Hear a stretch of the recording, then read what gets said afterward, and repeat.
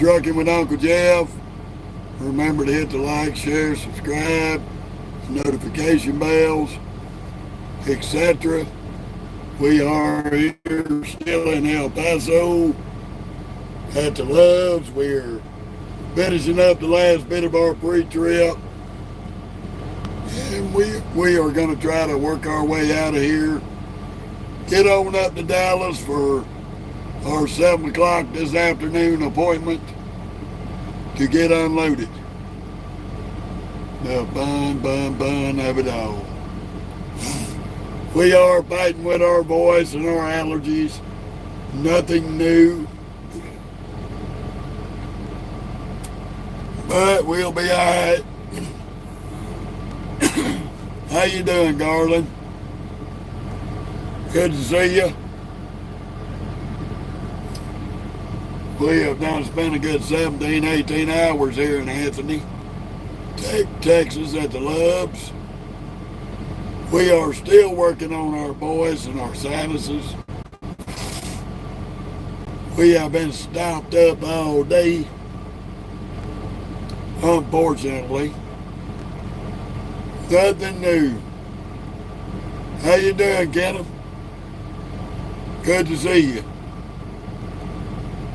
Ooh, me oh my, a couple more minutes and we're going to kick the tires and light the fires. Get our butts out and head to Dallas. Smokey, I don't know why you staring at me, but you can chill out and go relax, chick. We fixing to be riding. You ready to ride? I know you are, because I know you're tired of sitting. Ooh, man, oh mercy. Hell, hopefully we can get the trolls out of the way early. Get down to a normal life. How you doing, BD? Welcome to the Loves in Anthony, Texas. We doing all right, Kenneth. We're going to finish this load up and hopefully they'll have us another load sometime today coming out of Texas so we can go home, take our break. Be glad to get my sinuses broke loose.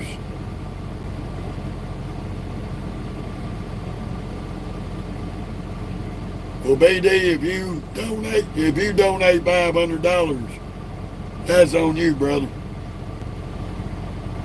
Anything I get in donations, I put towards the page.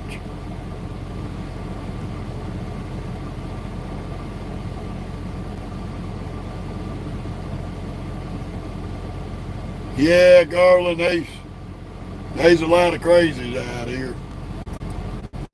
We better to get this party moving. Fun of it all. Time to go. Yes, sir. How you doing, King? Wait on these fellas to get out of the way so we can get out of here. Because unfortunately we got to have the majority of the parking lot to turn out.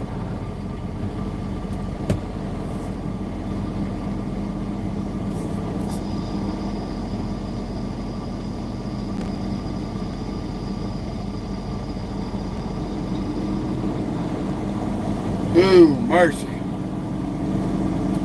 The fun of it all. Time to get motivated. Unfortunately, due to our low hours on our 70, we're having to run late night. And we'll go home and take us a break. And we'll be back out and hopefully be running regular scheduled programming. Ooh, me.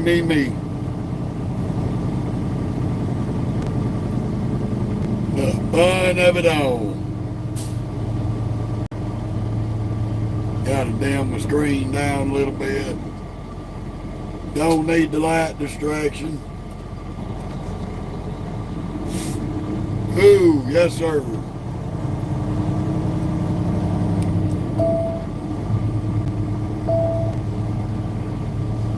Right across the street over to the left Turn left at the traffic light. is Then what's take left the of the on the Flying left. J that burned down. Less than a day after we left from Anthony one time before. I think a few of y'all on the Facebook page sent me the notifications of that. No Hellcat, I don't do flatbed. We run dry van and reefer.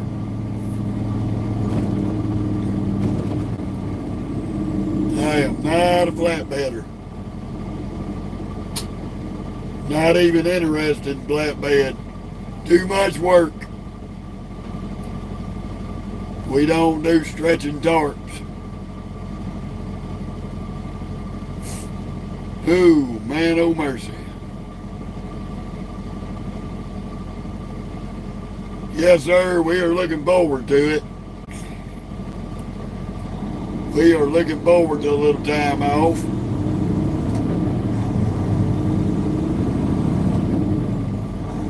And these are them damn dick legs. They just want to be fucking stupid. Pass you up to cut you off to get ahead of you. Typical morons. Take the ramp on the left to I-10 East.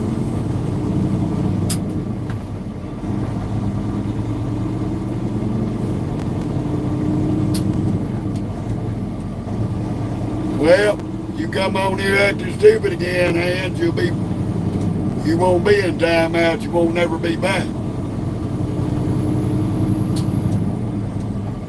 But if you want to try round two, go for it. Continue on I-10.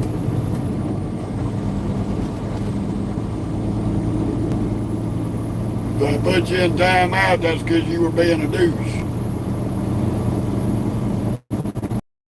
Hitchhikers. It's against the law.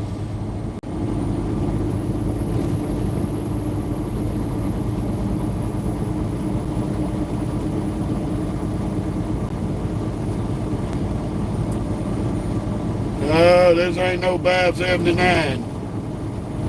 579's a slant hood. This is a 389.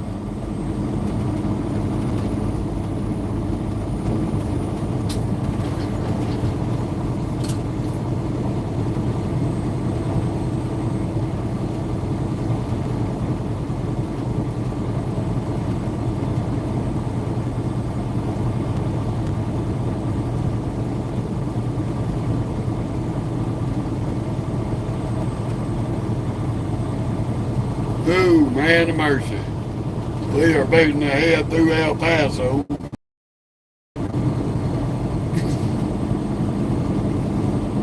It is 11 o'clock here.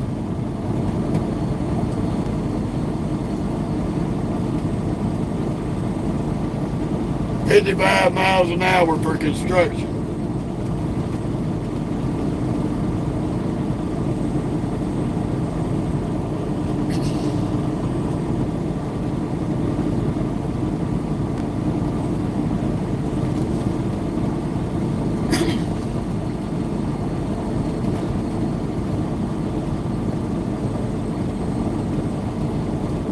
Well, Kenneth, that sucks. It really does.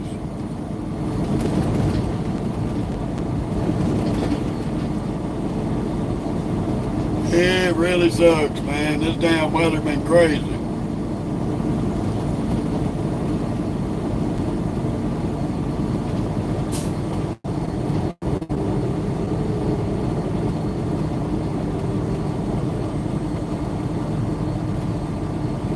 Do I look like I'm doing 85, dude? Really? I'm in a construction zone. Always early with the media retards.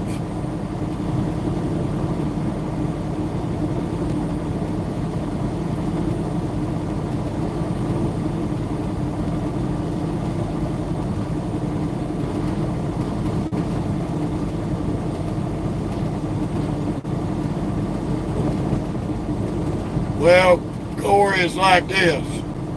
You see construction, you see K-rails.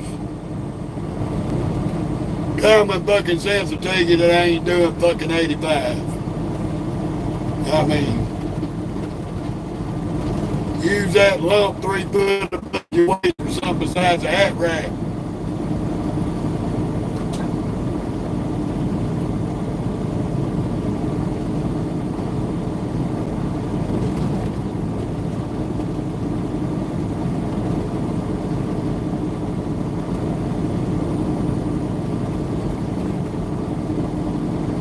Yeah, you asked and I asked you, do I look like I'm doing 85 miles an hour?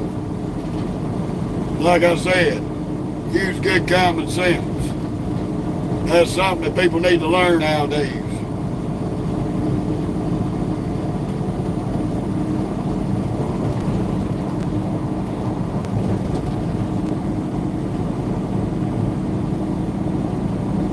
Going to Dallas, Texas.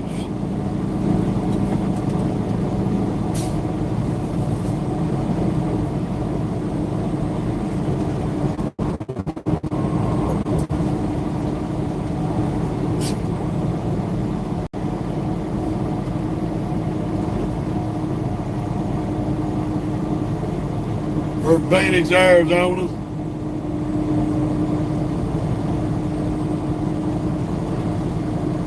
They running on low hours, so we had to wait till midnight to leave Anthony, Texas, to get hours back to get all the way to Dallas. So we'll be close to Dallas about between 8 and 9 in the morning.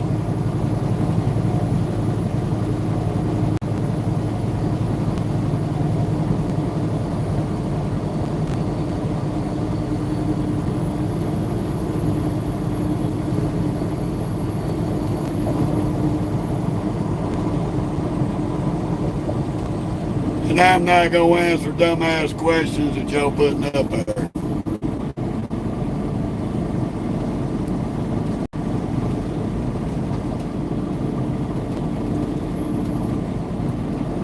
Boy, they done set up a whole damn detour here. Damn it, boy.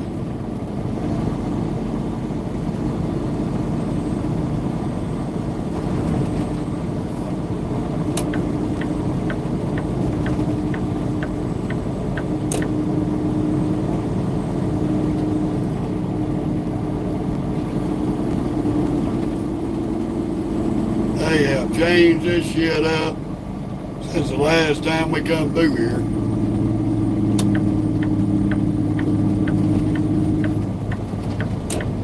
Definitely different.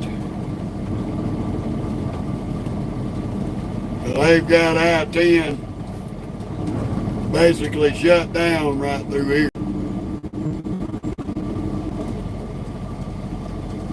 Lovely.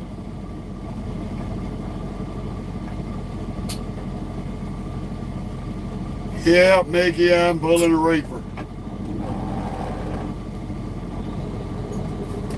And yep, I'm gonna drive all night.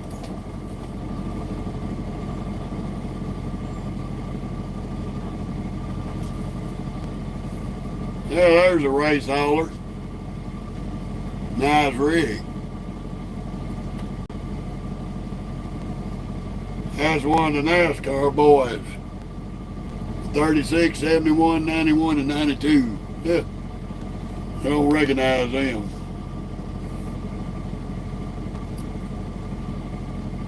Yeah, they got us on the service road with a red light. Apparently they working on that stretch of the interstate.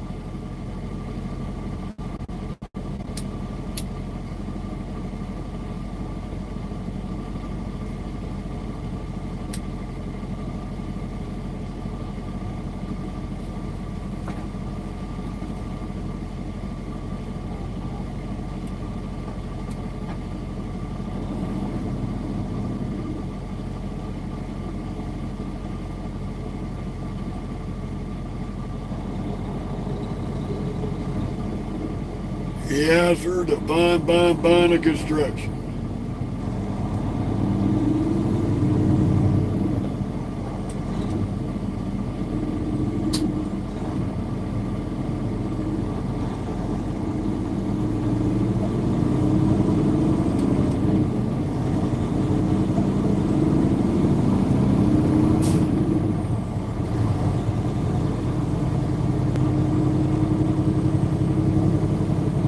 Well, ain't you a dumbass?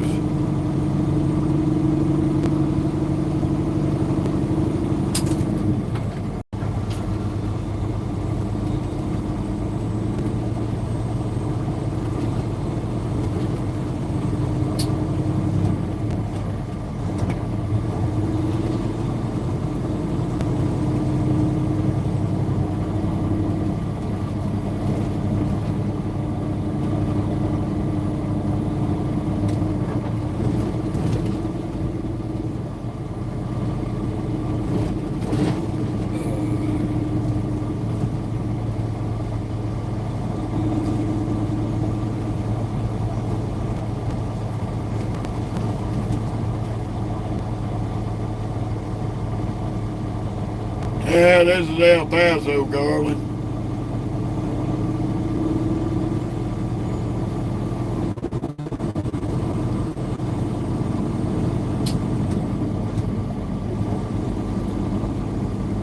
The bun of El Paso.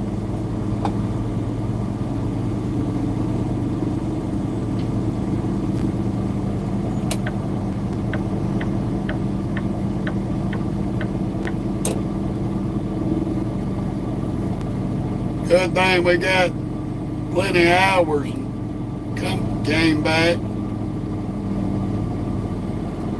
That way we can. Well, if you stupid, you seen the sign said left lane closed, you dumb fucker. So we can deal with this without it wrecking our day.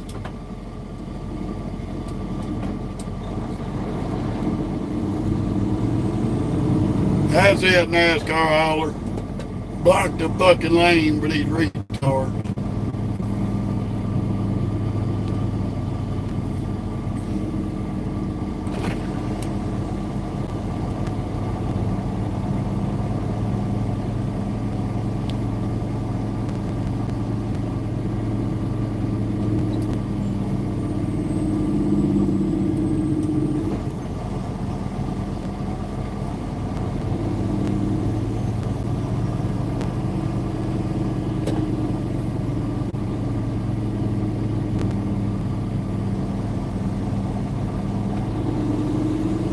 Oh, mercy.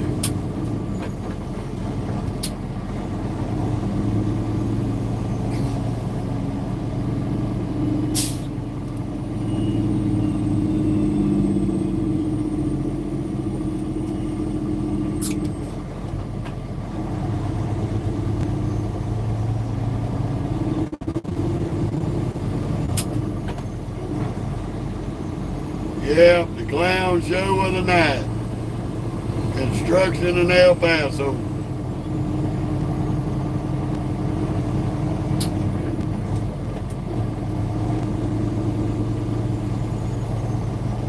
So how you and Kenneth been, Garland? Y'all been doing all right?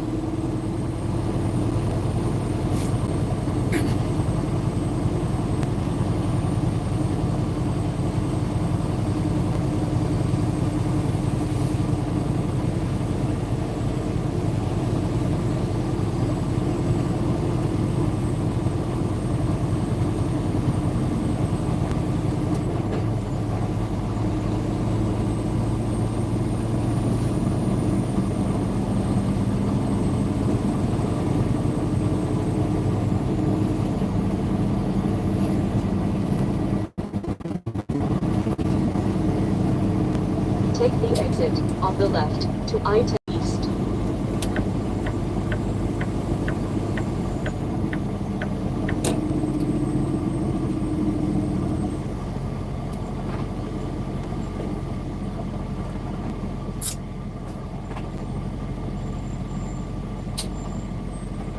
I'd rather eat at Popeyes than Raising Cane's.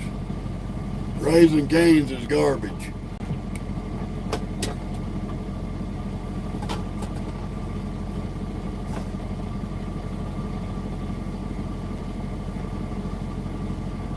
Boy, you ain't lying, Garland. It has definitely been hot.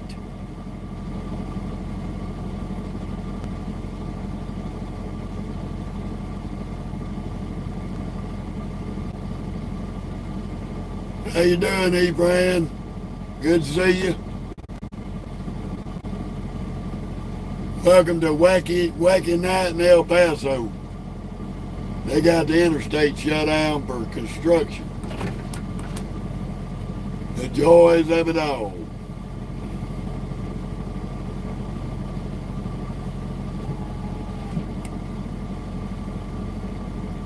We headed to Dallas, Texas.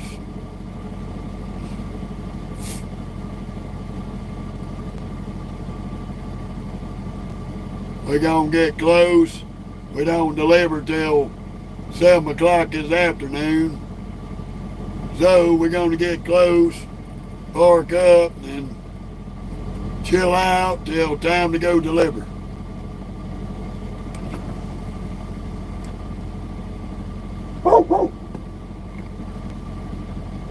Gore Smoker's got a bark at the police.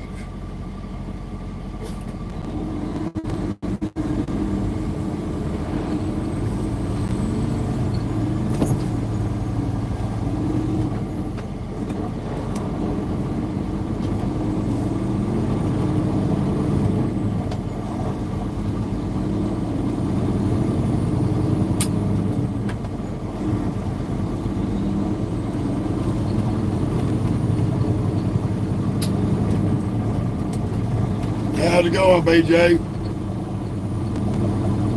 Trying to get through this detour here in El Paso. Following these NASCAR boys.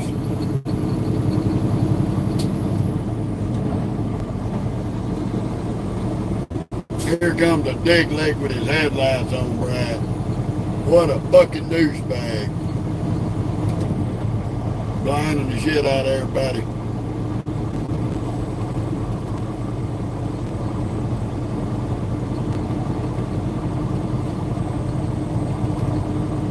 Well, it sounds like we're going to have to grease the hood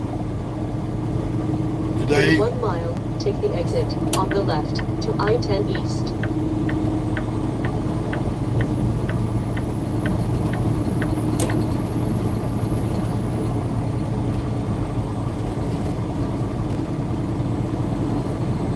Get around all this damn construction behind us.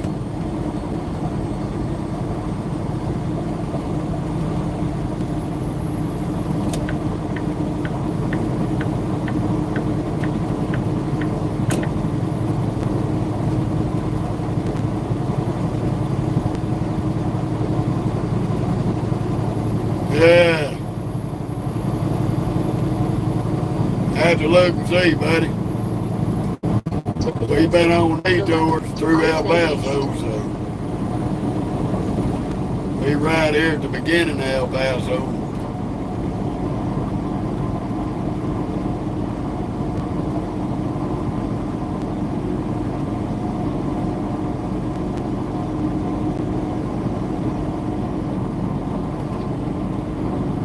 How you doing, Larry?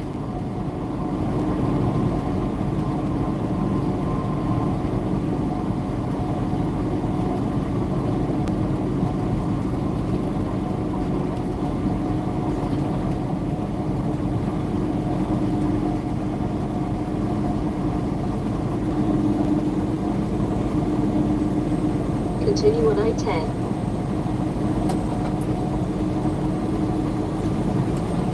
Ooh, me. Well, the good thing is they are trying to fix these damn raggedy ass roads. The only drawback is it's a big mess. A big K-rail mess.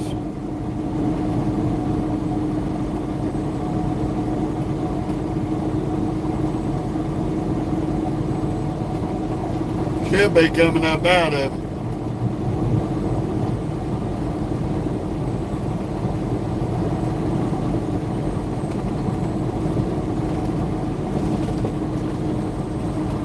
Yeah, they're doing a lot. They've been working on this end of town for a while.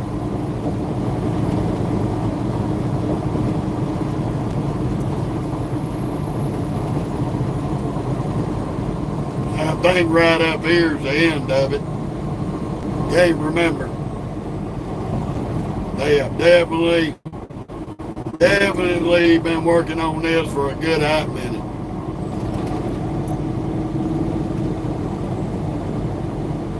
On I-10, Rapper.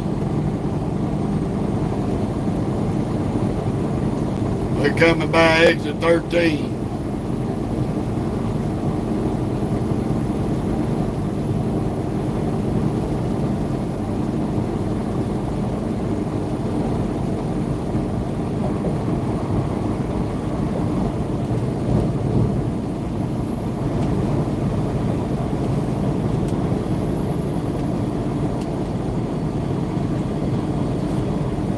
Alrighty.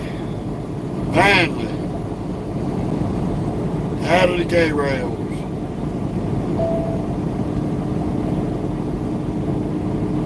This is really the best time to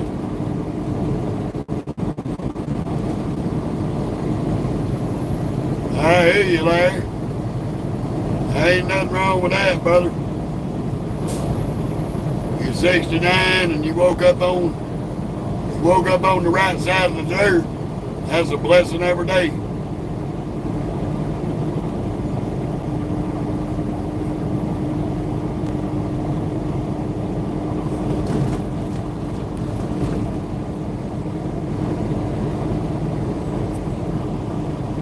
Hopefully you can get them health problems under control.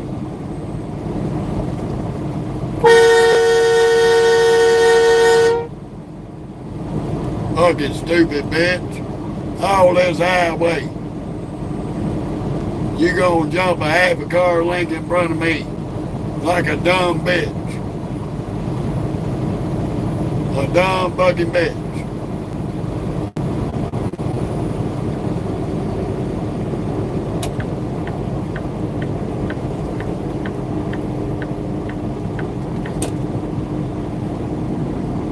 Then you gonna slow down like a dumb fucking bitch. You a stupid motherfucker.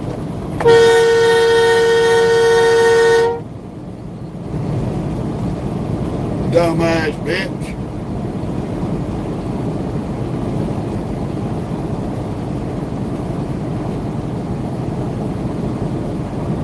See how stupid these people are?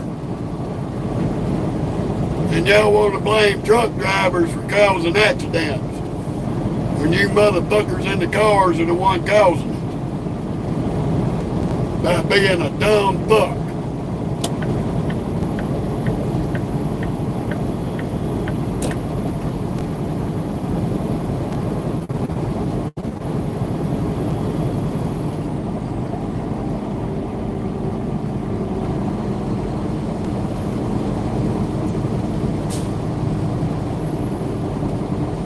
Oh, we're looking at about 9 hours. About a 9-hour trip from here to Dallas.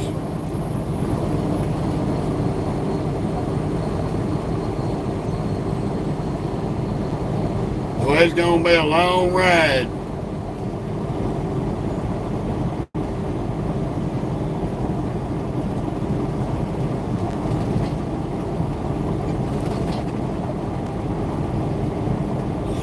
A long ride of dealing with stupid people. Especially when we get up to Odessa and Midland, Texas. Those folks through there are just plain out ignorant.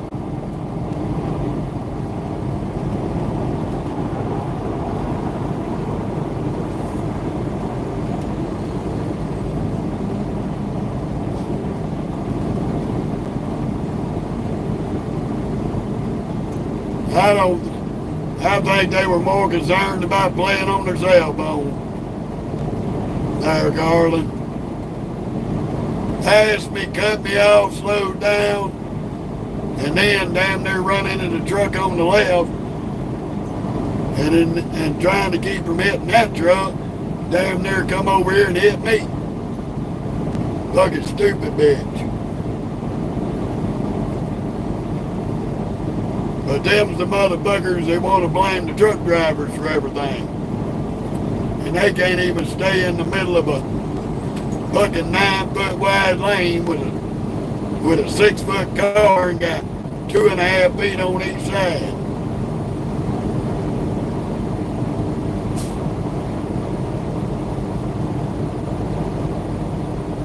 Fucking dumb.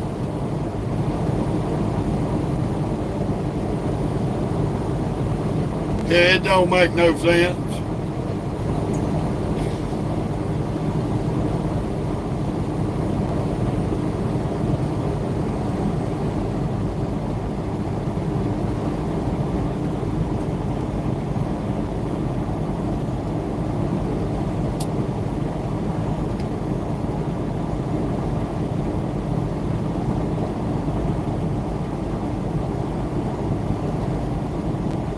Yeah, you're right, Trev. You can't fix stupid not with duct tape, bubble gum, or super glue.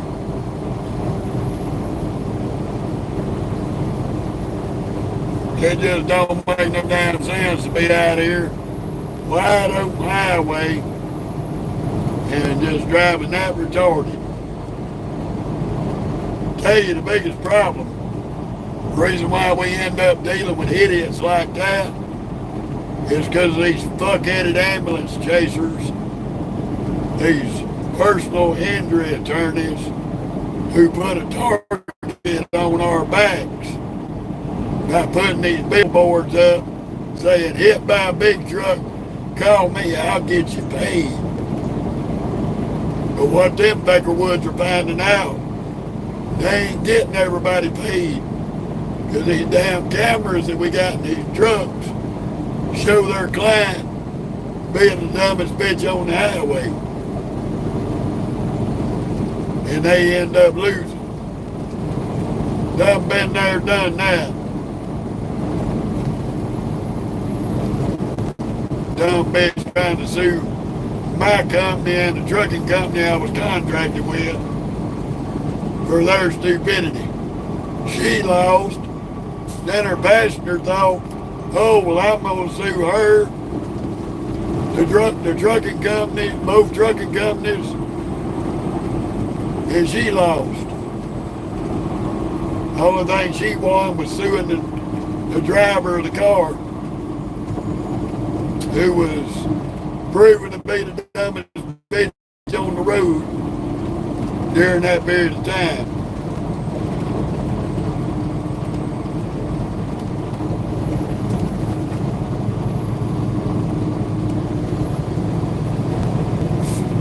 One thing about El Paso, though, it's a beautiful town at night. It's always lit up. It's always got a shitload of traffic, too.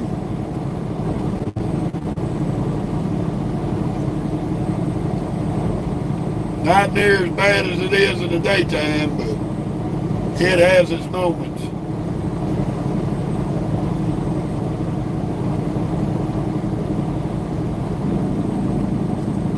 Appreciate it, Pam.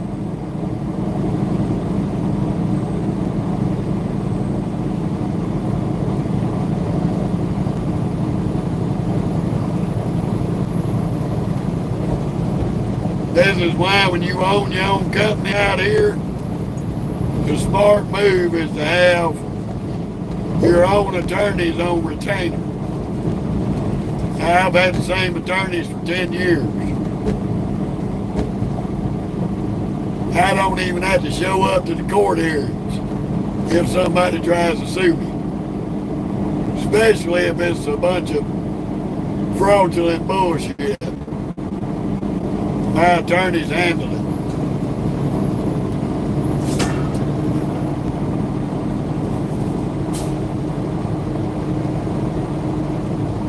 They call me with the outcome. So I ain't got to lose money for my truck's not running.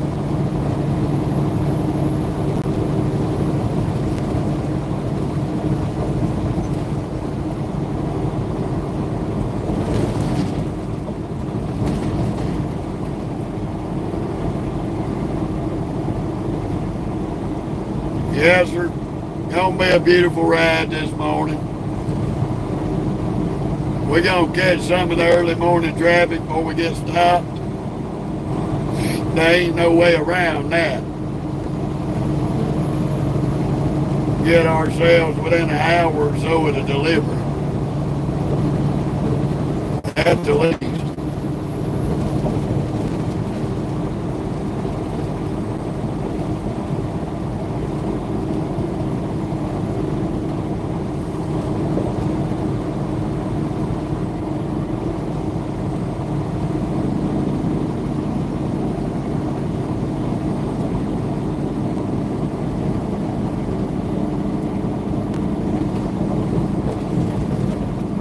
A lot of people come up in the comments all the time, why are you in that lane?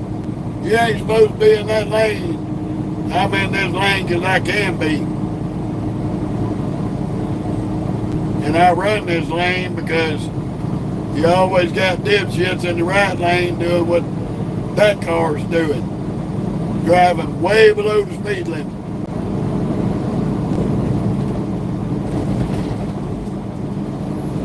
And being a nuisance. So running through these big towns is easier on the drivers that are passing through to be in the middle or the left lane to get around the dumbasses that can't drive. Because half of them don't know how to get on or get off. Now this douchebag, she done sped up twice beside me, trying to be a prick, when she could have just stayed dragging her titties.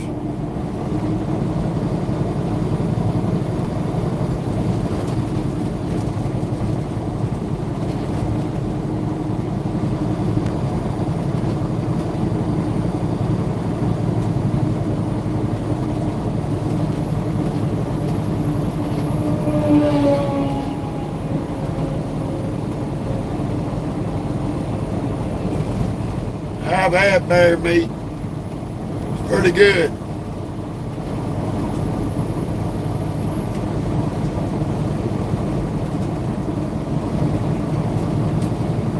I've had bear, I've had elk, I've had moose, caribou. I'm a country boy, Mickey.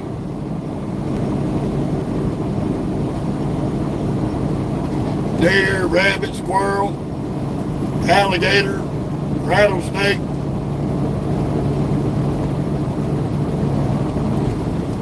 Food's food.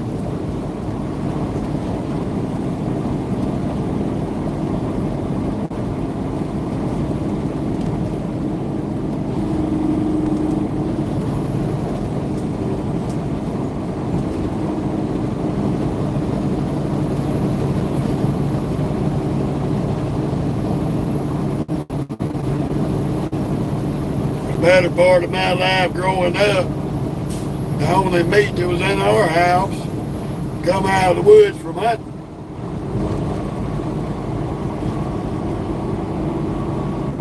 And all of our vegetables come out of the garden. The only thing my mama went to the grocery store for was milk, bread, butter, bare essentials, cereal, a few cold drinks. We didn't buy meat and vegetables out of the grocery store.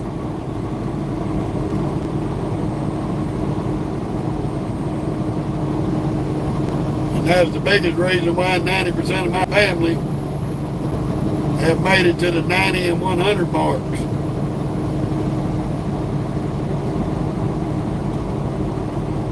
I hadn't had cougar yet. Have eaten bobcat.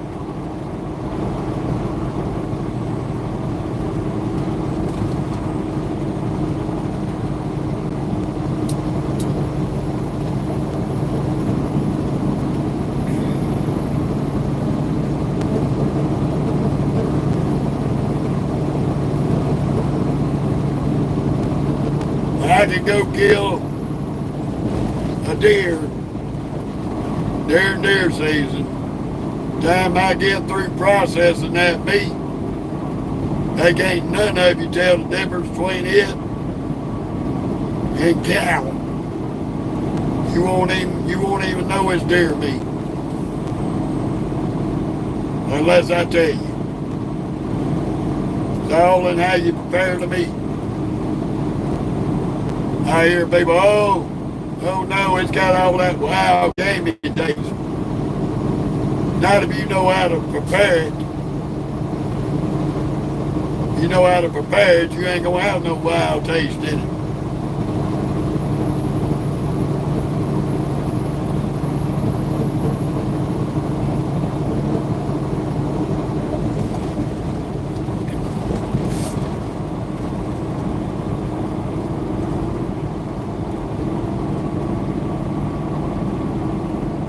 During hunting season, we stock up the freezer with meat. During the summer, we catch fish.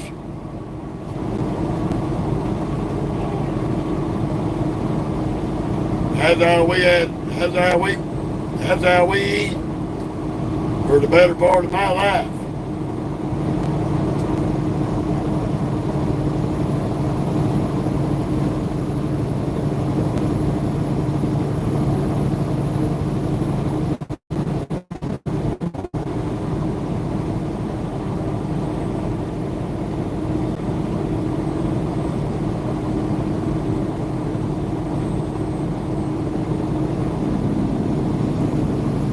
That's right, Ken. That is right.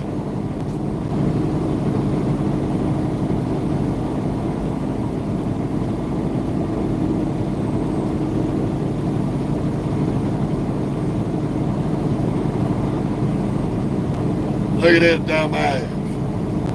Lane changer and a speed demon.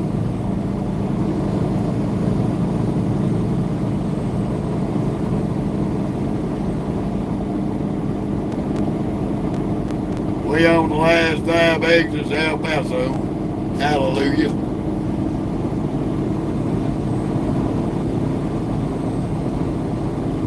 I hear you, Larry.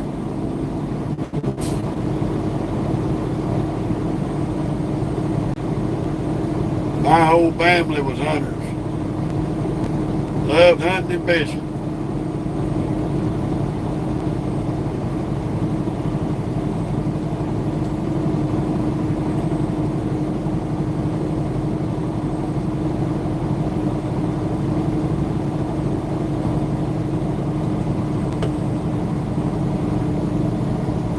Wild hog. Hell, we had pork, deer, fish that we caught. Shit. You can't eat no better than that. It's a hell of a lot better than that bullshit you buy in the grocery store. Ain't got all them chemical poison sprayed on it.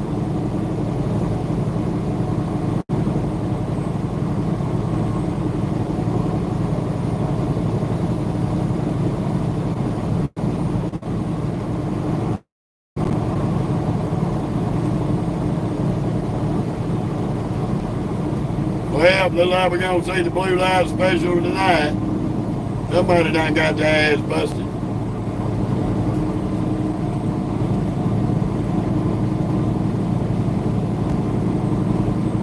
I hear you, Mike.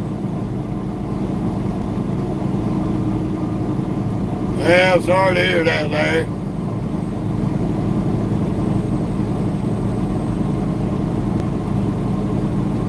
Fresh water or what? What you talking about there, goons?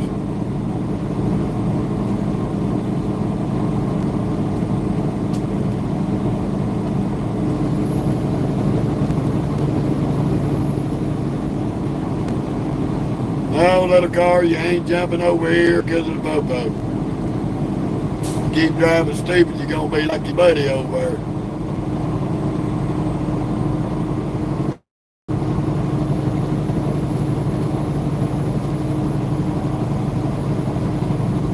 Either or, goons.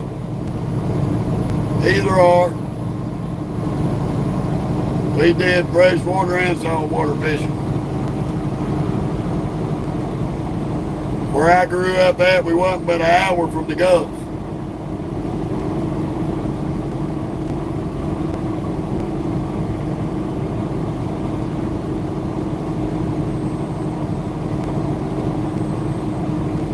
Get up early in the morning before daylight. Take a little hour ride down to the coast. Go fishing.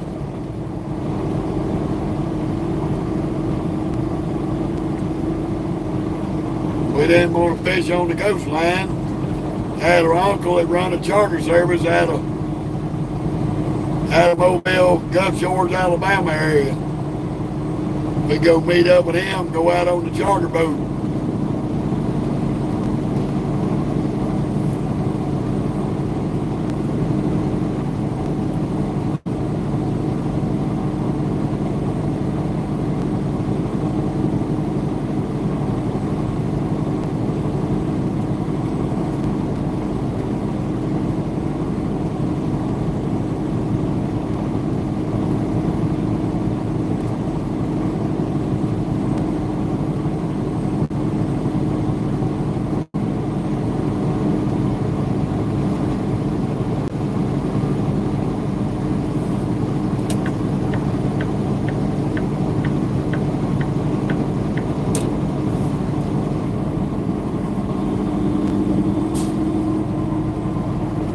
Looks like they got the rolling roadblock boys out.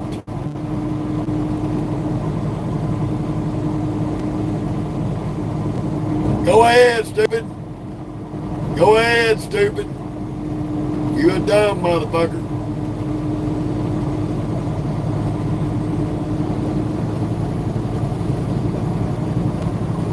That's how you know it's a total fucktard.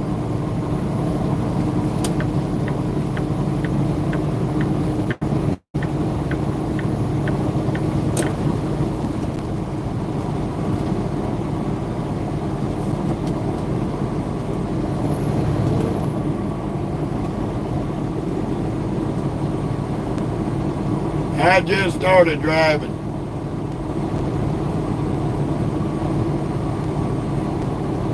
Gee, Riley, we just sat 17 hours.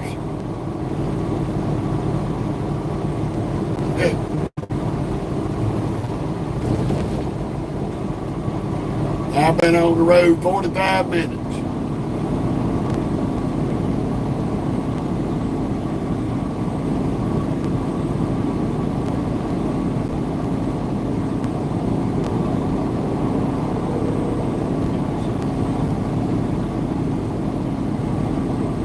How you doing, Carlos?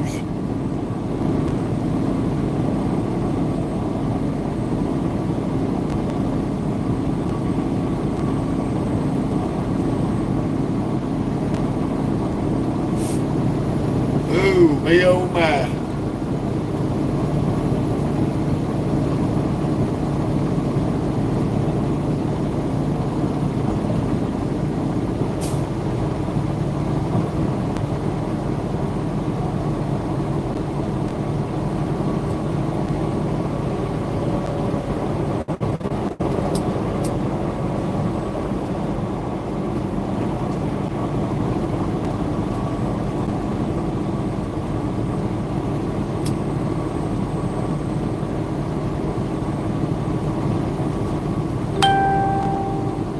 That's right, David. ACDC. You ain't watched Maximum Overdrive a little too much, huh? I actually like that movie. That was a good movie.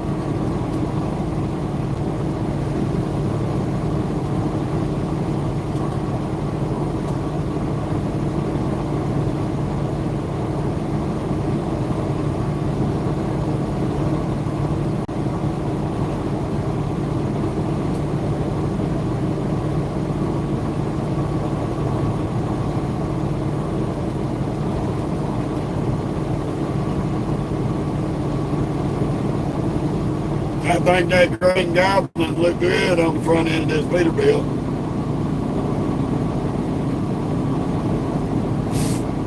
Ooh, man.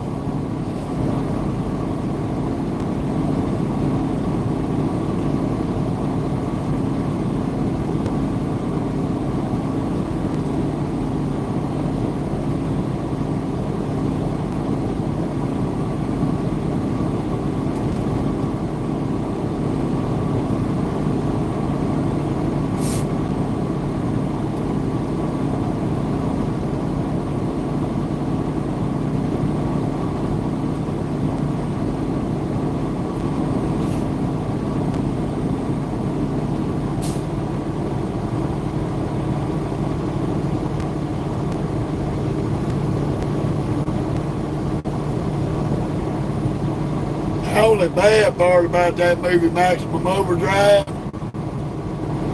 is those little rocket launchers they use, they're not reloadable. They're disposable. They're a one-shot, throwaway setup.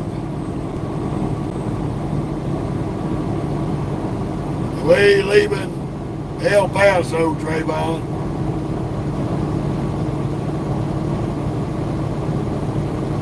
We are finally got our hours back, and we on our way after sitting in Anthony at the Loves for 17 hours.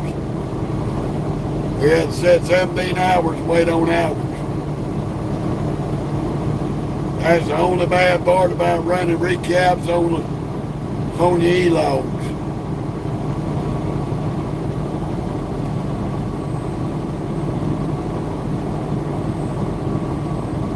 Yeah, I'm gonna get me a set, Kenneth.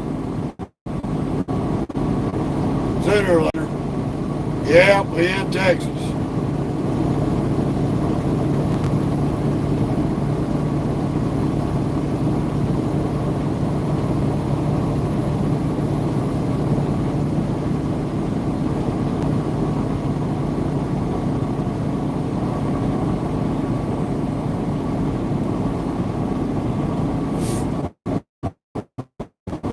Ooh, mercy.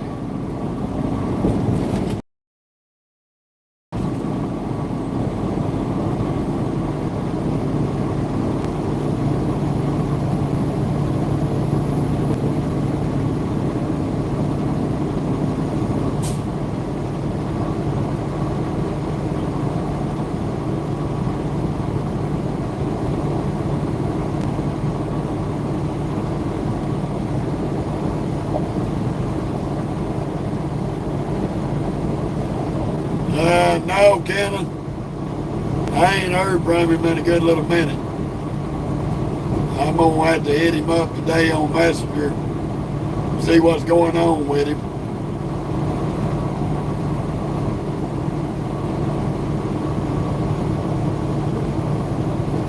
Yeah, I talked to them on the last live I did.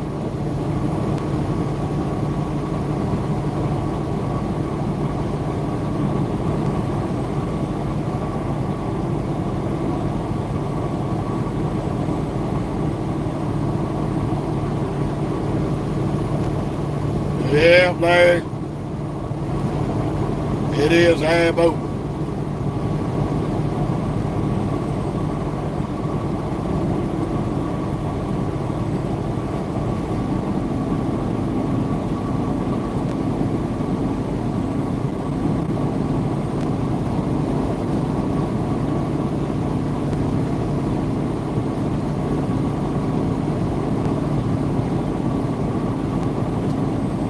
Once we get it completely out of El Paso area, we'll have to deal with the border checkpoint here on I-10.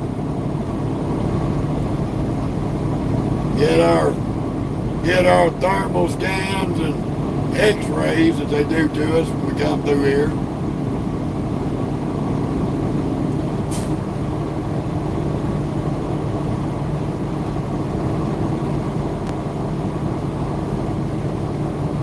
Yeah, that ain't no lie.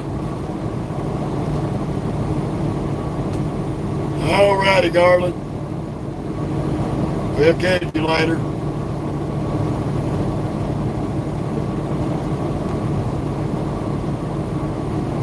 I'll be on the Facebook Live around daylight.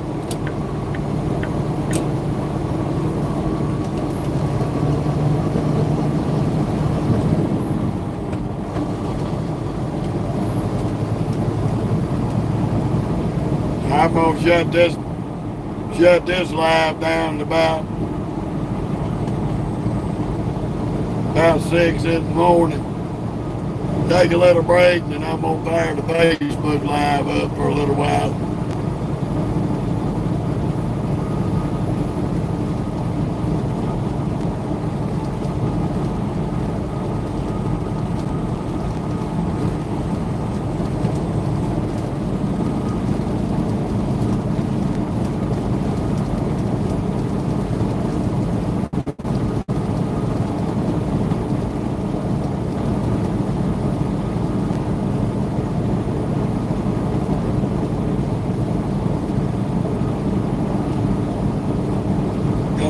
pull out and check that glad hand again.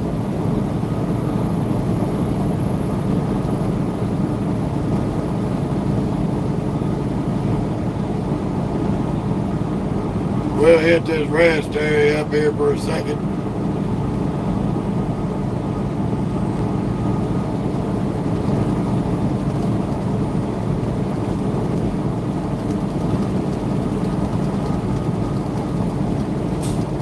Yeah, Larry, it was 105 to 110 here in El Paso today.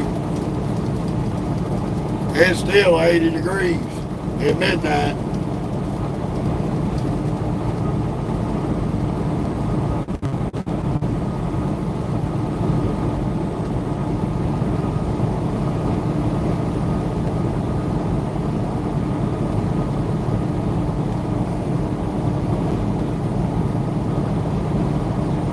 It's hot out here in West Texas.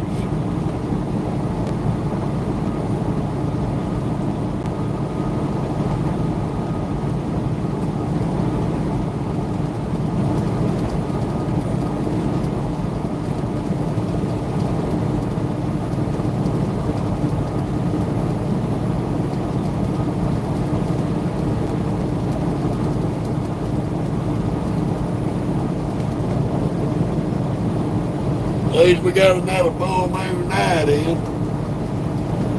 Got the sky all lit up pretty.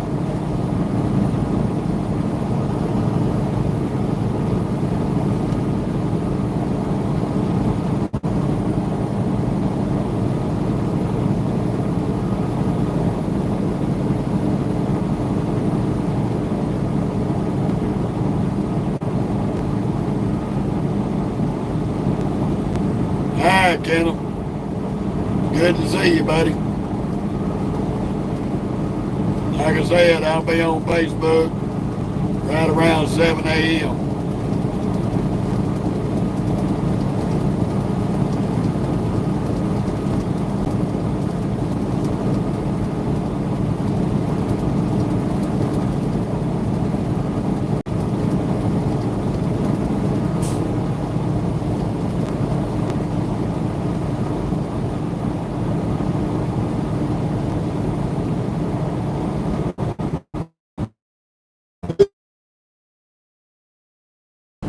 Fun of it all.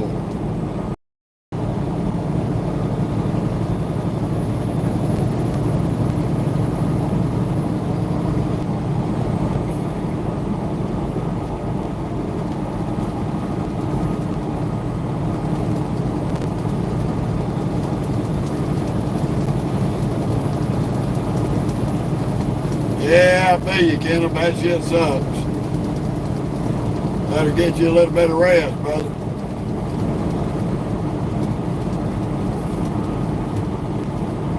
We're gonna duck off here in about 3 miles.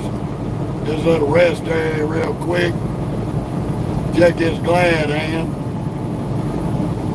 I had the leak stop, but apparently it decided to start up again. I had to get to change it out. I may have one in the side box. I may change that myself.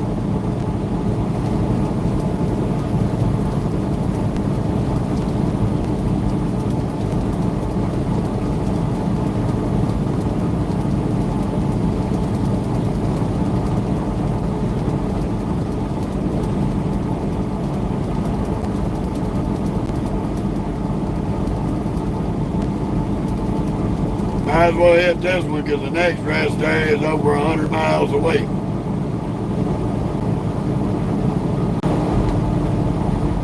Typical out of the desert.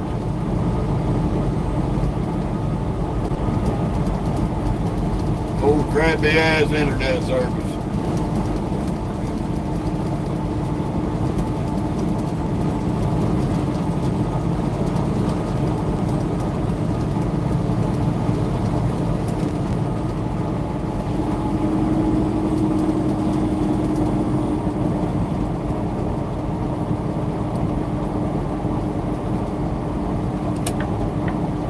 We ain't stopping but for a second. See if that damn thing's leaking again.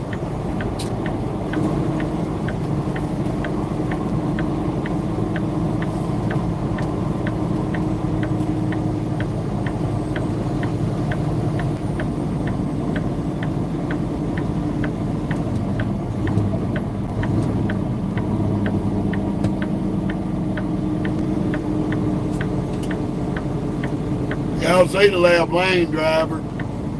You jacking your dick behind me, you dumb son of a bitch.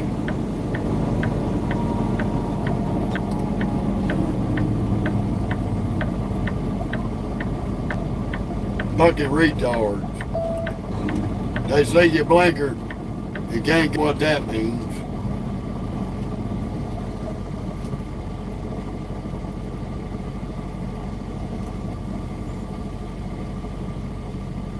Get out and see if this damn thing's leaking.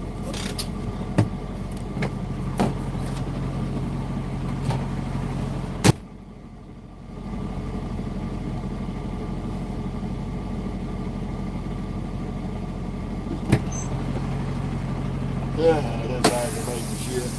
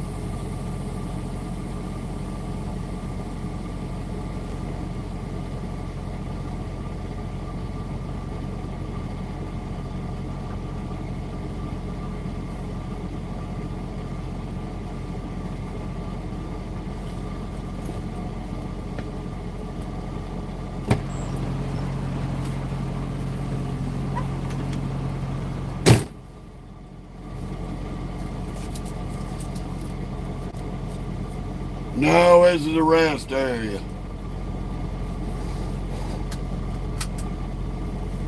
I had to play with a glad hand that was leaking.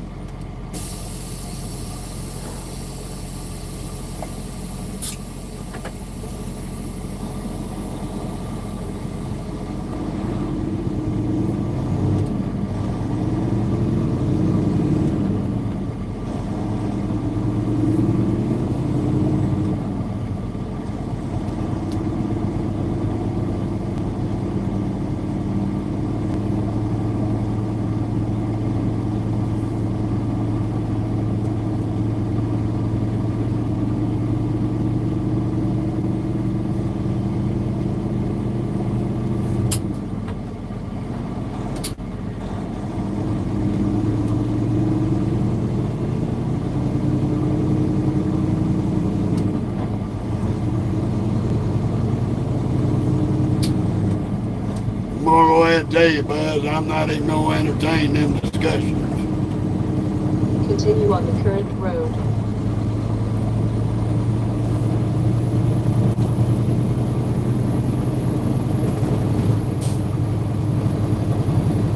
Just left El Paso. We on I-10 in Texas.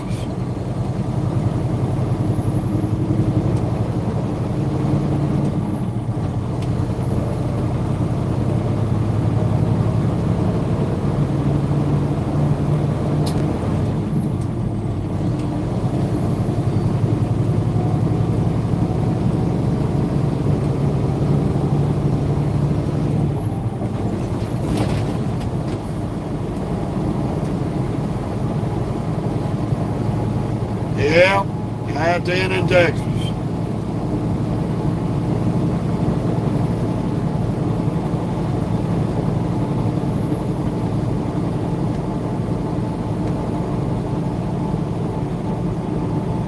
Richard, I don't have no go-to music. I listen to my truck going down the road. Make sure everything's working on it.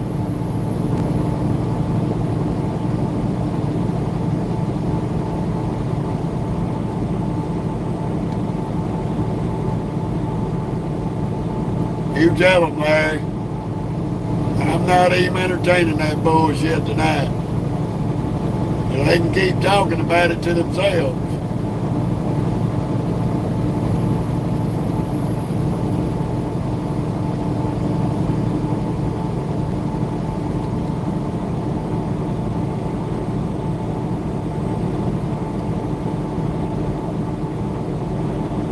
Nope, I don't listen to the radio. I listen to it enough when I'm at home with my wife. I like the peace and quiet.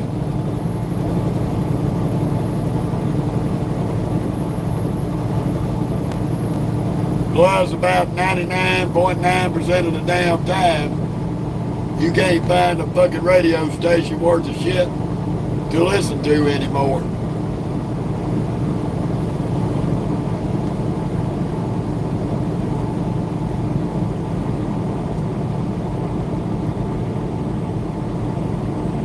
That's it, Troy.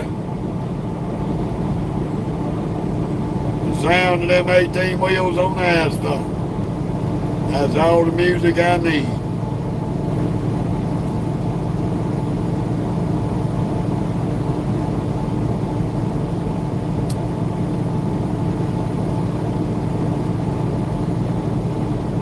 How you doing, Pop Tart?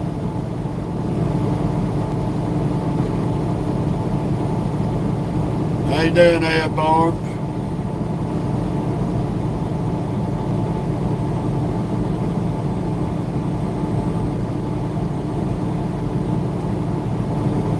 I got a reaper there.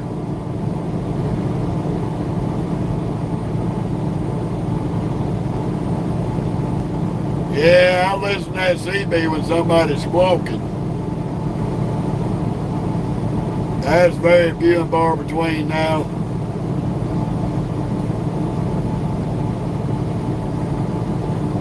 I'm not even answering that nightly. That's another no-brainer common sense question.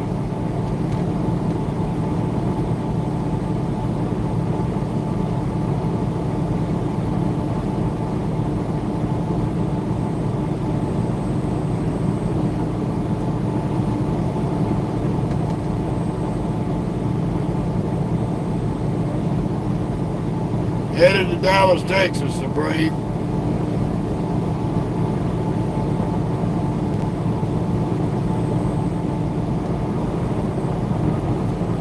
Oh, we've been fabulous there, Pop Tart.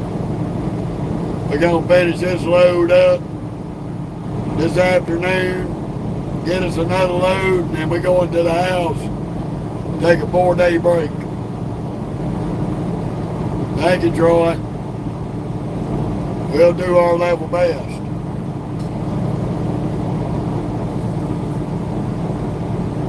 Well, if that's what you want to go with nightly, go for it.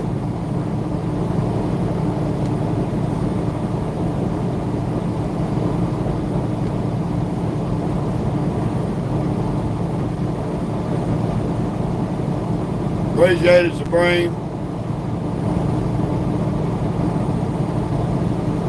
But we ain't that old, brother.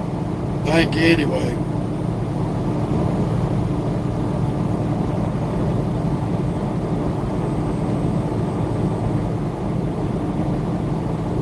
Oh, I'm running OTR, Richard. Hey, you might call this an LTL because it ain't but 9 half pallets of shit. How you doing, Noel?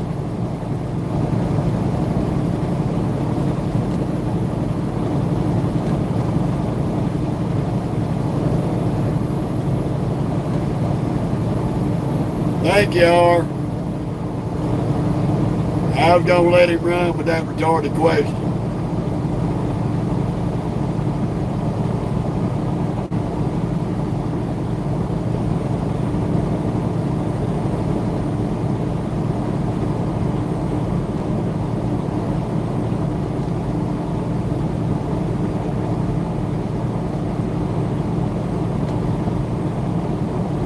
wonder about some folks why they don't use that lump set between their shoulders 3 foot from their waist for something besides a hat rack.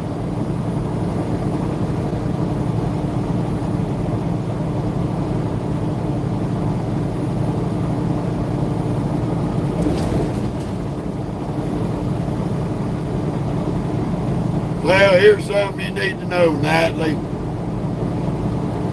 They don't build no vehicles out here without AC in it. Whether it's commercial or personal vehicle. That is a common sense knowledge.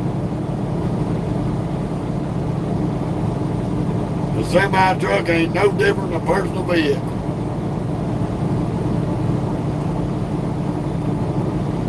Everything built today comes with, 90% of it comes with tilt steering, power windows, AC, radio. I mean, damn.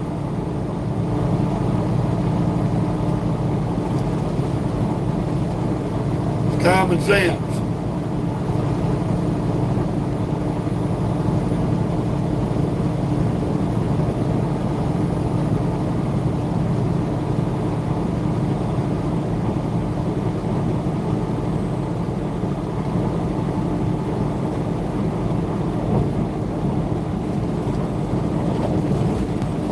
You got that right, R.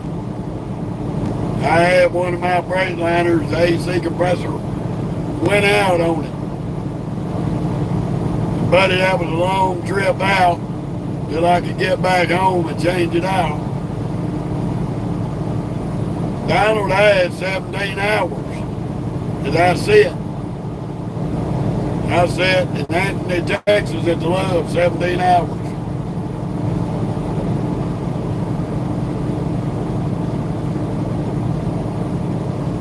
Yes, sir, we are OTR.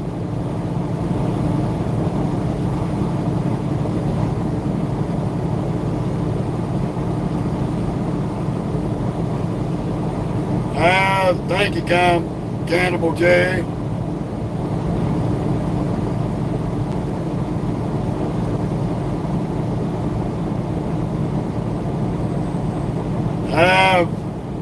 Normally are, they's about 2.5 pounds. Some of them can hold 3.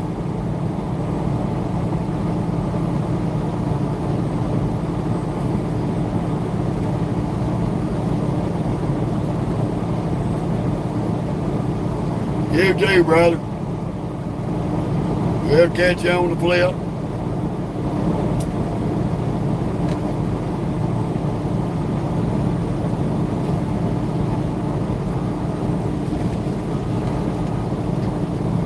We shut the last live down.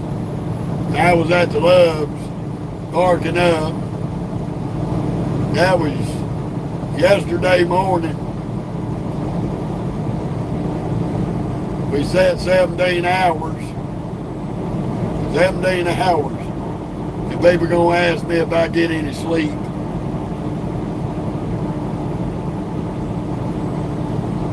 I was on sleeper bird 17 hours. I've been up and down all day. Got up this morning, had breakfast this morning, went to bed. Got up, went and took a shower. Had lunch. Went back to sleep for a little while. Got back up. Had me a little snack, afternoon snack. And then it was time to leave.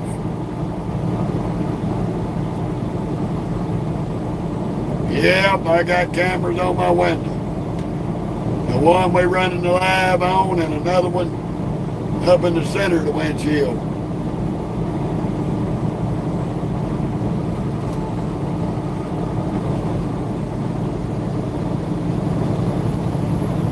And when I pay this truck off,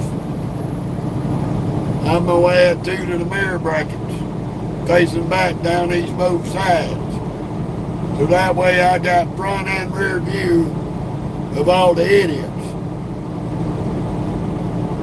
So when you run under my trailer for being stupid, I'll have you on camera when we go to court.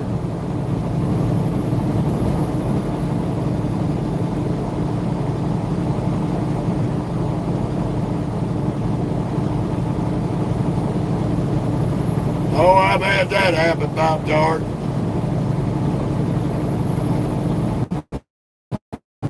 Burned the whole damn clutch up. Luckily we got it out. It off and got the fire put out before it done any serious damage.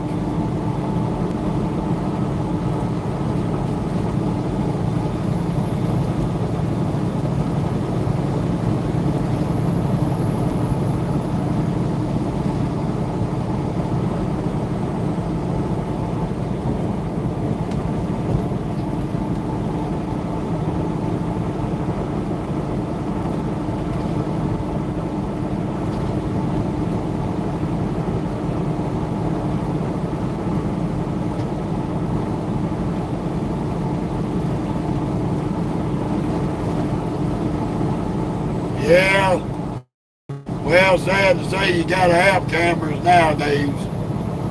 You got too many big truck lawyers putting targets on our back. And the days of these dumbasses committing fraud are over with.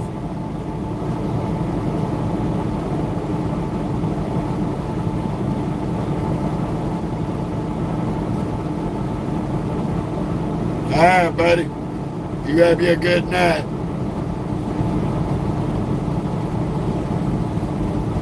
We're gonna have us one. We're about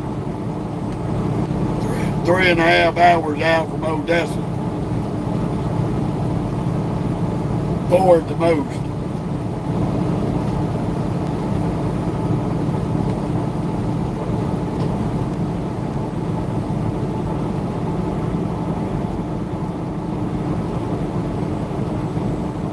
No, they ain't gonna help Pop Tart. That goes above their job description.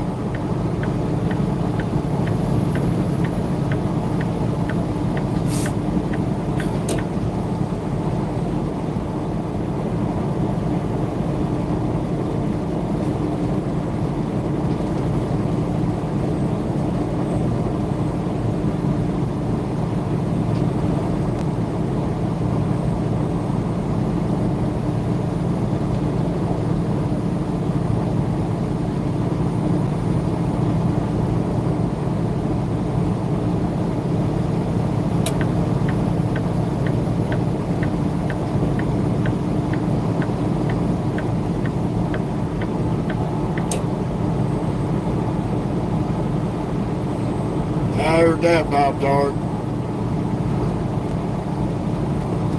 All right, Richard, you have a good one, brother.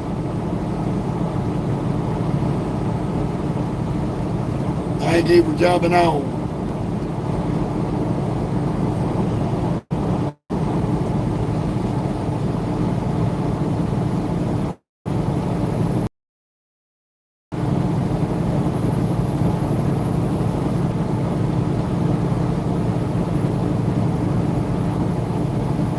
Yeah, dude, 3 hours in California where anybody's ass out. All that retarded traffic.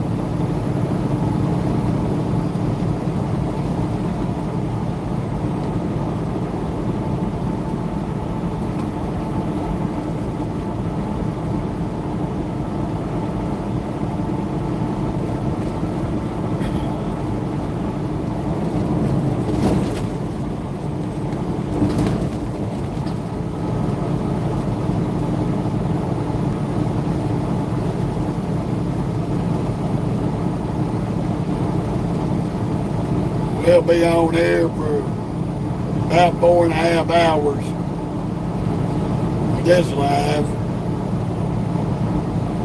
And after that, I'm going to take a break, finish out the morning on my Facebook page and go live on there.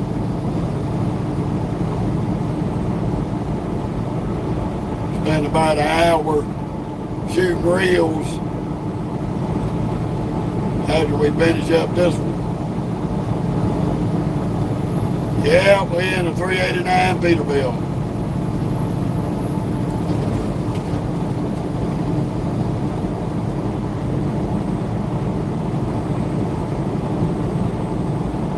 I heard that, Bob Dart. Shit, I probably would have done the same thing.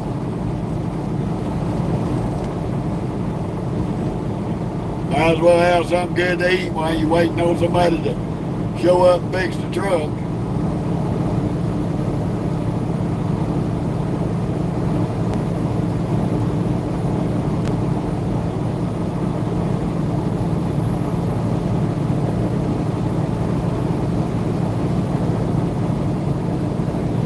Ain't no damn telling with them peckerheads.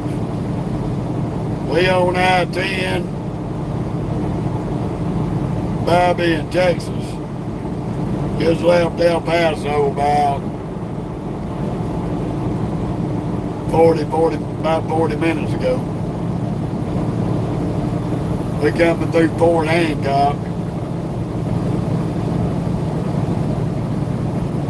About an hour east of Van Horn.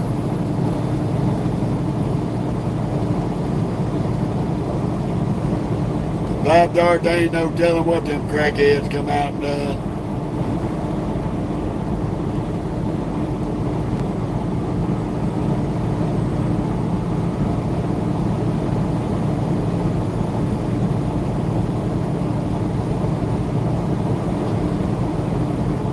They love violating federal law of interrupting a 10-hour break.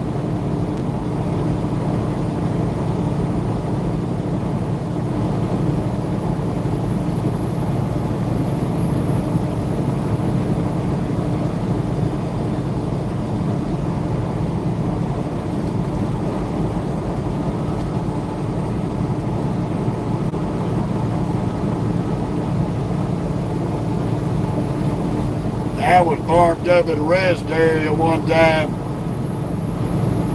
One of them little Beckerwood DOTs come up there banging on the side of my truck. I'd been in the bed about an hour. He thought he was going to do a DOT inspection. I stayed right there in the bed.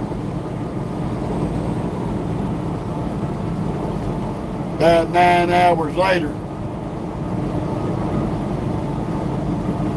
I guess he came back, left and came back. I was setting up my seat. Well, I beat on your truck, why didn't you get up and answer the door? I looked him in his eye and I told him, because I was on my 10 hours uninterrupted sleep break, which by federal law you're not allowed to disrupt.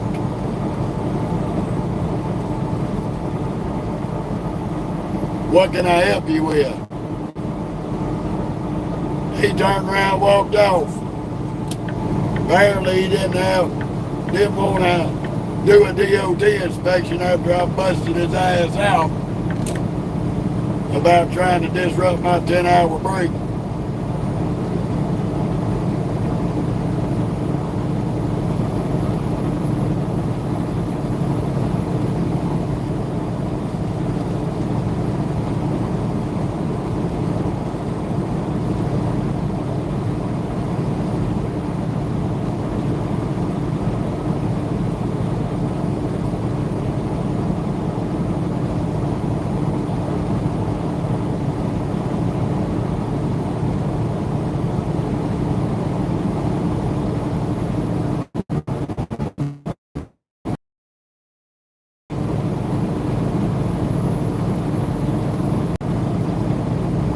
Well, that's a new one, Bob Dart.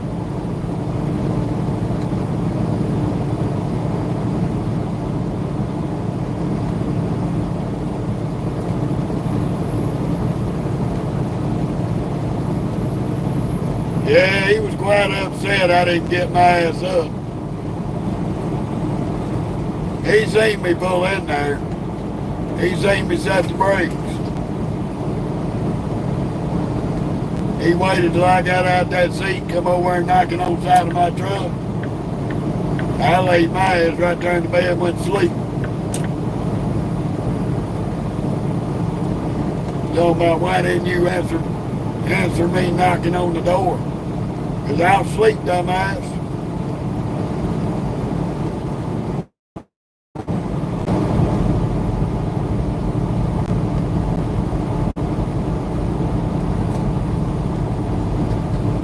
First though, he had no business coming in the rest area. I had another one, Batesville, Mississippi at the Loves. Now by DOT rules and regulations, you're supposed to fill one tank at a time. Well, I was filling both my tanks up on my truck. DOT officer walked up, trying to start some shit with me about filling both tanks at the same time. He said, you ain't got control of both fuel nozzles. And I said, yes, sir, I do.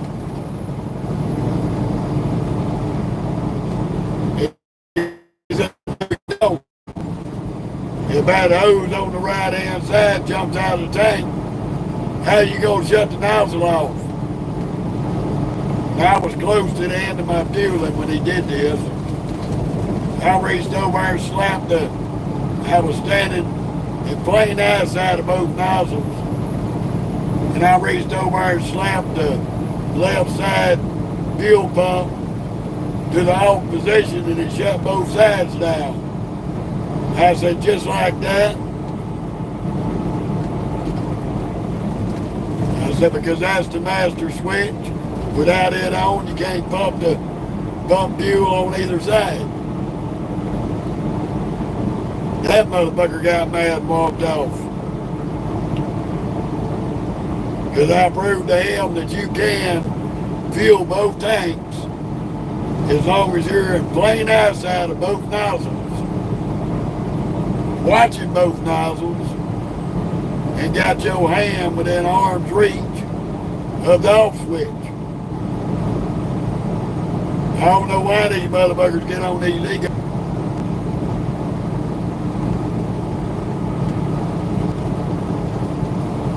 Well, now, they are rest areas. In some states they can't do that. If they have that rest area designated as a way station, they can't DOT in the rest area.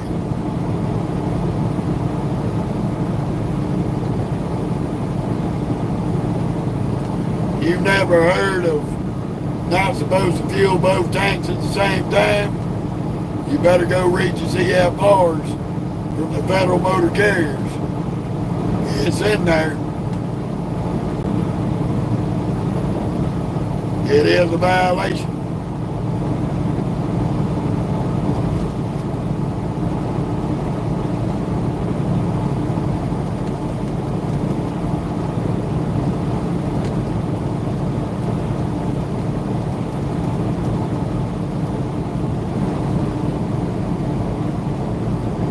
Oh, I appreciate that, Pop-Tart. A lot of folks hear me talk.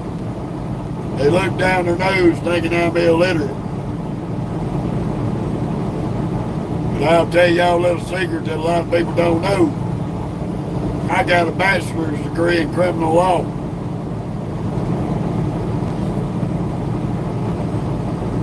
I could go take the state bar test in Mississippi and practice law.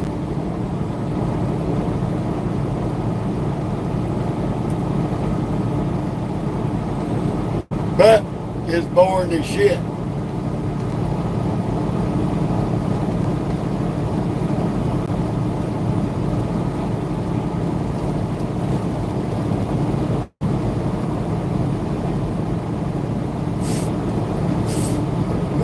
Shit. That's just like them steering wheel knobs these truckers love to put on their steering wheel. so they can fast turn the steering wheel. That's a $2,000 TOT violation.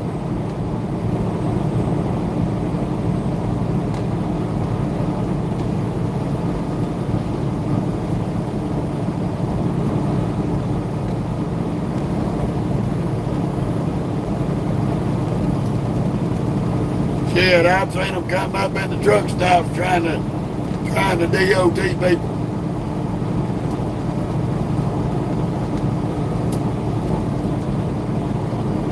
Some bitches tried to DOT me, waiting on the tire shop to replace a blowout. Some bitches come up and see me sitting over there beside the shop with a blowout, tried to DOT me and write me up for a blown tire. He got his fucking feelings hurt.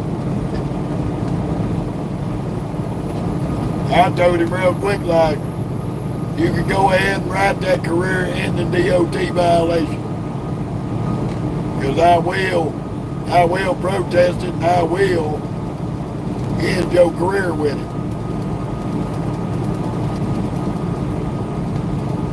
Because hey, that is private property and you can't come into damn Love's in DOT.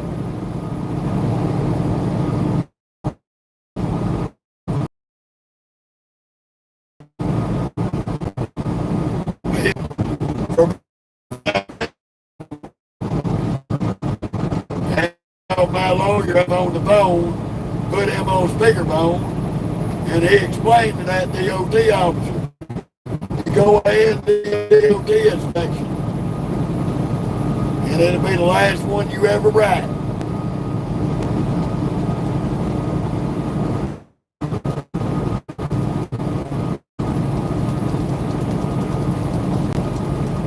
So I figured that Beckerwood would have been waiting on me outside the truck stop. Because you know at that point in time he had a hard on for me.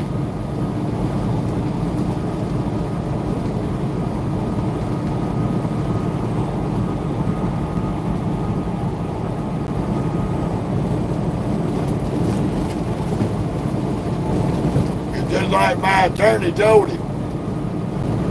He told my attorney, well, your client's going to participate and we're going to do it. He said, no, sir. You're going to do a DOT inspection. You're on your own. And I'll be drawing the paperwork up and take you to court. But my client does not have to assist you in any way. So he got his happy ass back in his car and got out of the truck stop.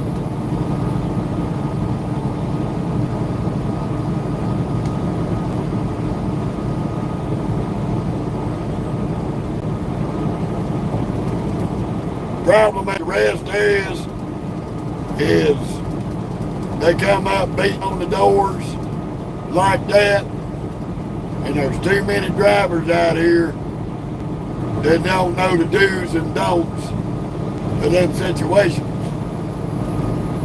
And when they come across somebody like me, I'm their worst nightmare because I'm not going to answer the door to the rest area. If I'm on sleeper berth, he's not going to get nothing out of me. Now, if I'm pre-tripping and he pulls up, if I'm doing my pre-trip and I'm in the driver's seat, I may comply with him. But if I'm in the sleeper berth, he can kiss my little white ass. It ain't happening. He will get his feelings hurt.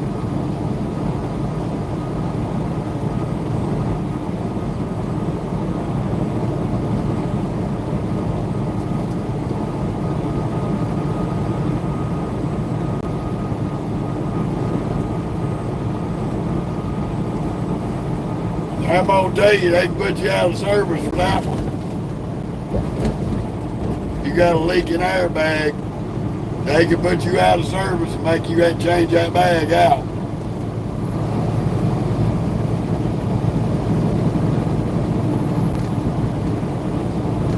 That is a violation.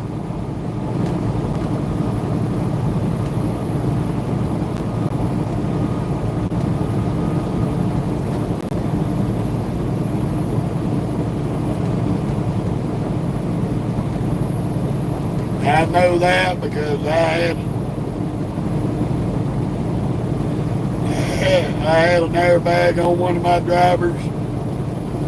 It had a dry rot in it, and it popped. It was leaking air real bad, sagging. So I have had to deal with a leaking airbag. Not on me, but on one of my drivers.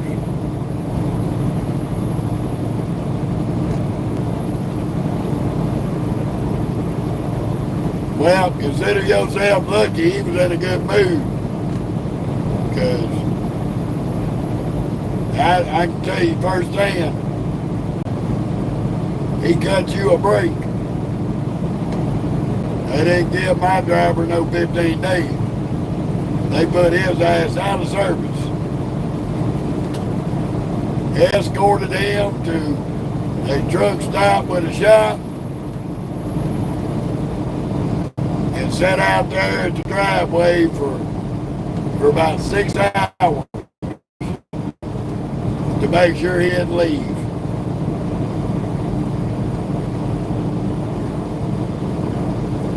And Google, you so full of shit you wouldn't know your asshole in the ground.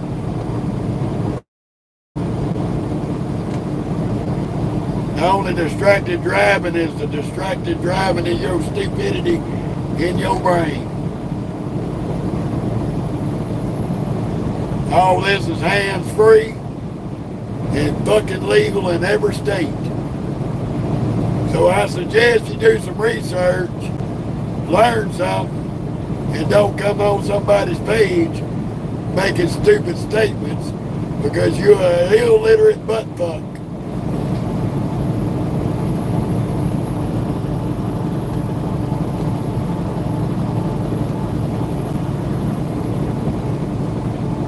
And that's what we do to illiterate dumbasses.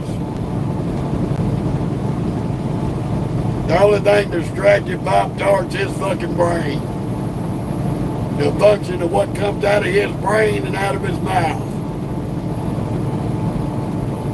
I'm from Mississippi.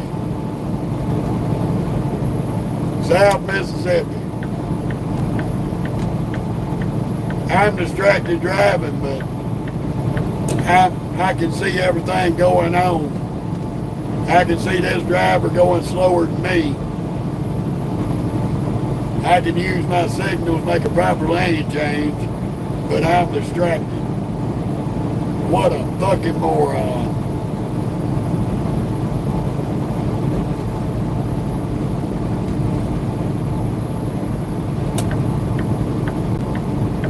Just like this dumbass with his bright headlights on. You don't know what dimmer switch is, do you, dummy?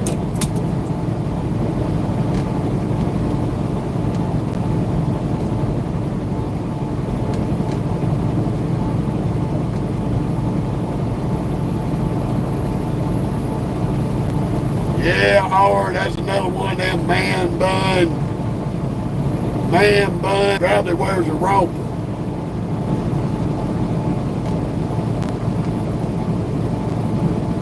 Stuck on stupid.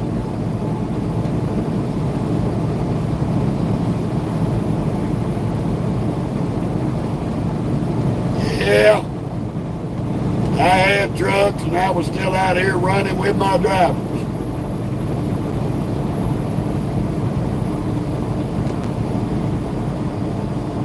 This right here keeps me from being divorced. Ooh, mercy.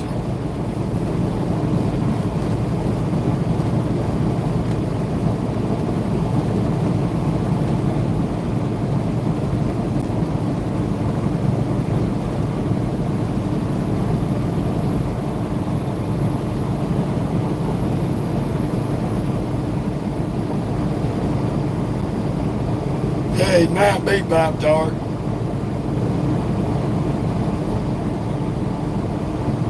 He's probably that kind of man that will fuck another man in the ass and not give him a reach around.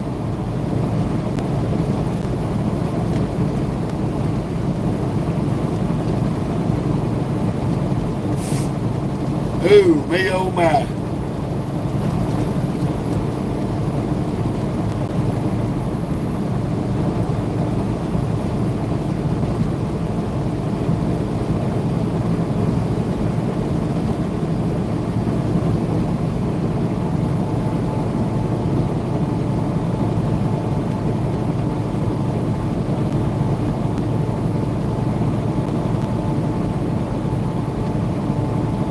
No, this is a 2023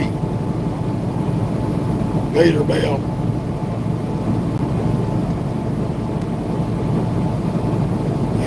Hell, Bob darn, it's the truth. It ain't nothing but the truth.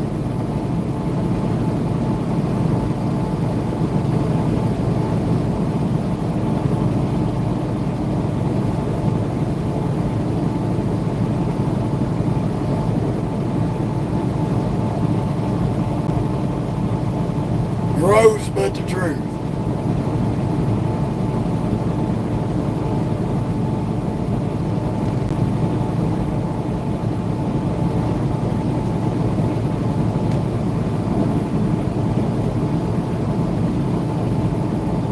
I hear you, buddy.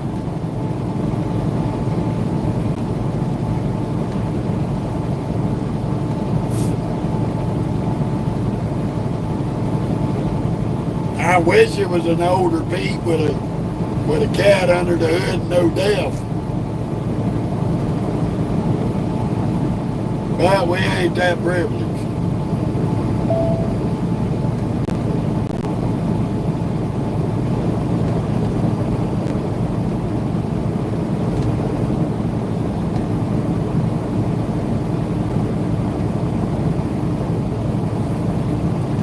Point being is,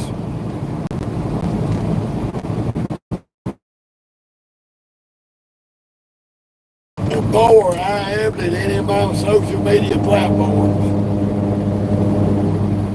before I started any of my social media platforms, but you got retards out here that think they know something and don't know diddly dog shit.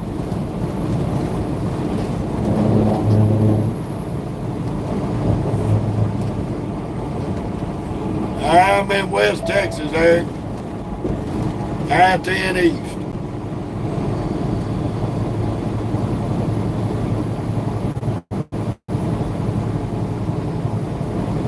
I even sat down with WFX Safety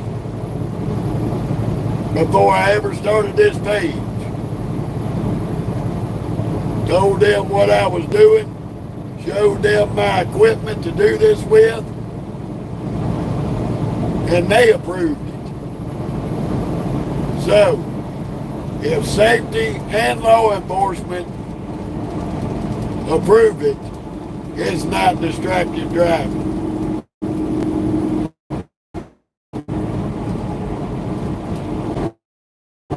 The difference is I'm having a conversation with more than one person. Doing this live stream is the same as being on a hands-free cell phone call driving down the road, which is perfectly legal.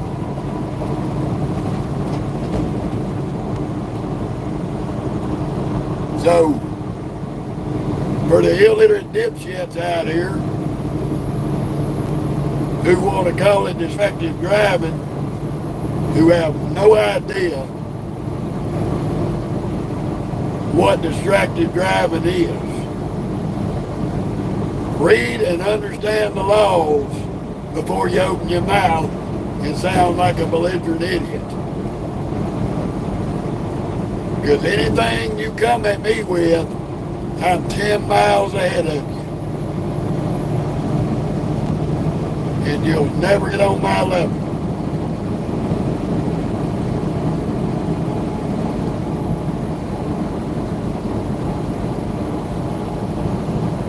That's right, R. Absolutely correct, brother.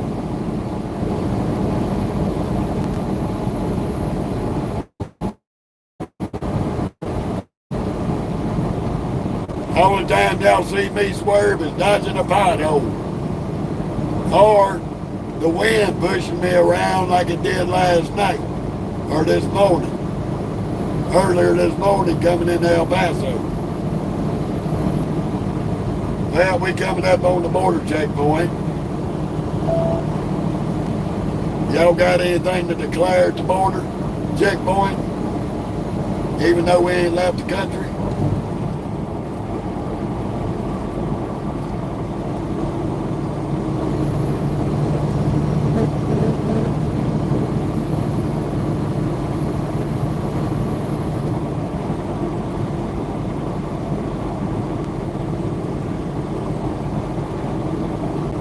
As long as this hand's free, Jennifer. As long as this hand's free.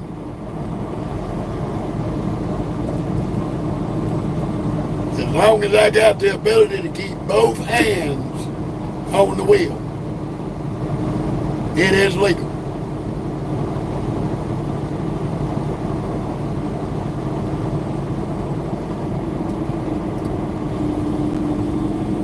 FMCA says the same thing.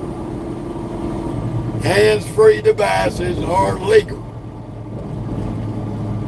As long as your hands-free, you are not in violation. Now, if I pick my phone up and hold it in my hand, then I'm in violation. Law states it has to be within arm's reach, and the driver has to have the ability to touch one button on the screen. My phone is in arm's reach. I have the ability to touch one button. I have a Bluetooth headset that is wired up to read comments to my ear. The same as having a conversation. So, actually research the law before you open your mouth and put your foot in it.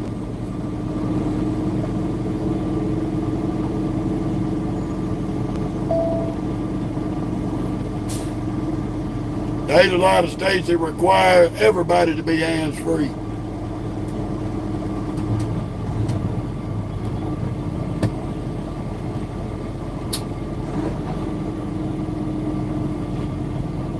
But see, ignorant people don't read the law, comprehend the law before they shoot their mouth off. And then they get embarrassed.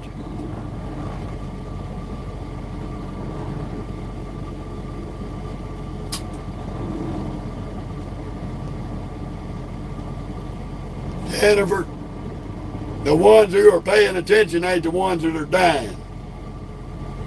The dumbasses out here behind the wheels of these trucks that have their phones in their hand, watching a fucking movie going down the road, playing a game, are the ones causing the wreck and dying. And they are in violation of the law.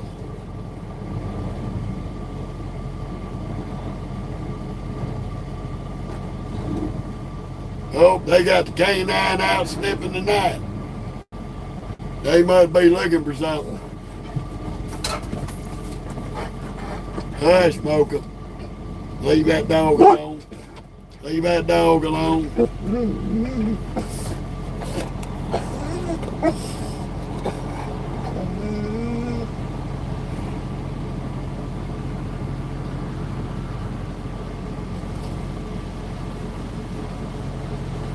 There ain't nobody in there. Thank you.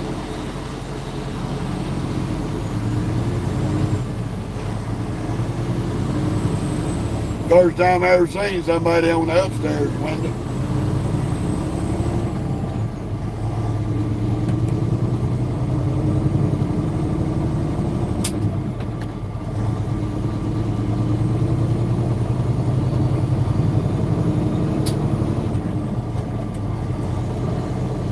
This live stream can fall under the classifications of a drive cam.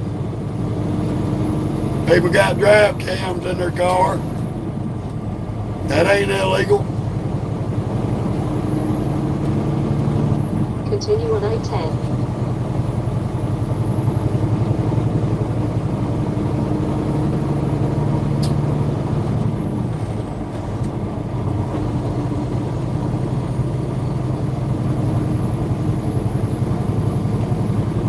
Yeah, well, Jennifer, if you consider it gaslighting, you're one of these new age retards that don't know dog shit and think you know everything.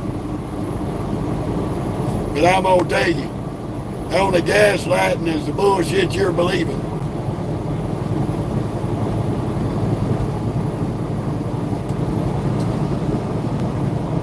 So, my suggestion to you is carry your ass back to school and learn something. Because the education system definitely failed you.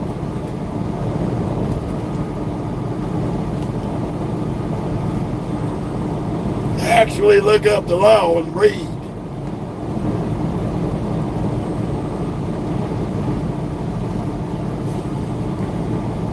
The only people out here gaslighting is illiterate motherfuckers like y'all. Come on making statements and don't know the facts and the truth of it.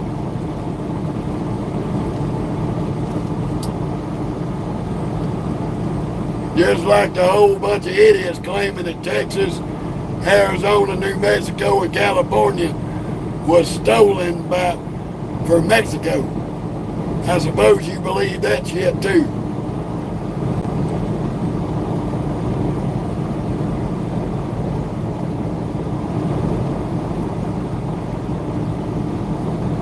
Well, Pop-Tart, that's when they get proven wrong, it's gaslighting. When they get proven wrong, it's gaslighting. They do chicken shit to look up the facts and learn something before they open their mouth.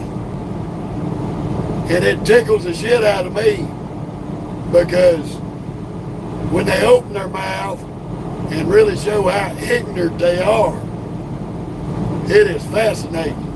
I don't even know how they made it through puberty.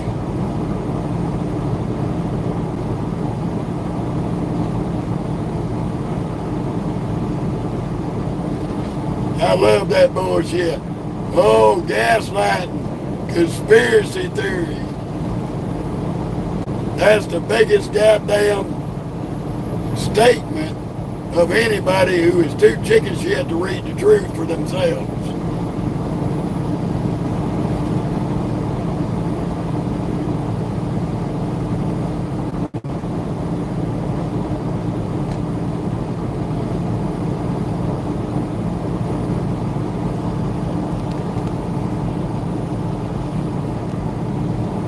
And I'm not going to put up with comments like that from a dipshit.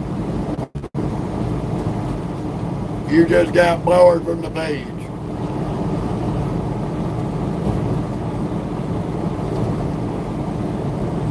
Jennifer, girlfriend, go get yourself a life and education. Because you definitely are too stupid all the way around.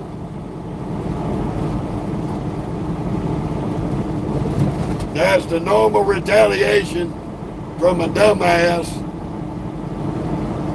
who gets their feelings butt hurt for being proven to be an idiot. Oh, save that for people who are too dumb. Yeah, the only dummy on here is you.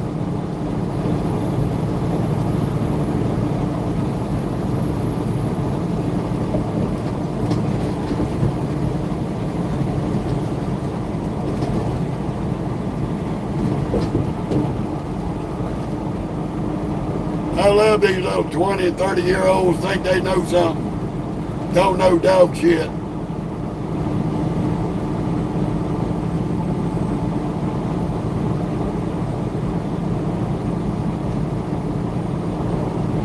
Then they get their feelings hurt, and their profound statement is, we'll save that for the dummies that don't know no better.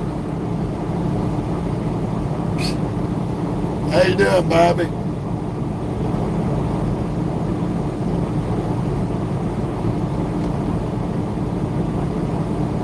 Yeah, I hadn't been up there in a good little minute, Bobby. Ain't no telling when they'll send me back up there.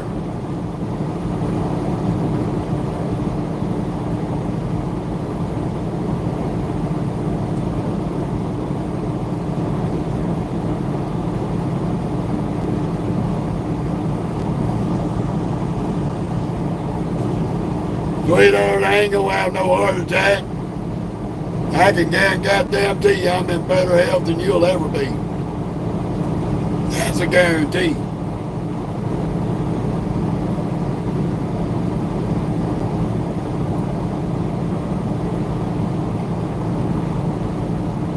I'm 51 years old and I can still run a mile and a half in under 10 minutes. And smoke a cigarette while I'm doing it. Your ass will pass out before you got around the block.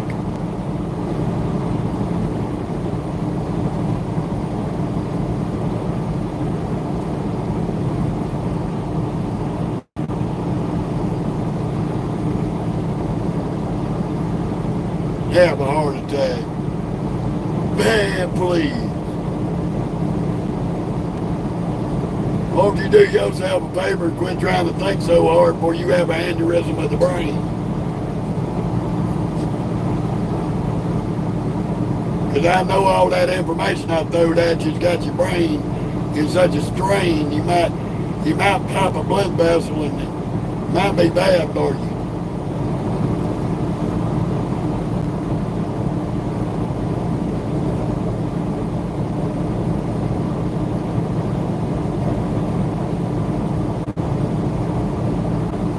We ain't doing no Jake break. We're trying to make time.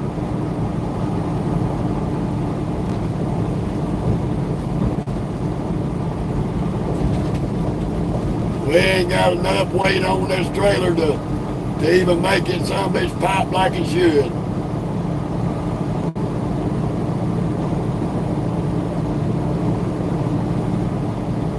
We'll be in Van Horn, Texas here in about 25 minutes.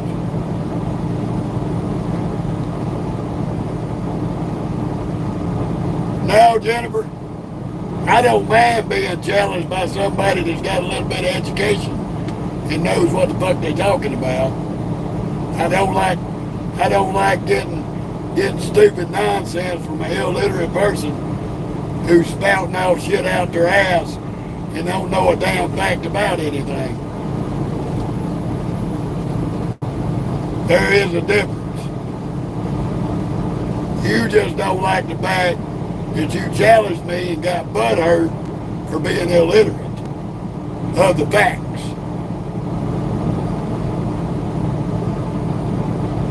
There is a big difference.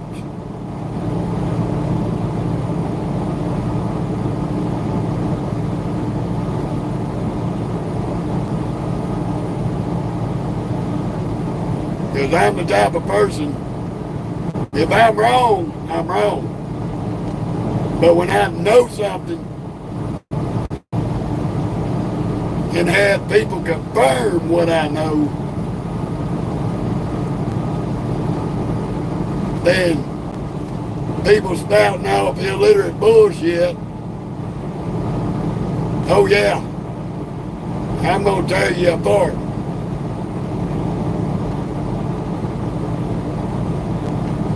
Judging by your statements, Jennifer, I see where your education went. Your education was no child left behind. And you need to go back to school because the education system failed you.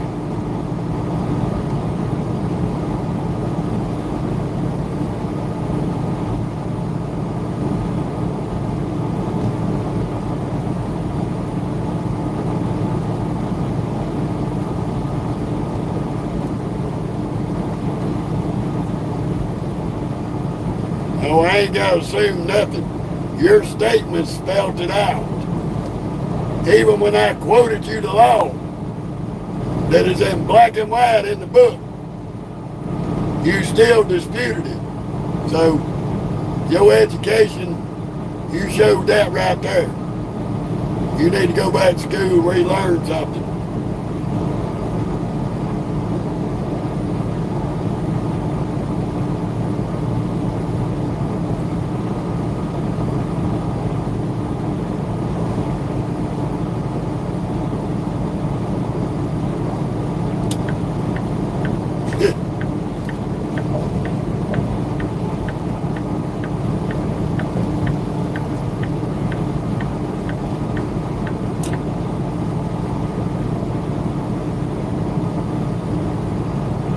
There you go.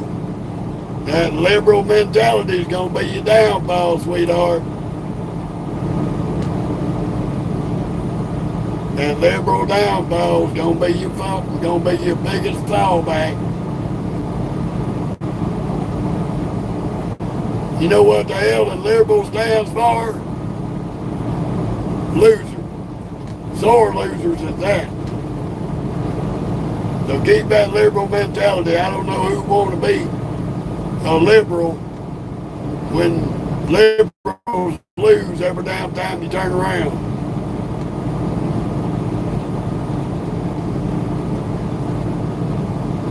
Yeah, she's definitely a slow learner, R.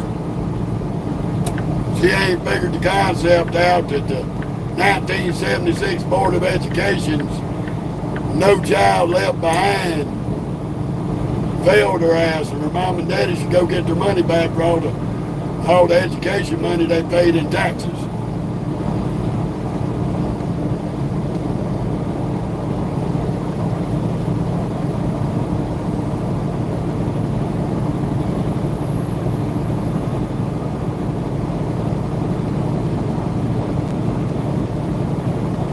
It's always fun getting somebody like this on the page. They hear my voice, hear that country accent, and they already looking down their nose like I'm a backwoods dumbass. And I got more education in my pinky finger than they got in their whole fucking head. You ought to try reading books, Jennifer. It'll open your eyes to a whole new world. Quit believing the social media bullshit.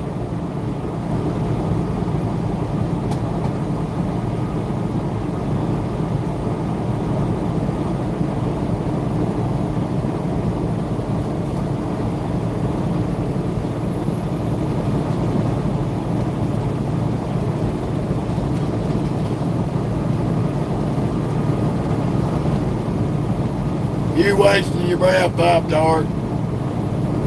These little left-wing liberal nutballs think they smart, but the only thing they know how to do is stand on the street corner and yell and scream in somebody's face, thinking that's the only way to prove that they're right when they're wrong is right.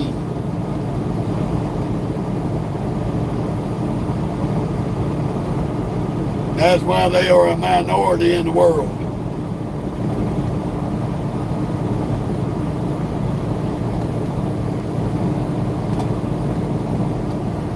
That's why their bullshit ain't working right now no more.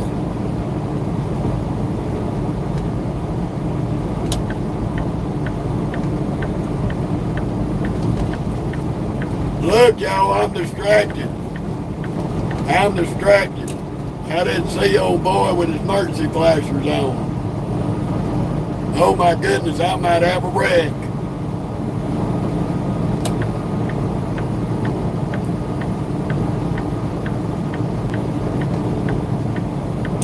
That little girl don't realize I got over a million miles. 1,000,000+ miles safe driving, no accidents, no tickets. And I've had DOT officers look at my live stream at the scale house. Don't you think if it was illegal, they would have wrote me up for a violation? You know what they said? If it's hands-free, it's legal.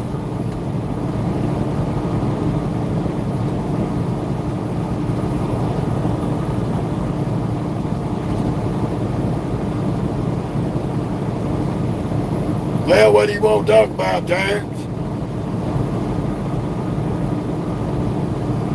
Because I'll change the subject if you can put up a comment up here of something to talk about.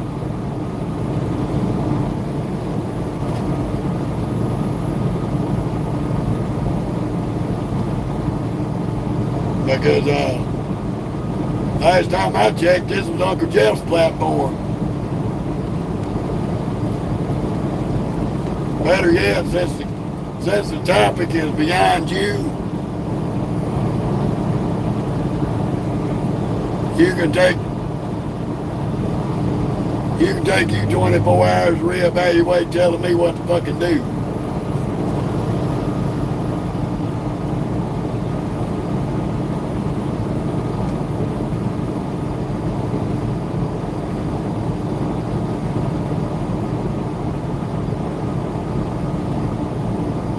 Yeah, that part popped dark.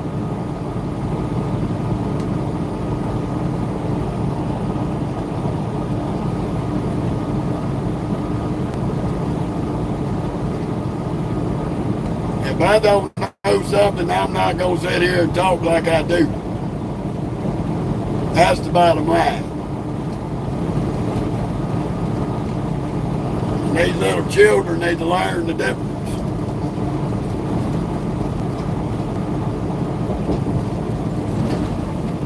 Because I feel for them. They're going to have a long, hard road in life.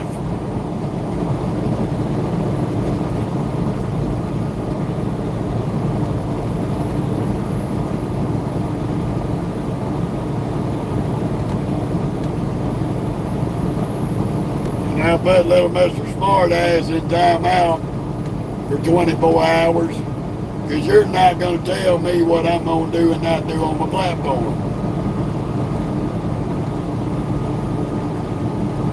I talk about what the fuck I won't talk about.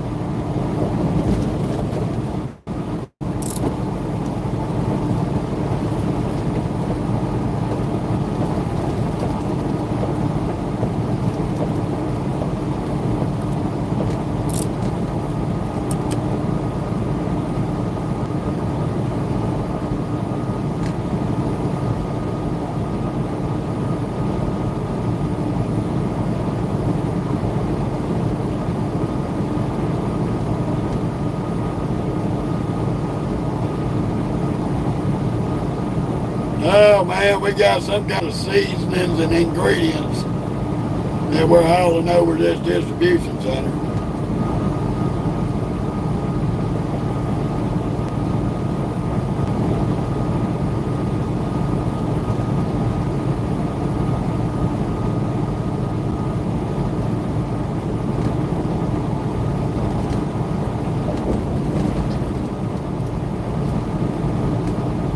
Rainbow is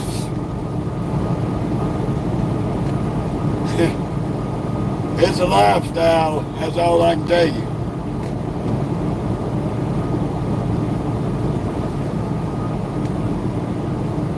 It is something worth checking out, but it ain't for everybody.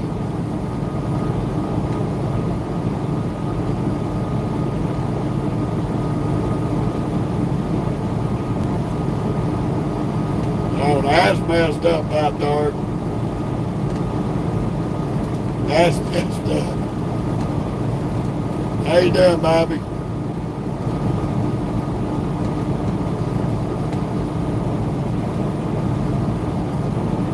Oh, I know, Bobby. I ain't sweating small shit. But they ain't gonna sit here and tell me I'm wrong when I know I'm 100% right.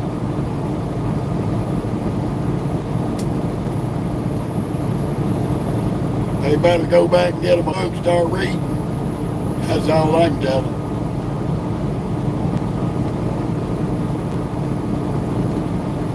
They can hate all they want.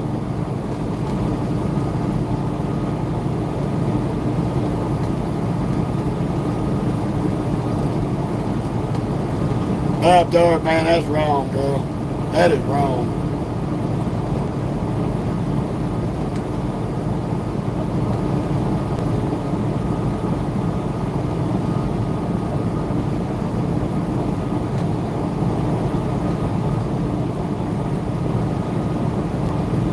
Well, you're going to have to take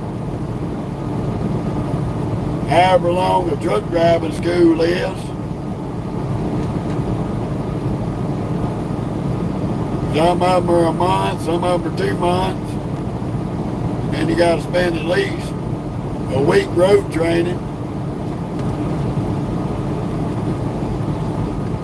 Then you got to spend about another month or two with a certified trainer to sign off on you.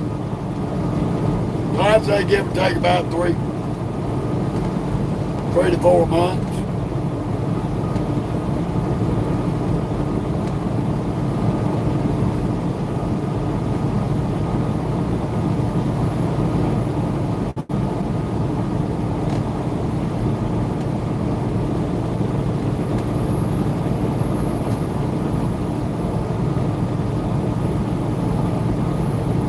Oh, I got it, Bobby. You got that right, buddy.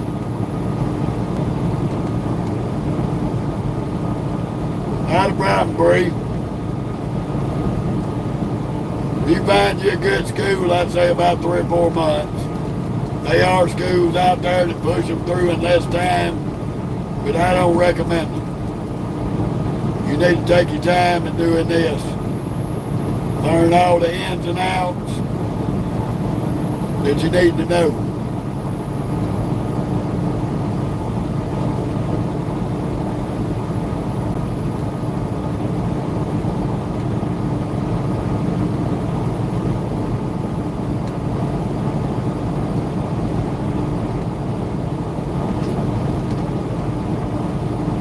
You gotta have the heart for this kind of work.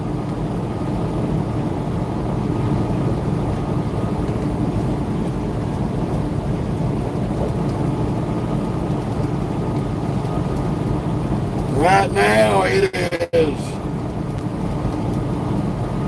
about 1:30 in the morning. I'm still on mountain time.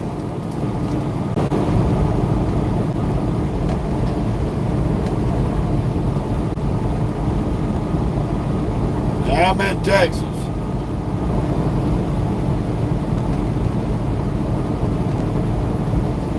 How you doing, Gary?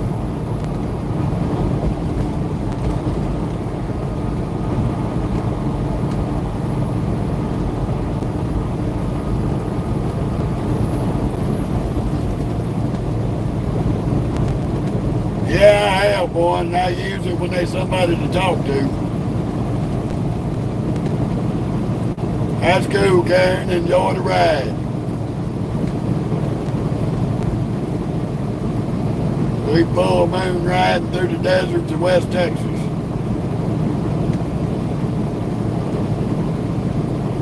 Dealing with a dipshit behind us that keeps turning his brights on and off.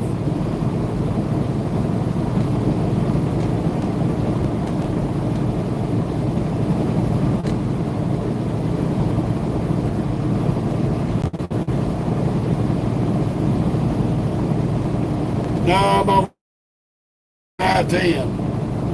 I-10 East.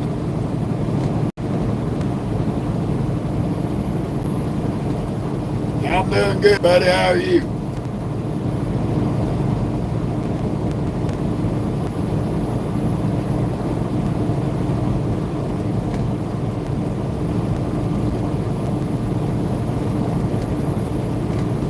Yes, sir, Mr. Bobby. You are correct on that.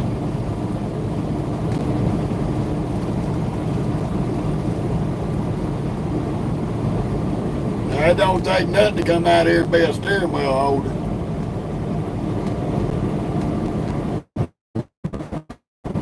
Pair of shorts, white beaters, and flip-flops, you can be a steering wheel holder any day of the week. Sorry about the brief little disruption. We in a crappy service area.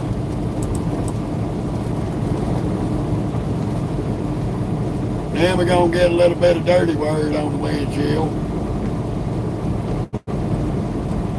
I appreciate that, Kevin.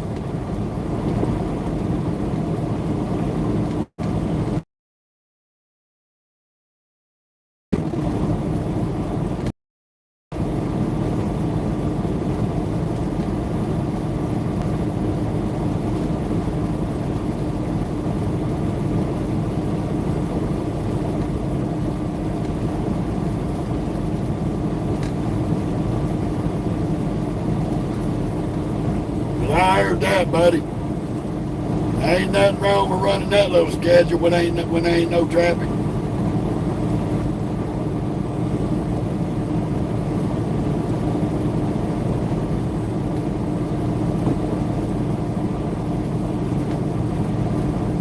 You're welcome, Bree. There's a lot of truck drivers on here besides me. I'm pretty sure between all of us we can answer any question you put up there.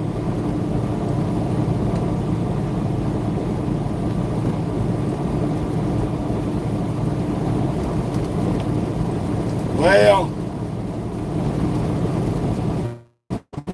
camping guy, it's pretty much about the same, heavy or light.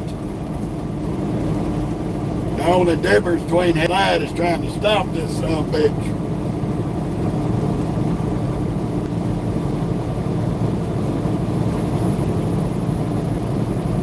That's where it gets tricky, especially in an emergency situation.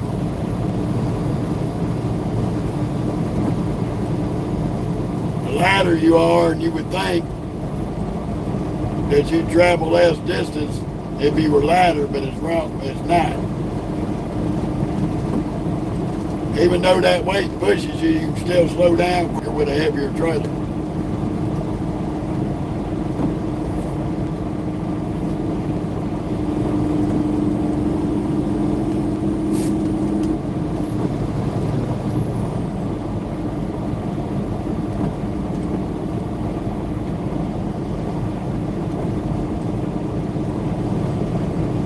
That's right, Bob Dart.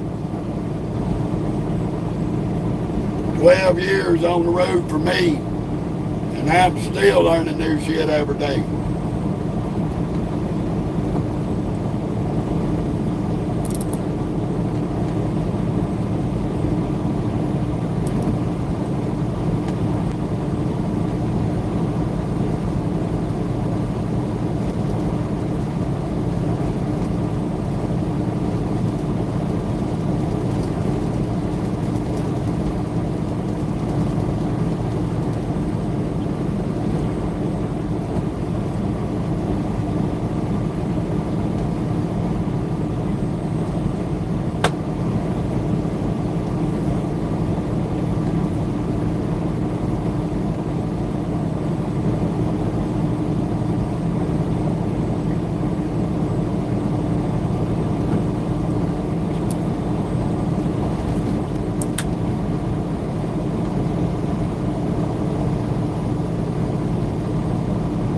Yeah, you either got this in your blood or you don't.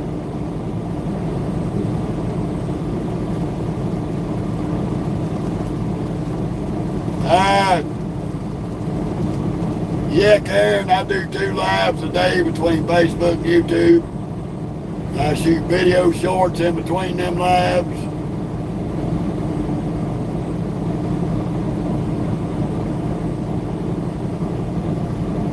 So, yeah, pretty much.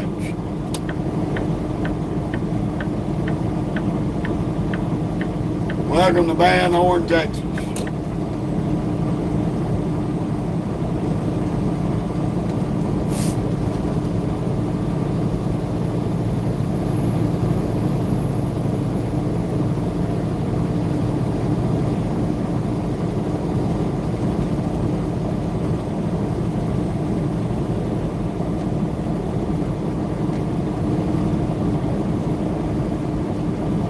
Jeff Mashburn, Mashburn. You'll see. You put that in and it'll pull up a picture of my Peterbilt. That way you'll know you got the right page.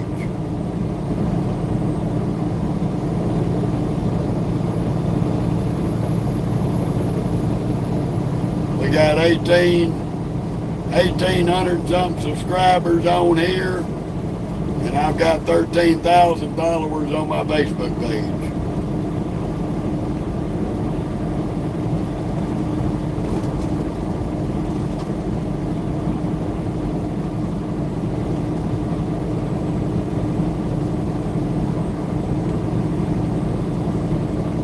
I've had my Facebook platform for probably over 2 years.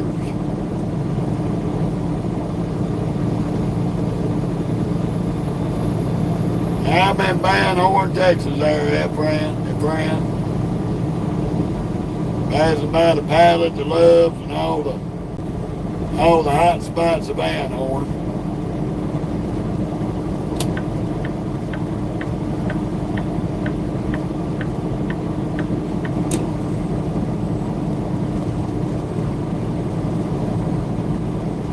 Just hold your line, FedEx. Y'all gonna drag your dicks through Van Horn. There ain't no speed zone through here. 75 miles an hour. And I'm doing 70.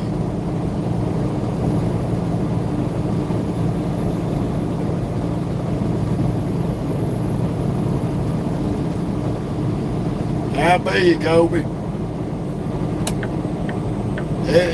It happens to a lot of folks. They get burned out on the bullshit.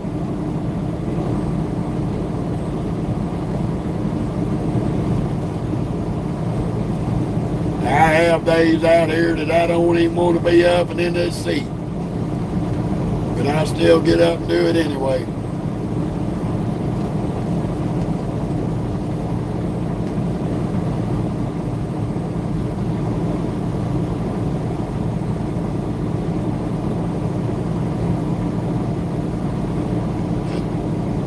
Game and day, I stay in my truck.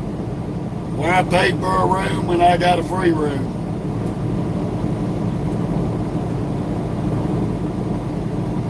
Thank you, Daniel.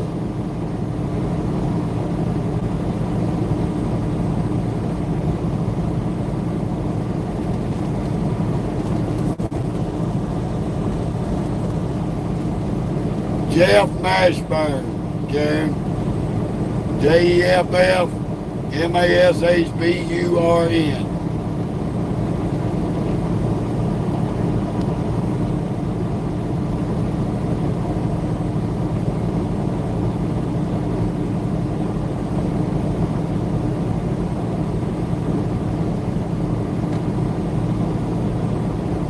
Urban, Texas. He ran right there in Dallas.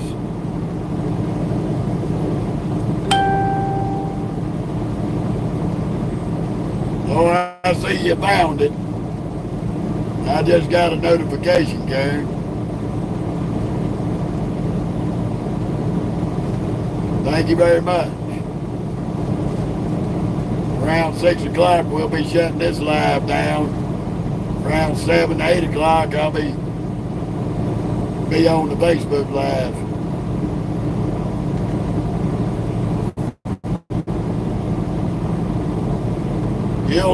You'll like that page pretty good. I've got a lot of regulars on there. They've been following me for the last 2 years religiously.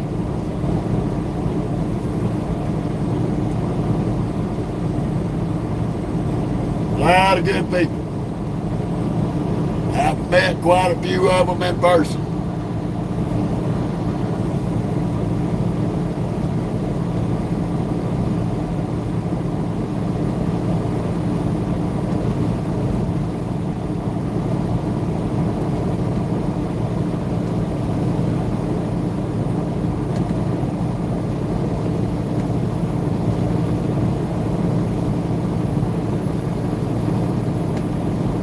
Tyler, this is not a religious platform. We don't discuss religion or politics.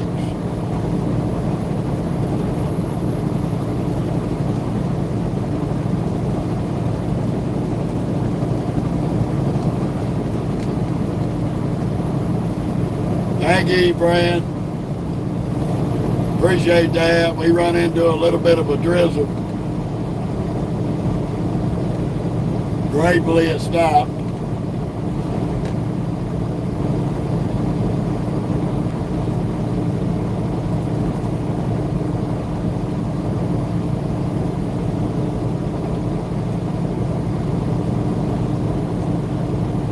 Yeah, you're more than welcome to come on either or.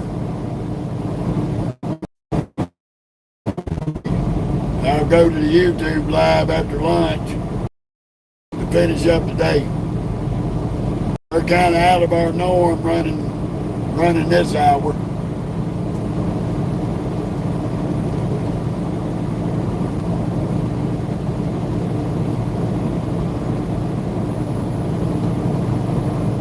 Which we ain't but 6 hours, 46 minutes away from where we're going.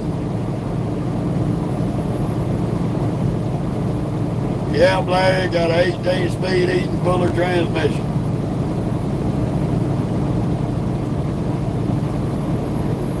We already did that, Karen. We passed it up before we got the band horn.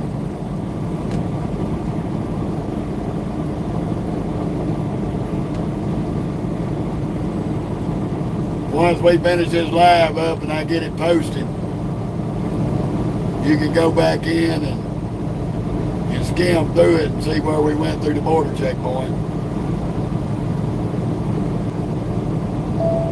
That's it, friend. 2023. Still brand new. She ain't got 330,000 miles on her.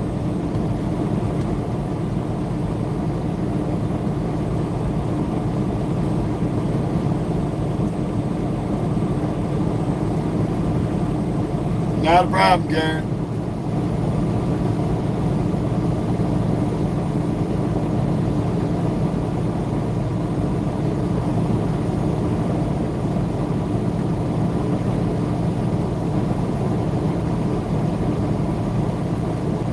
I hear you, Cody. Corey.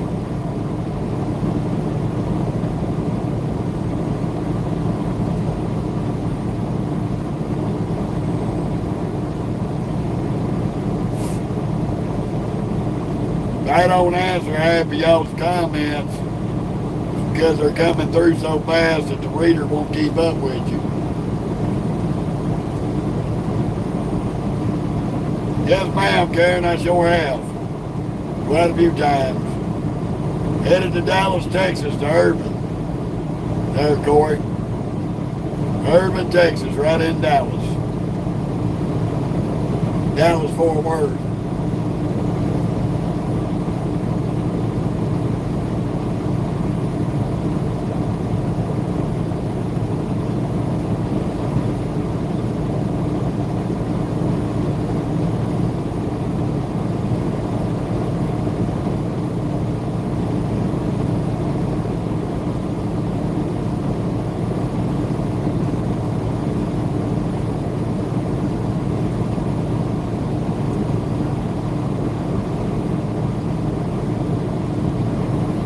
How you doing, Dago?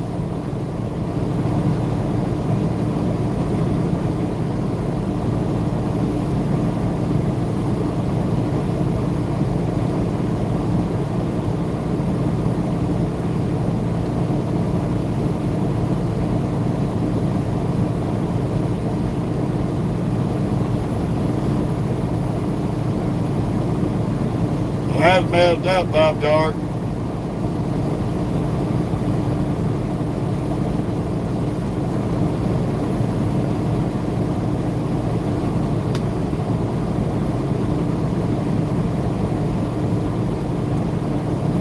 Thank you, Bobby.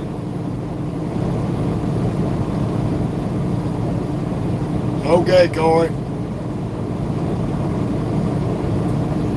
You have a good one. I hope you start to feel a little better.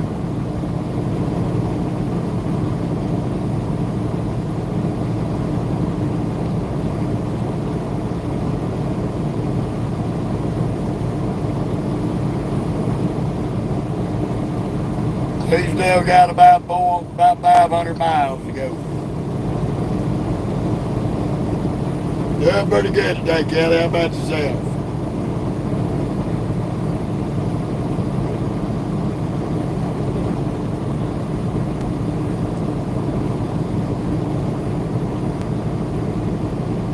Okay, Kelly, that's cool. Good luck to him.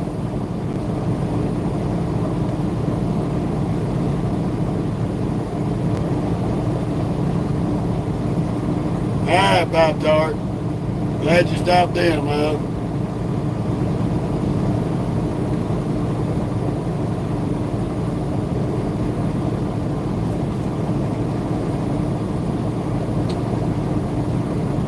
hopefully on our next load, in our next live, we'll be in the daylight hours. We should be heading somewhere east. Mississippi, Louisiana, Alabama, Georgia, Florida, who knows?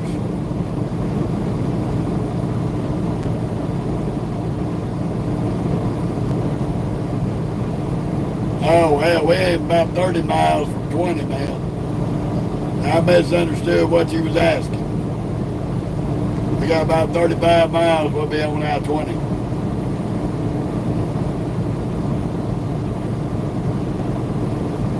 Just one drop, buddy. One stop, 9 pallets.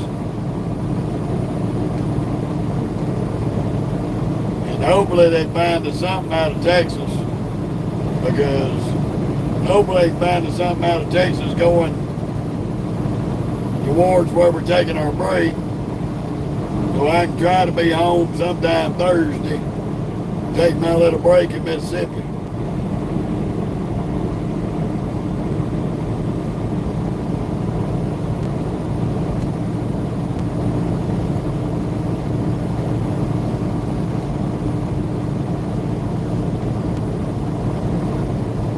Okay, Kelly.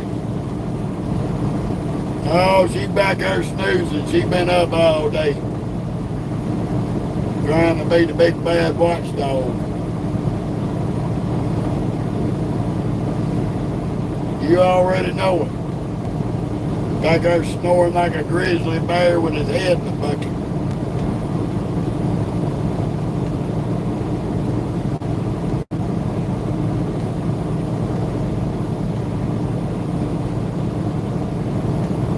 How you doing, Casey?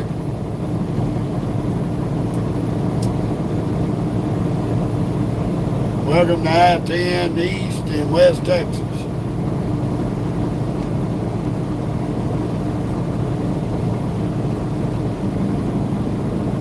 She thinks she is, E-Fran. She thinks she is. She's a damn mess.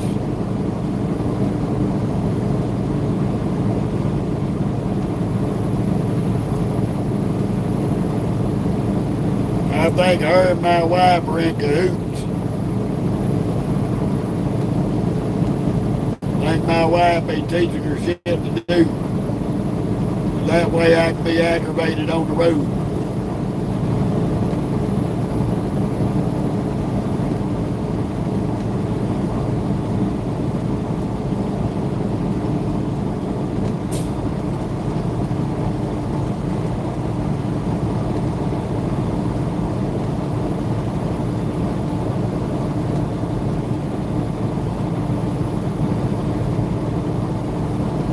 Well, I know why she got me a dog. She said I needed company, which translated that you're not going to have no other woman in the truck with you. But my wife knows she ain't got to worry about that. I've been faithful to her for 13 years. I ain't going to change that for nothing in the world.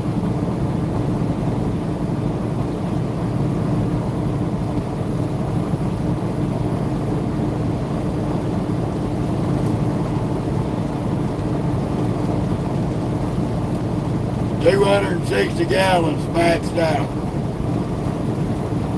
I got a 150-gallon tank on the right, 110-gallon tank on the left. We can hold 260 gallons. And multiply that times 8, and that'll tell you how many pounds of fuel that we have added to the truck when they're full.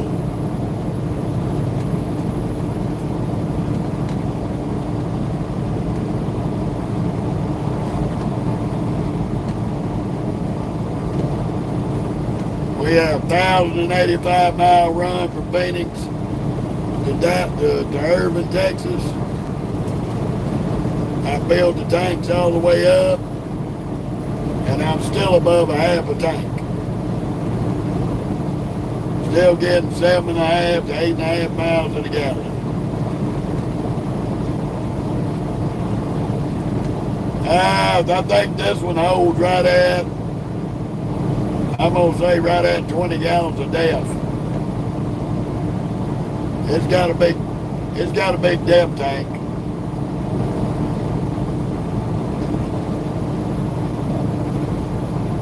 Maybe bigger than that, or I'd have to look it up and see to be exact. I do know in a half a tank it takes me about 15 gallons to fill it up. So it might be a 30-gallon tank.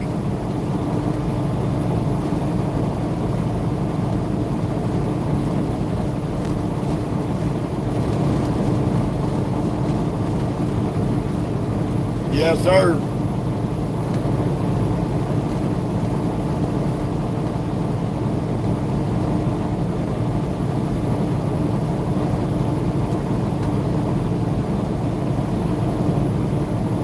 I know with the toolbox on the left, the APU on the right, full tank of diesel, full tank of DEF. This 389 Peterbilt is 1,000 pounds heavier than a 579 Peterbilt.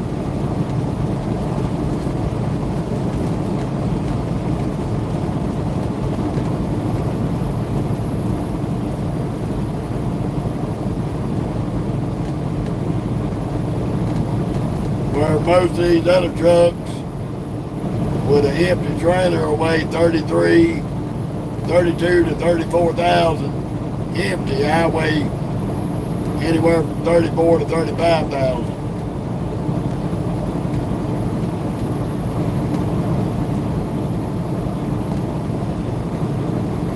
Well, so far we've been on here this morning for about 3 hours. We're going to stay live to about 6 a.m. It's about 3 more hours.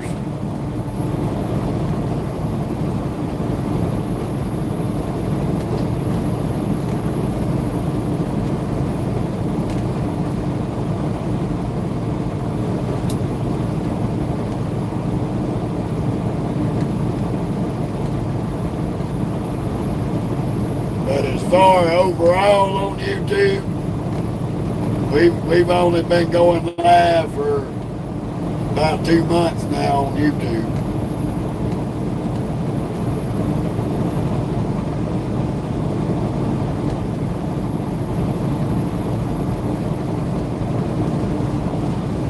Took me about a month after I started the page to get enough subscribers so I could go live.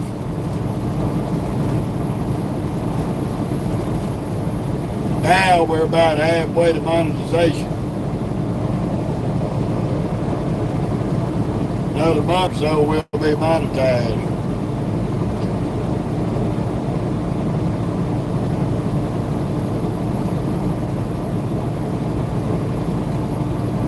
Well, I've done a little bit of everything there, gaming. I've worked in and out of the oil field, seismic work, to drilling rigs, to supply boats. I've worked in construction jobs, welding.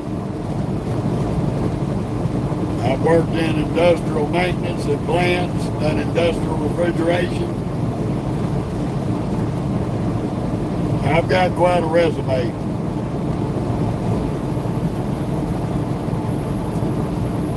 I worked in the seismic industry, finding oil on land and offshore. That's why they can't lie to me about the price of gas. They can't tell me it's a shortage when I know better.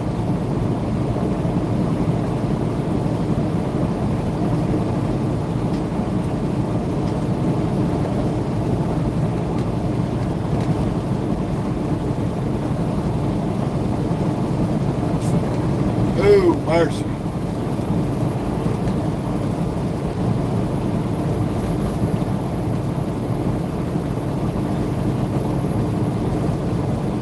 Yeah, gaming guy, I've always found a way to make that money.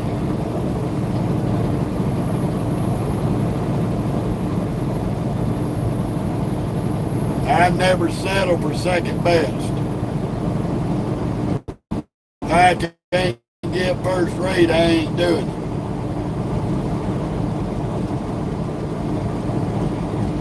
And I've quit better jobs than this just to see what it felt like.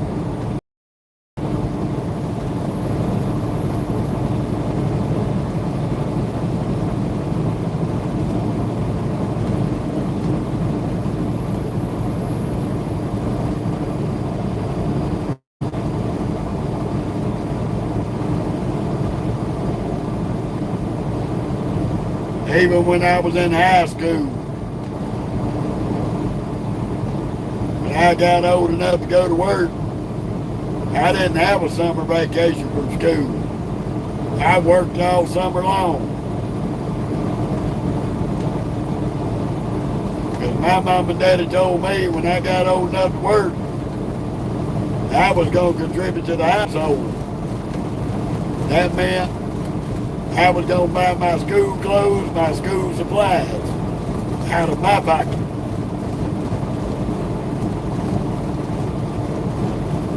They bought me my first car. Me and my granddaddy built my first car. I had an accident in it, something that wasn't my fault. The U-joint in the steering broke. So my mom and dad replaced that car, so I had a way back and forth to school where I didn't have to ride the bus, but I had to have a job to put gas in it. I had to have a job to pay my share of the insurance and give them $100 a month to have a roof over my head and pay my portion of the phone bill and the groceries. When I got old enough to work, I didn't get no free riding in my house.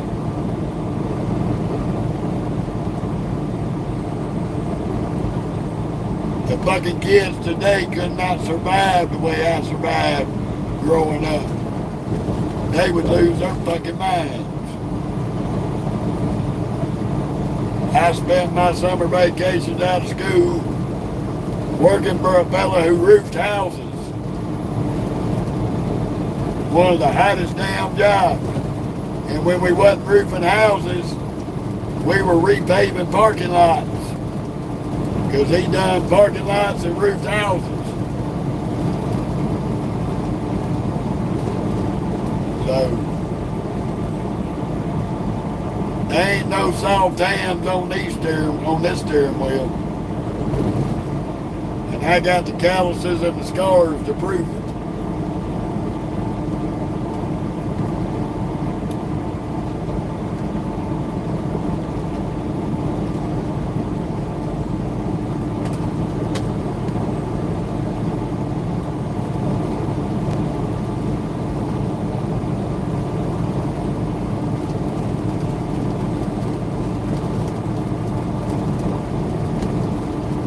Trust me, I remind my kids, even though they're all grown, I remind them every time I see them doing something stupid. I tell them I don't try to force it on them. I tell them I wouldn't do that. Not gonna work out.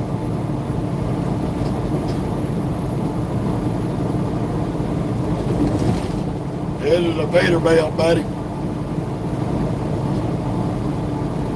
389 feet.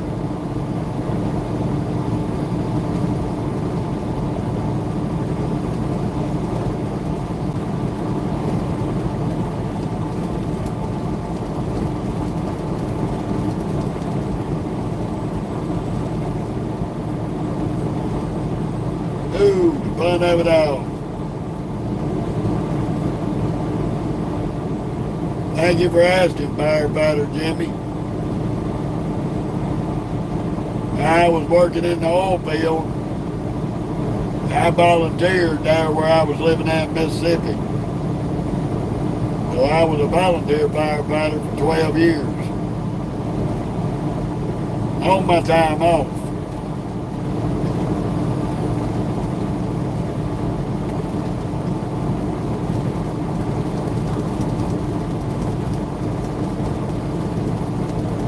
You got that right.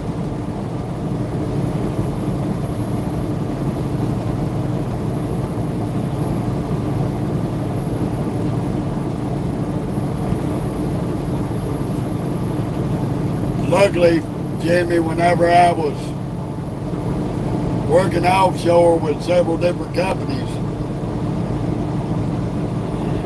we all had to attend Delgado Firefighting School in New Orleans.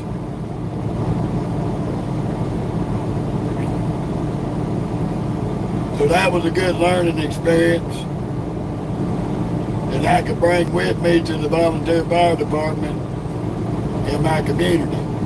Because a lot of those folks didn't have no firefighting experience at all. No school whatsoever.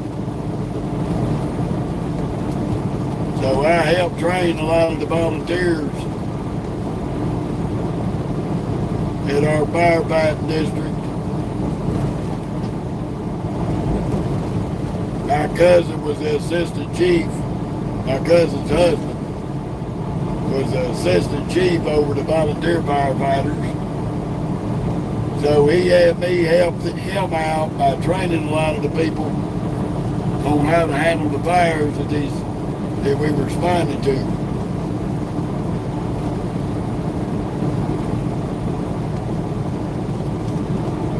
I couldn't teach them everything, but I knew enough that it made a difference. We ended up getting our ratings for all of our volunteer houses in the county. And when we did that, we got everybody that lived within the county discounts on their homeowners insurance.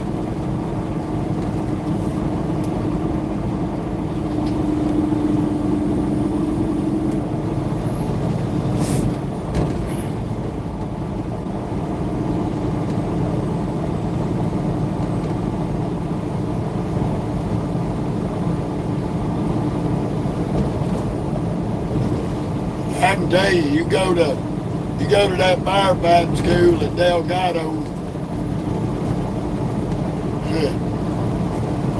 and I tell you, they put you through it. You're learning how to fight fires basically in a engine room simulated fire. They trained us how to put a bilge fire out in the engine room, how to sweep the floor, and it ain't simulated. They set fire to that fucking room. And your ass got to go in that damn door and put that bitch out. That is a wild experience.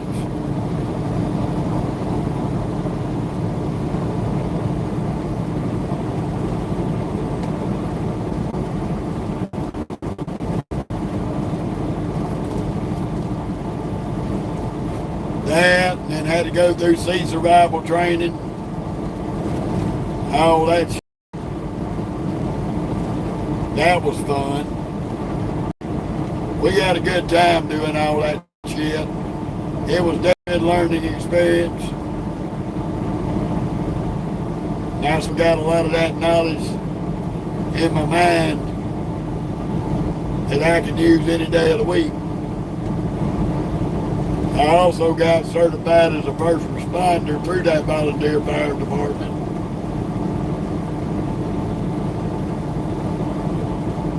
So when I was home, I still basically was like having a full-time job, even though I was at home, taking my break from working offshore. But it was about giving back to the community that I live in, too.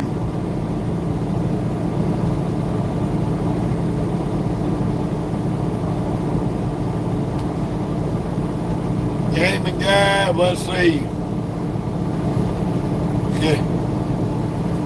It's a lot, brother. I sub under other people's DOT numbers like WFX. I use their DOT numbers rather than put my own authority on here.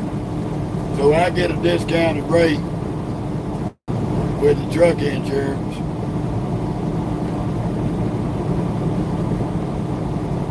So give or take, it's about an extra $600-700 a month just for my insurance. Because I got liability on the truck, I got bobtail insurance, I've got $1 million insurance policy to be able to drive on the shipping and receivers' properties to pick up or deliver the loads. Not to mention the workman's comp on me in case I get hurt.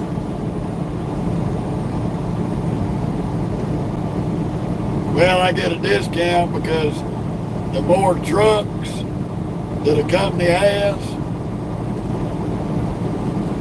they get a discounted rate than what it normally would be. If I went and put my own authority, asshole, bright light motherfuckers. If I went and put my own authority and my own DOT numbers on this truck, my insurance bill a month would probably be $2,000 a month.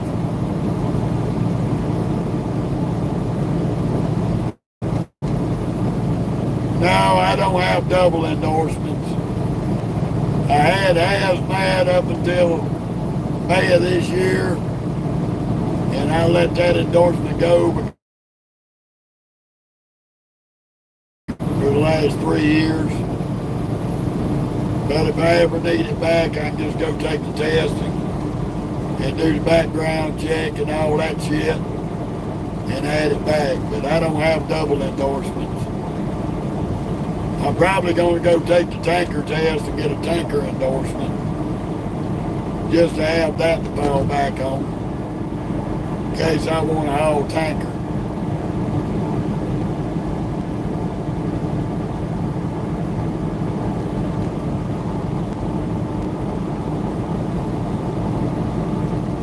Yeah, every truck out here, Ricky's got jake brakes. Every semi on the road has a jake brake. We have to have it. It takes the jake brake and the regular brakes to stop this truck.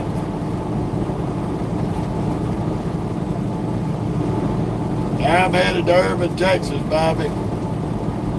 Right in the edge of Fort Worth.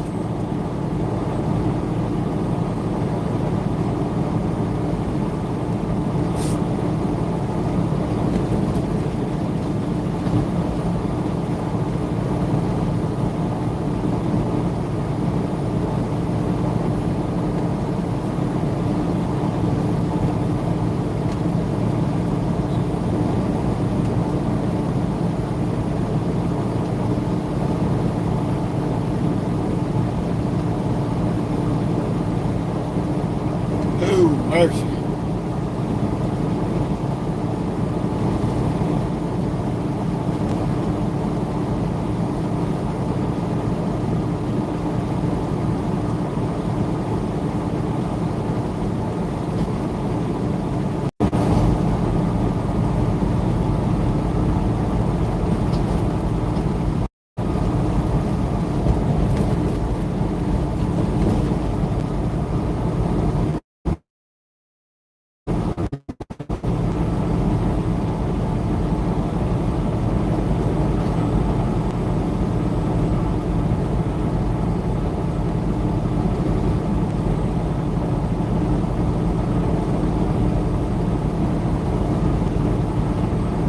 Now, Ricky, it's not gonna make a whole lot of noise, but Ain't no point in Jake breaking right now because you ain't gonna hear shit. This truck's got a depth system on it. It's not straight pipe.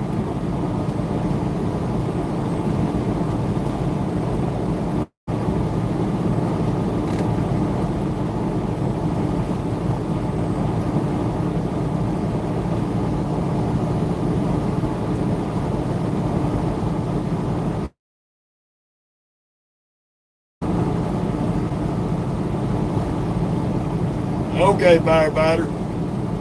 Or Jimmy. That's cool.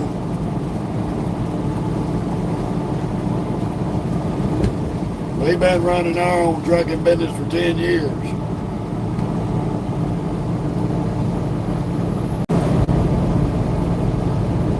Okay, he's running a W9. That's some nice trucks.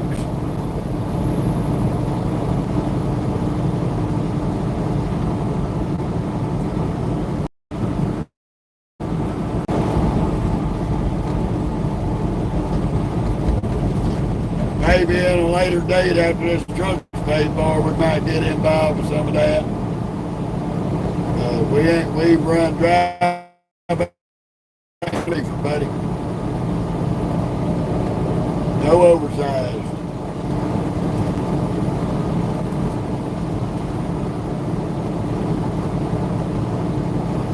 Yeah, we're in a bad service area, bub.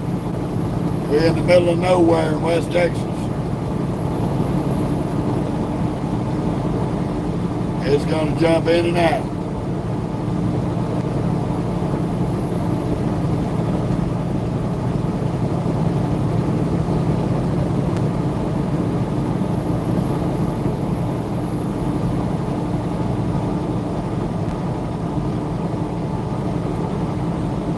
Ain't nothing we can do about that.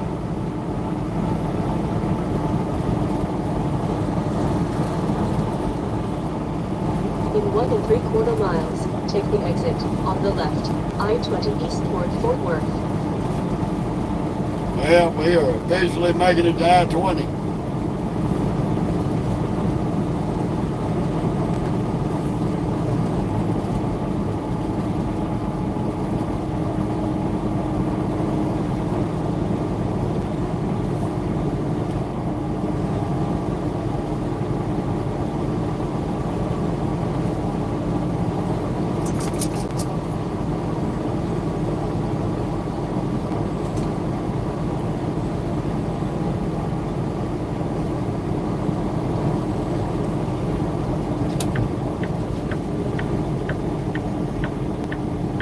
Yeah, we have finally made it to I-20.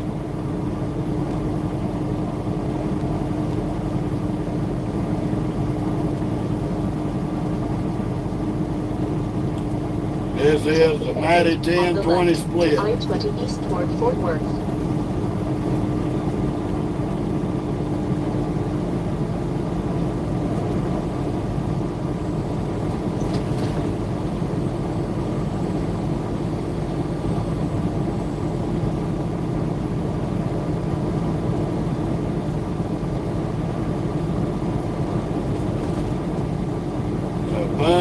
Fun of it all. We probably gonna stop off at Paco's, do us a 30.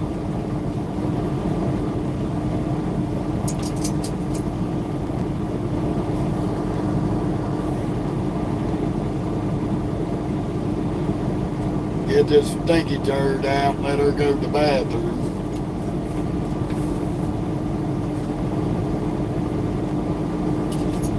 I appreciate that, gaming guy. Continue on I-20.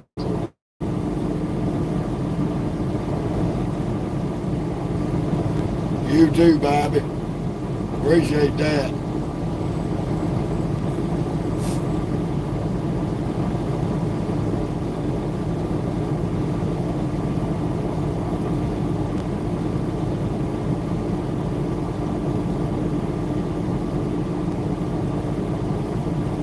This ain't that, chick. We're gonna be stopping there in a minute. I know you gotta go potty.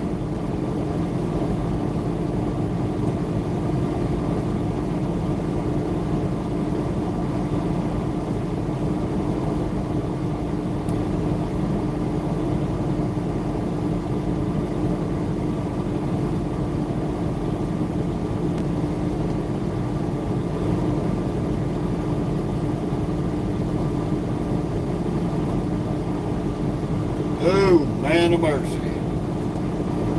I hate running into them trains. Them damn lights they got are bright as shit. Who's that a car? That's a car. Another asshole with his bright lights on.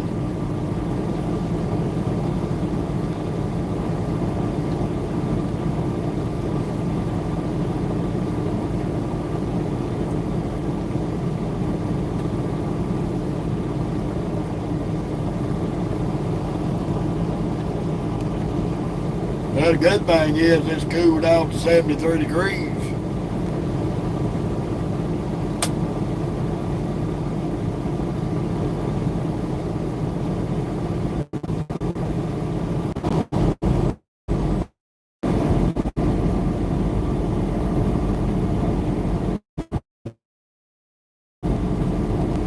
Well, you're a Dallas gaming guy, you ain't missing it. Dallas and Houston are about the same. Crazy as a nutball. All them lights up there is Paso, Texas.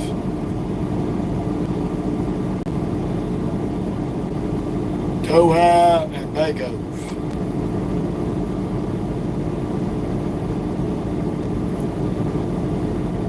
That damn San Antonio was crazy.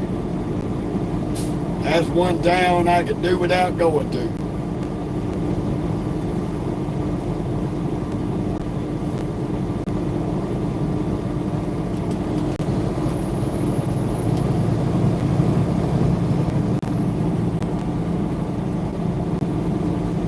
I've been down there a lot.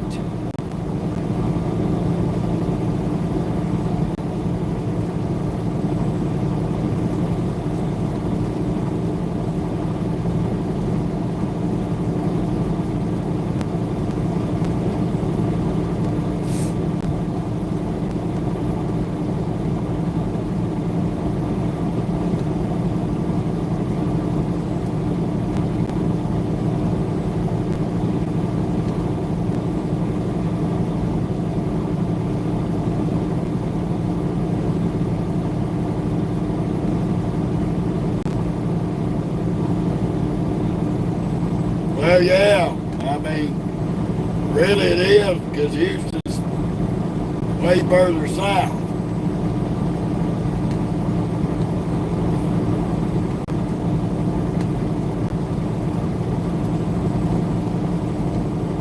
So I'd have to agree with you on that. It's way hotter in Houston than it is in Dallas.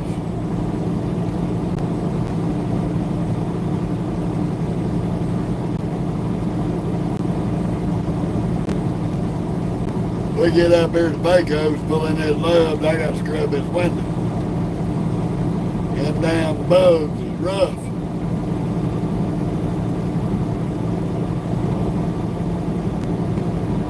I wish it was 68 here there, baby. That would be sweet.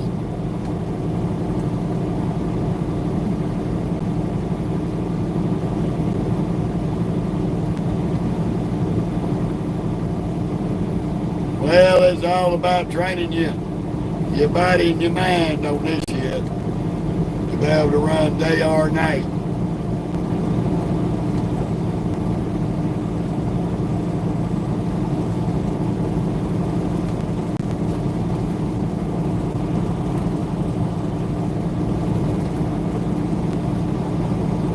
Ooh, excuse me.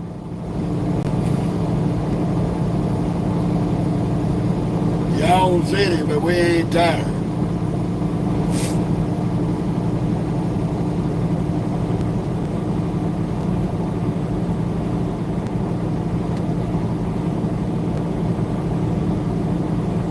I hear you, gaming guy. That's why we don't listen to the radio.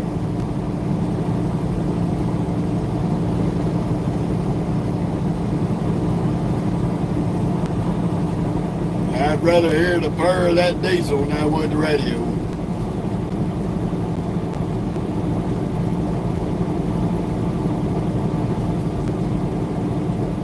Partly because there ain't no good music out here no more.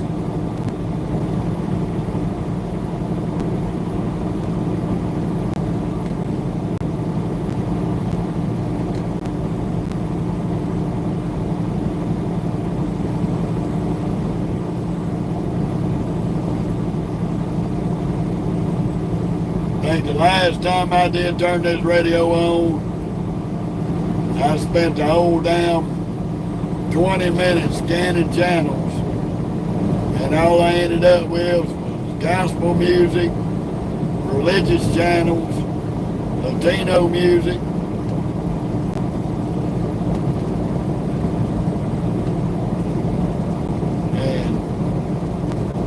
and a news channel. That was it. Couldn't find no rap music for shit.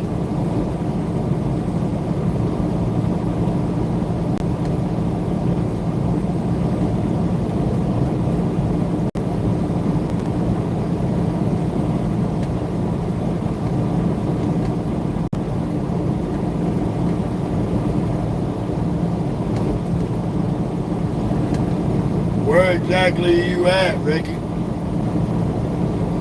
Because I know it ain't the United States.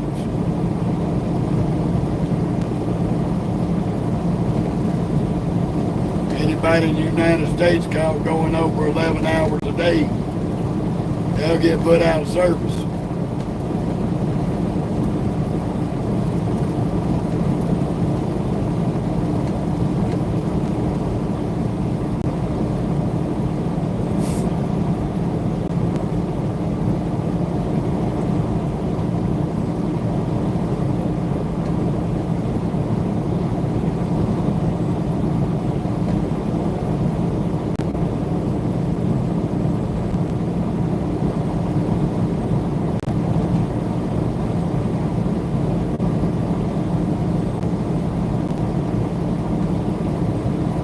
Dude, I've been happily married for 13 years.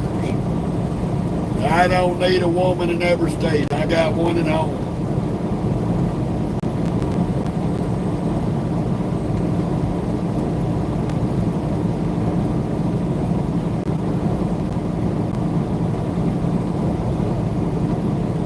Sorry to disappoint you, Terminator. If I was still in my 20s, that would have been a different story.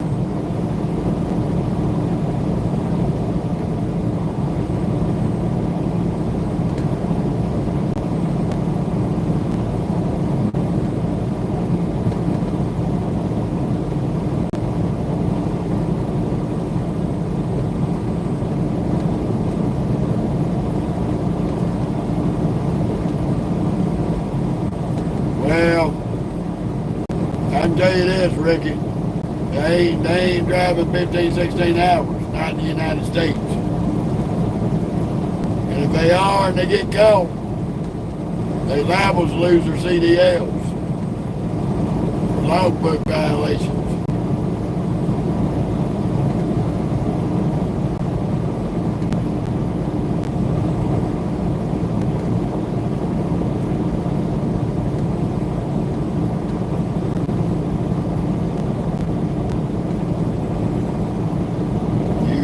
You can't run on a helo for more than 11 hours. That's on the drive line. You can't be on duty over 14 hours.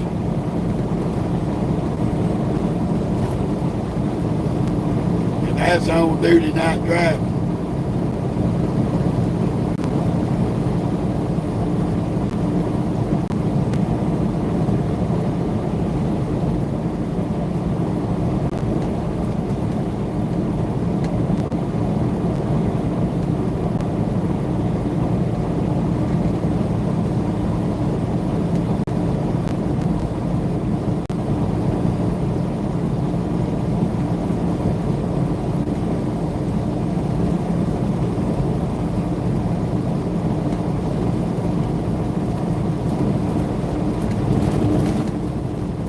Yes, indeed. About ready to get out for my 30-minute break, stretch my legs.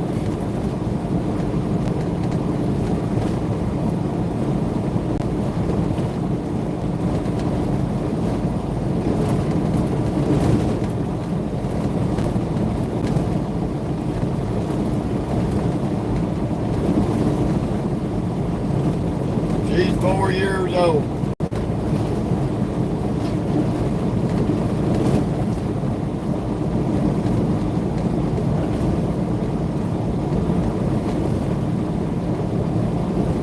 Okie dog is 4 years old.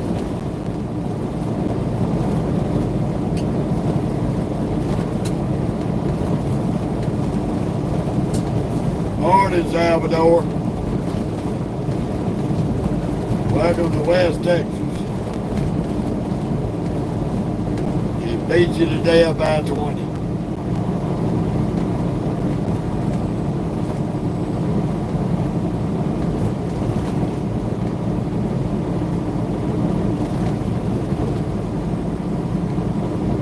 You got to do, if you do 11 hours, you got to take off for 10 there, Jimmy. You got to do a 10-hour break for every 11 hours you drive.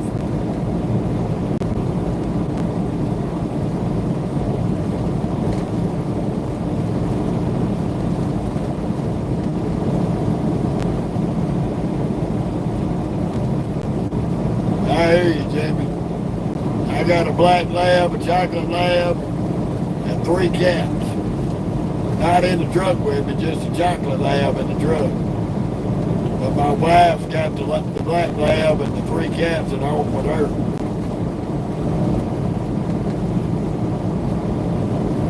We got a house full.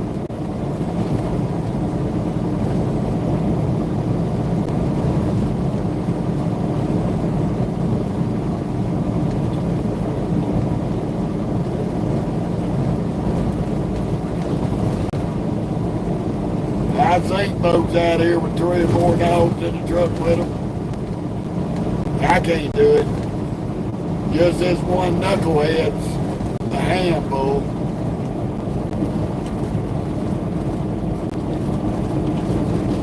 She's more than a handful.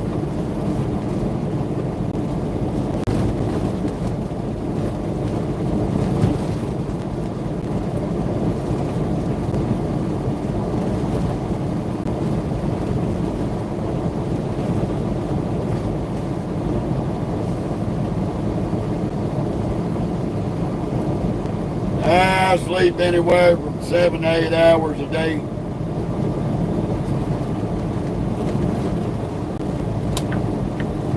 Salvador.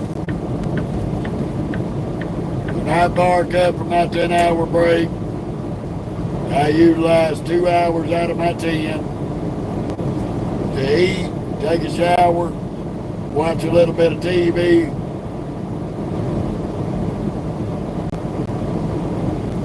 and I spend the rest in the bed.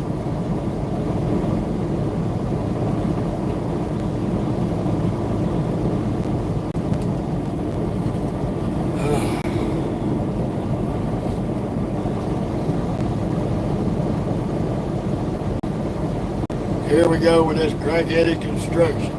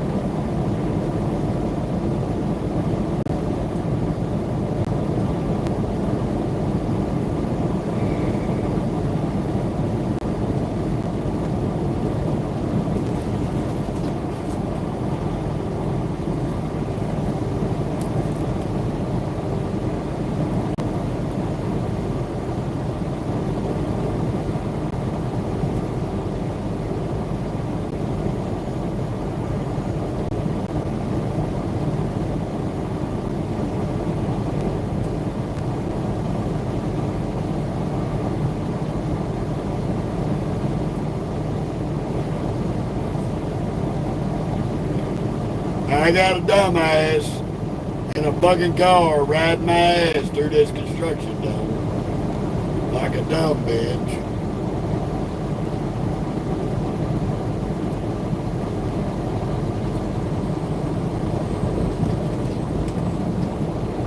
Bright headlights on and bumper chasing.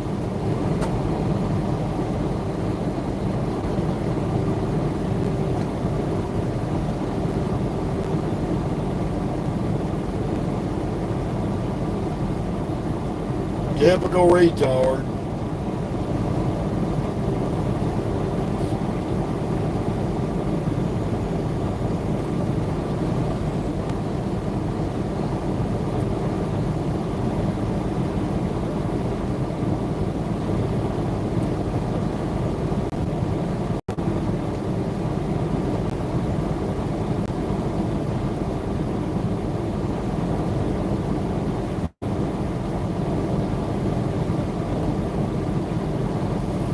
I ain't gonna get no hurry. I was doing 65. I done slowed it down to about 63. I'm gonna make the son of a bitch suffer.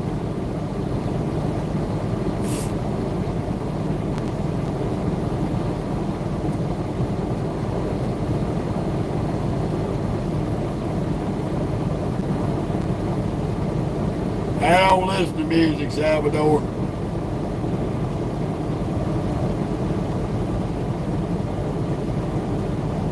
I listen to the highway.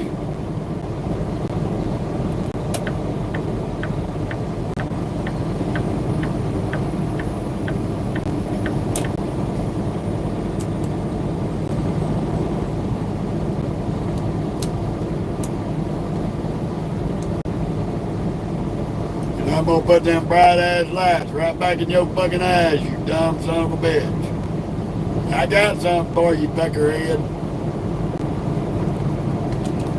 How you like my bright lights, fuckhead? It's all fun and games till the rabbits got the gun, huh? You stupid motherfucker.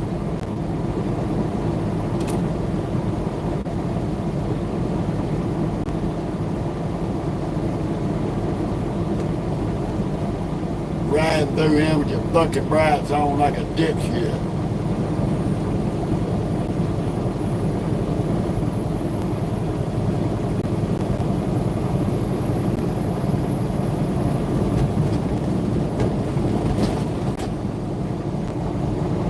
I guarantee you he turned them damn mirrors down.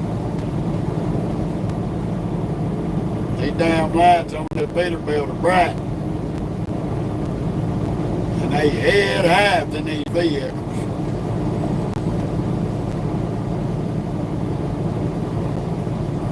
Fucking dumbasses.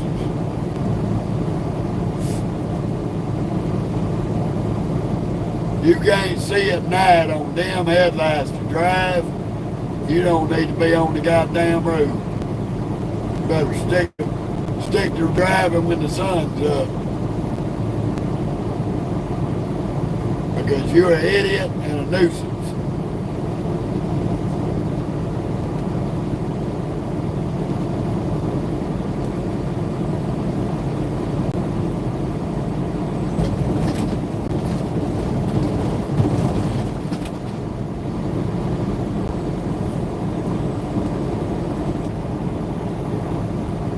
Ooh, man of mercy.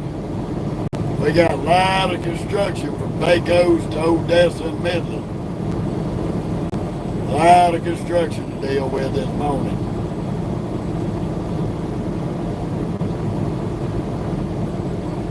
Gonna have a lot of idiots in traffic this morning.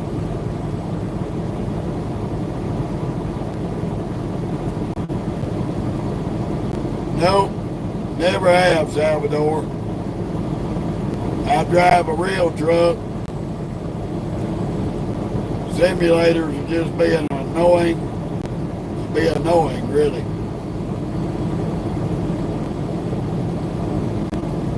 Because you can't drive that simulator like you drive this real thing.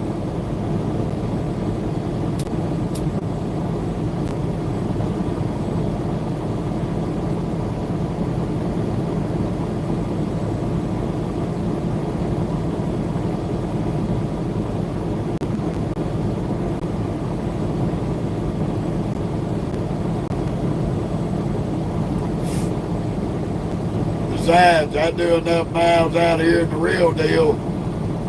I sure as hell ain't gonna lay in the bed and drive a truck simulator.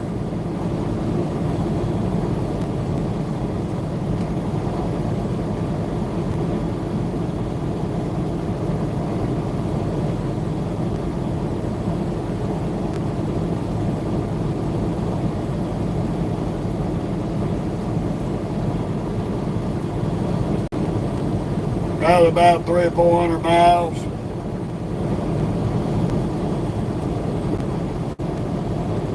And I usually don't take that. I usually tell them to find me something else. But I have run 300 to 400 miles to get a higher mile. Run a little short run to get to a better run. But I won't take them kind of runs unless they got a high mileage load waiting on me.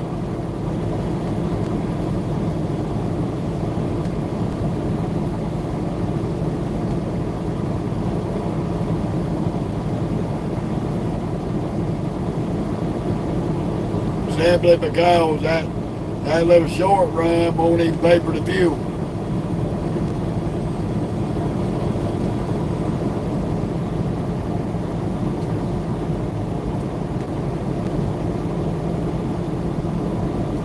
First vehicle I ever bought was a 1993 Ford Lightning, a Shelby Lightning. The first vehicle I ever bought with my own money. 600 plus horsepower with a 351 supercharged Cleveland under the hood, 411 rear end with a 5-speed stick.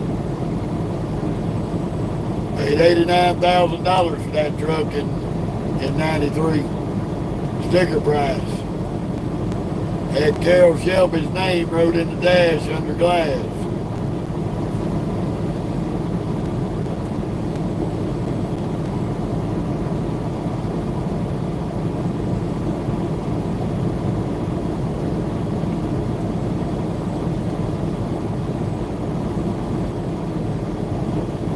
Oh, that truck was fast because Carol Shelby guaranteed that you could take it to the track and run the quarter at 10 flat.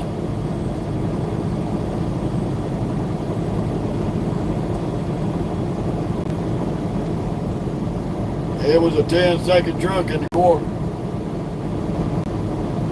And I can promise you, it had 185 on the dash. And it would do it.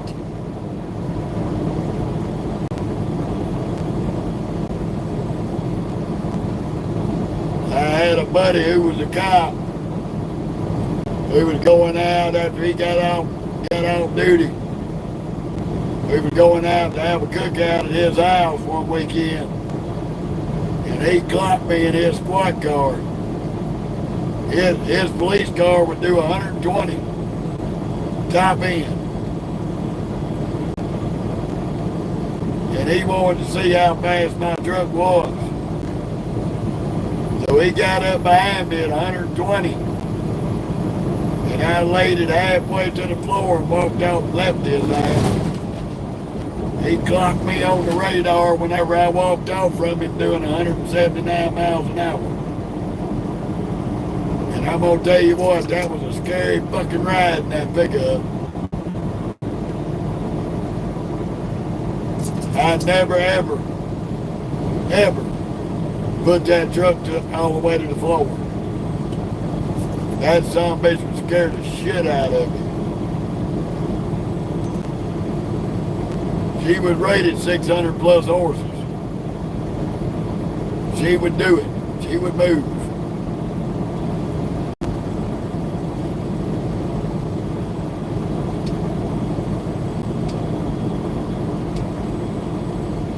Oh, Ricky, it matters not to me. I'm an old school cat. I grew up around old school rides. I love my Mustangs. That was the first car I ever owned, was a 67. Had a 289 high performance, punched 40 over. Big boy shorty headers, 4-speed stick. That was a badass car. Me and my granddaddy built that car from the ground up.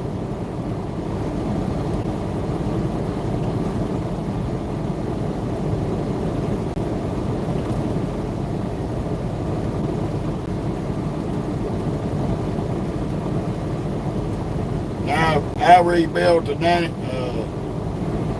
88 and a 92 5.0 Fox body. Had 440 horses in 92 and had 400 in the 88. 88 had a 5-speed stick with a 355 rear end. My 92 had an automatic transmission, 2500 stall converter, shift kit, 373 gear ratio, punch 30 over, 303 cam, MSD ignition.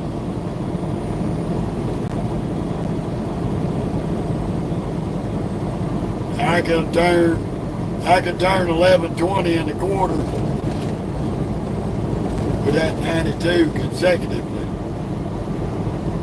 It was an 11-second car. It would tote the left wheel enough off the ground when you come out of the hole that it would jump a 12-ounce can.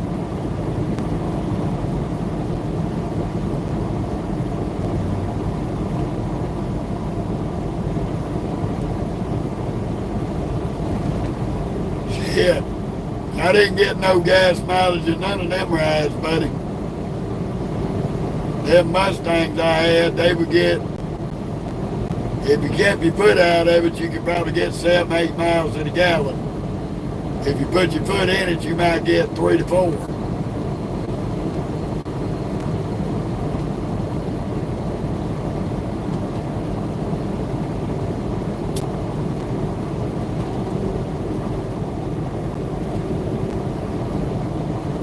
They were built for one thing.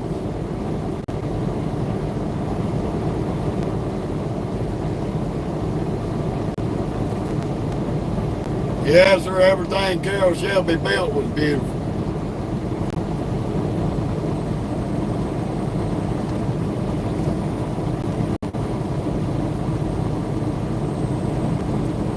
I had an opportunity in my early 20s. There was a fellow that lived down there close to my dad in Mississippi. Had a Shelby GT 500, Eleanor edition. Had a big 427 sitting under the hood. His son that got killed in Vietnam, he had that car in his barn. And he pulled it out and put it up for sale, but I couldn't get nobody to loan me the money to go buy it. He only wanted $10,000 for it. The damn thing didn't have but 200 miles on the dash.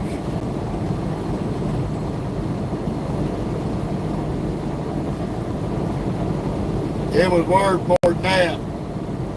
It was a $200,000 car. That old man wasn't worried about money. He was just tired of it reminding him of his son that he lost in Vietnam.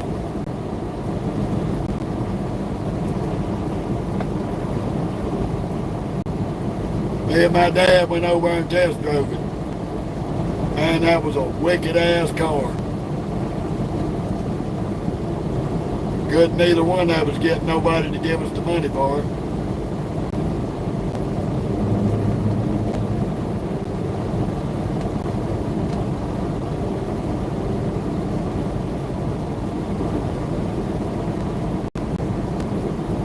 How you doing, Bud?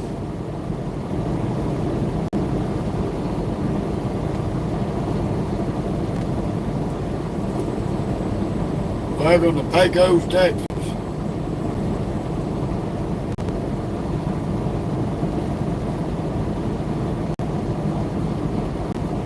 We're going to be coming up on this Loves here shortly. I'm going to do that 30-minute break.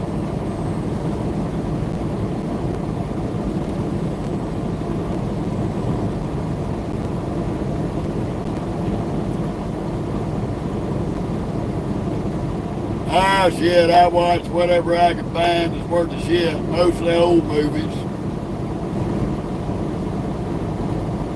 Movies from the 60s, 70s, 80s. A few of the newer ones that are out.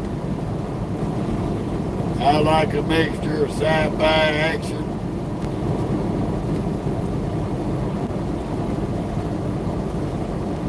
As long as it ain't no B movie. I can't stand B movies and bad dialogue.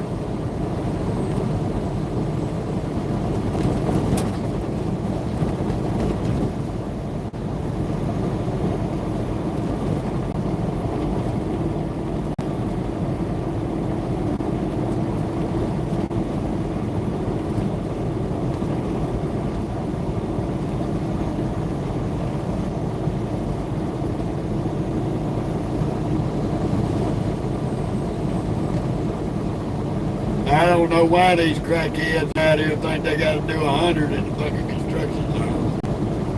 I got another one tailgating me right now.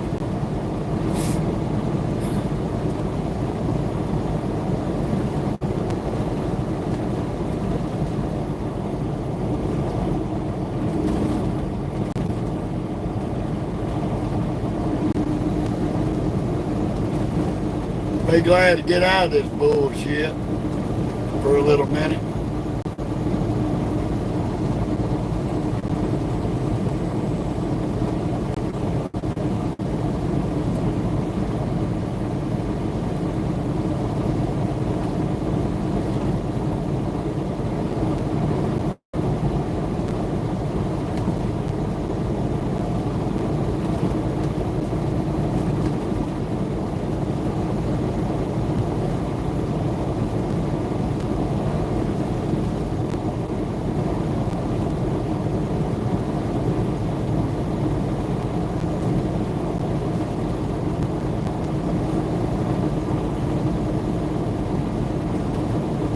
I don't know what you're talking about, gaming guy.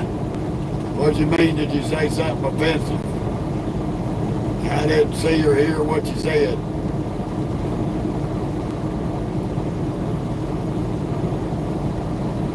Last thing I remember hearing was what kind of movies I like.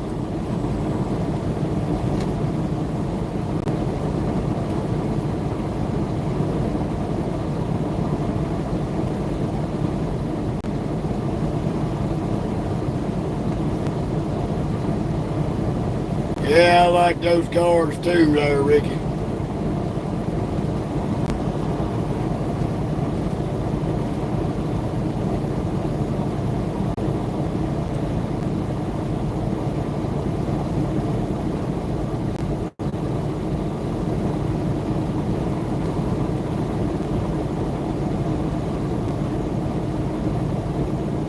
I bet it was sharp there, Larry.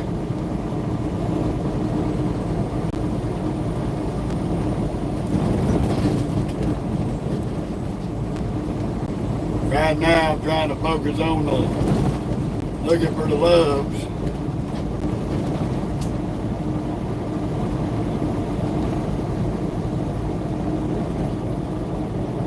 How you doing, Dustin? Yes, I ride motorcycles. I've got a 2009 1100 Roadstar. Ain't got but 2,200 miles on it.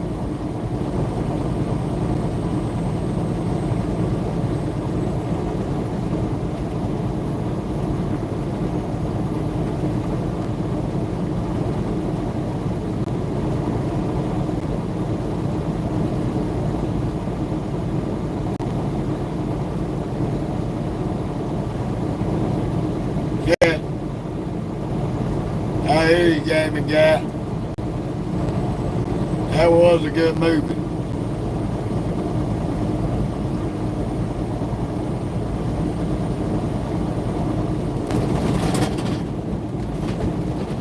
Oh my goodness, where in the fuck is this truck stop? Or did I drive back? I don't think I did. I think it's this last exit right here. Now get your funky bumper chasing ass around me.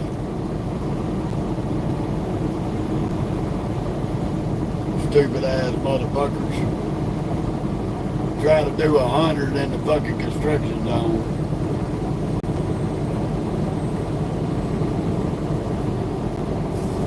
That ain't too bad there, Dustin.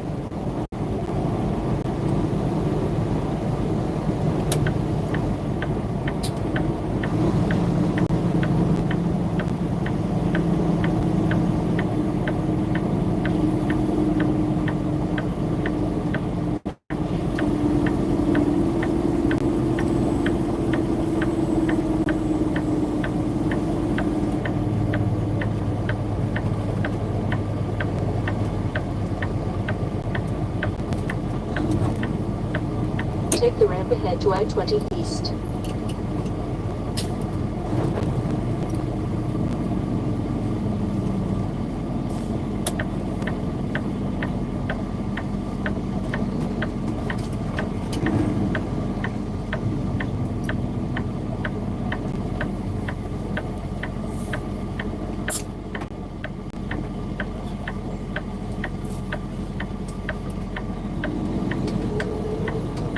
Get in here and do this 30. Find ourselves somewhere out of the way to park. Gotta get this dog out and take her to the bathroom.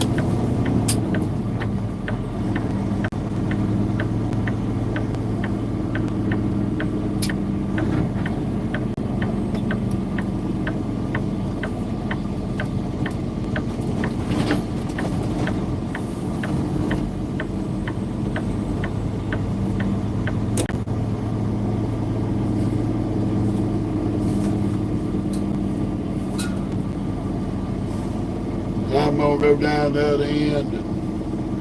Well, I can pull up on the outside edge of the fuel island where I can clean these windows. Got a fucking idiot in the big truck trying to pass me in the parking lot.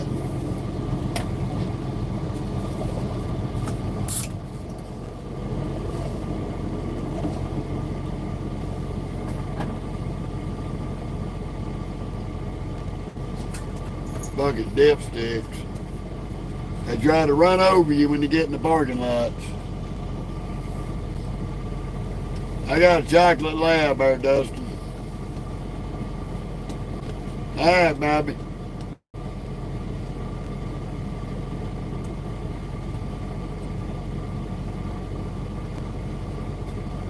Not an old 58 Edsel.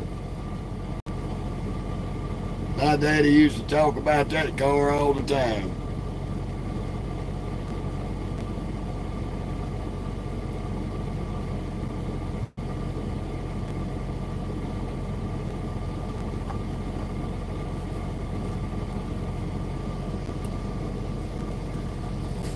Hopefully sooner or later this dude will get back in. Don't know what taking him so damn long.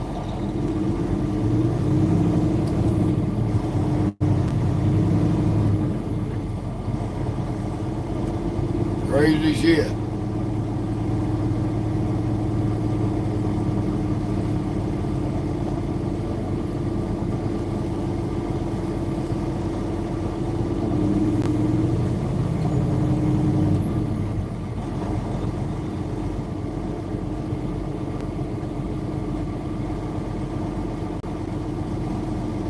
I'm gonna back in right here.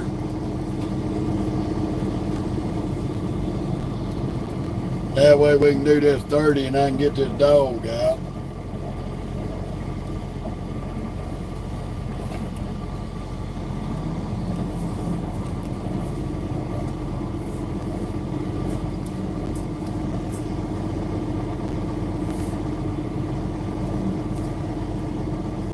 Let her go to the bathroom.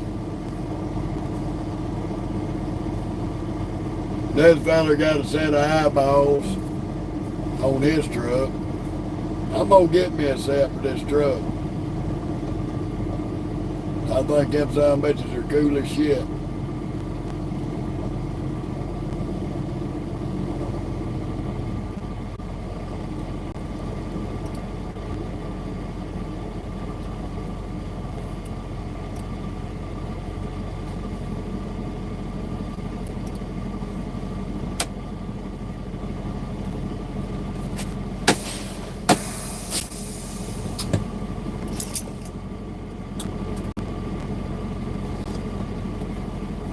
Well, hell, Salvador, if we can't do a straight line back, we got problems.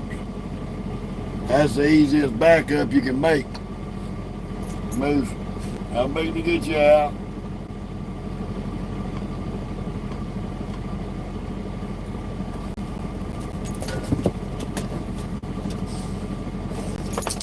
Ooh, mercy. Sit down. Quit being a clown. Take her out here to Pete.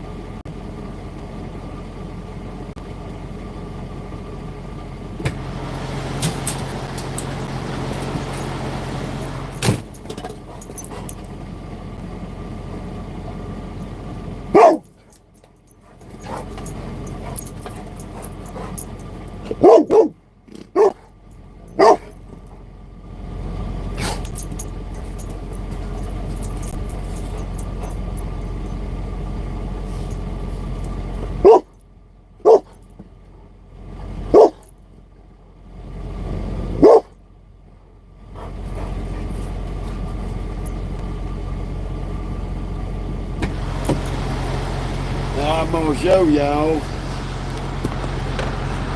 I'm gonna get a set of these for my truck.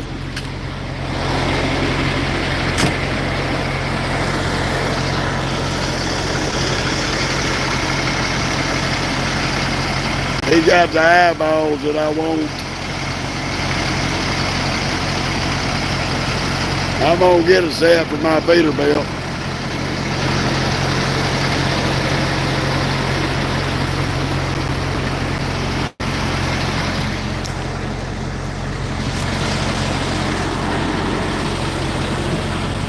You like to lost your rope, chick? You like to lost your rope? Yeah, I think they're cool as shit. I think they're cool as shit.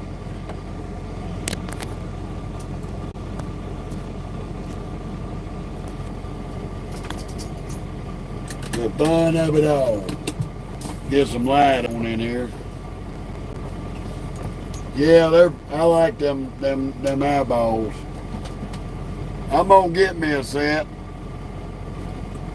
I've seen them a couple of times in the truck stop, but I just didn't even think about grabbing them.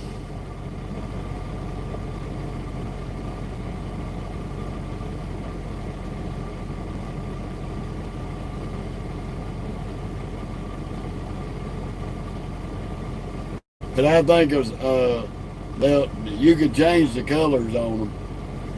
They come with a remote. You can do the eyeballs. It's got you can type in a message board on it. You can do all kind of shit with them damn things. But the fun of it all. We got 5 hours, 40 minutes to the delivery. And I'm probably going to go straight there. See if I can find somewhere to park.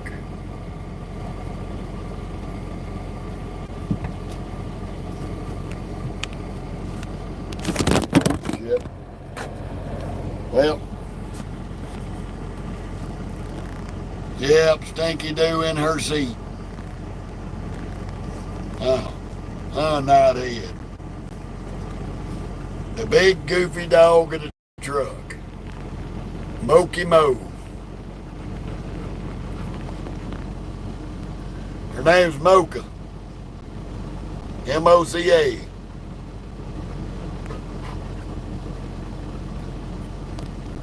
I know. I'm glad to see you too.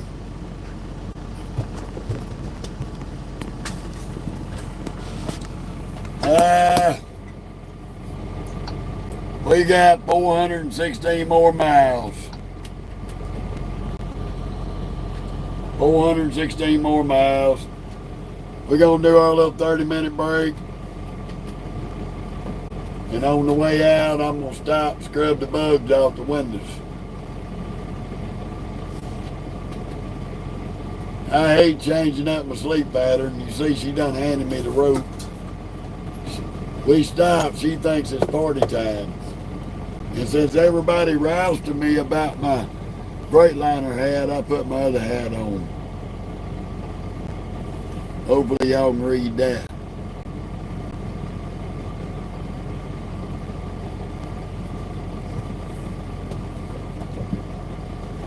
That's right, the American original. I know. I don't want no kiss. No tongue. No tongue. Would you stop? Hey, come on now. Stop. Mocha. Hey, stop. You've been a turd. That's it, Mike.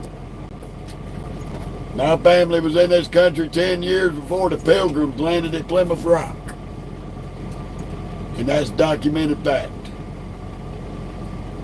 The royal family of England gave my family a choice.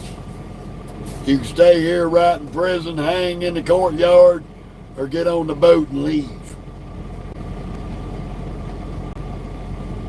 That's what she thinks. Hold on, I'm going to get you some water, but we ain't playing rope. You ain't playing rope. I'm going to pour you some water.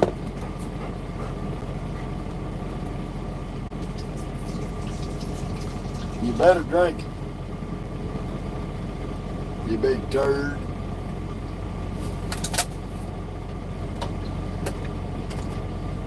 You ain't nothing but a big turd. She's a big loving dog. She's a good riding buddy. She's been on the truck since she was 8 weeks old. She's 4 years old now. I can't leave the house to get on the truck without taking her.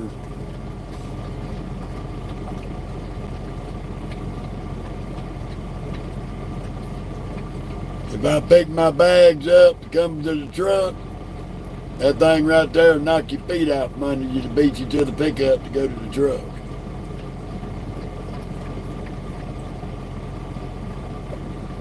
She's going to have fun up in Mississippi. My daughter's got dogs, so that's going to be interesting.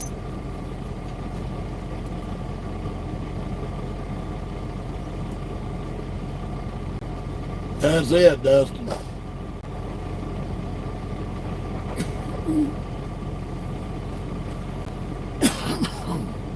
She is a good co-pilot.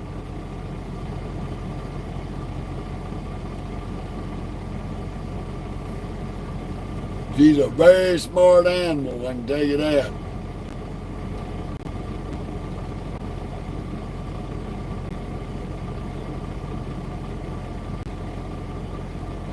Jago, it's too damn early in the morning for retarded bullshit, dude. I'm just letting you know. I'm not even entertaining you.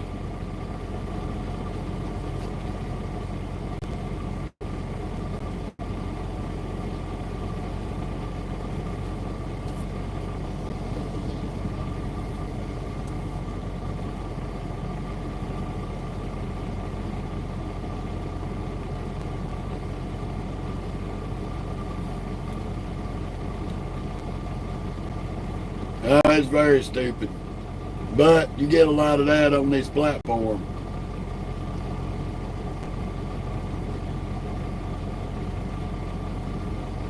Yes. Some of the weird shit that these people be posting, I just don't even entertain it.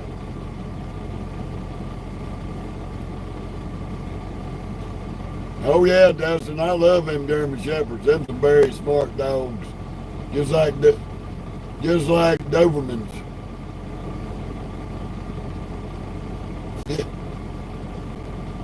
Well, Jaco, we don't smile this early in the morning, brother. Thank you for trying, though.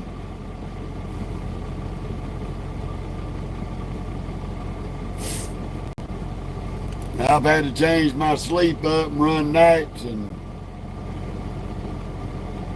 that's challenging in its own.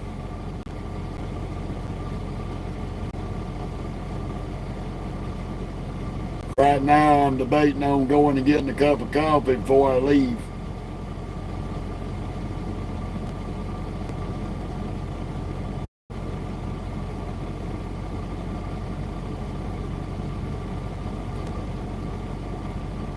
I tried to talk my wife into a Doberman, she wouldn't let me get one. Oh, I got a cousin that raises them huskies. Those are very, very smart and intelligent animals.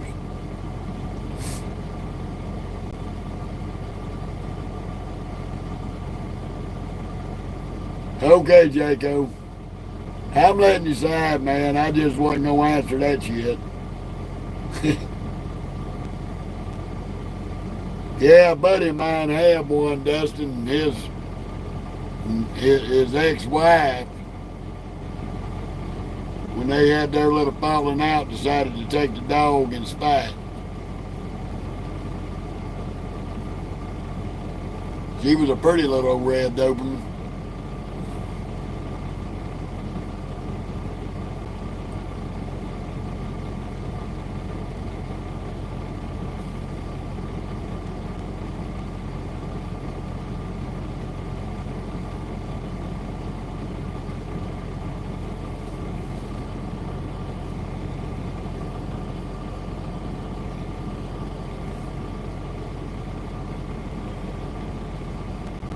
I ain't gonna put up with dumb shit. He just got him 24 hours in timeout.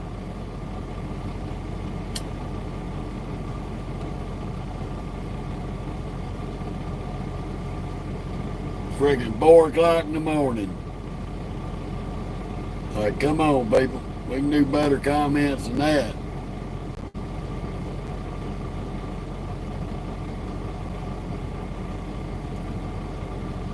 I'm probably gonna set a damn record in the next 2 days of how many people I put in timeout.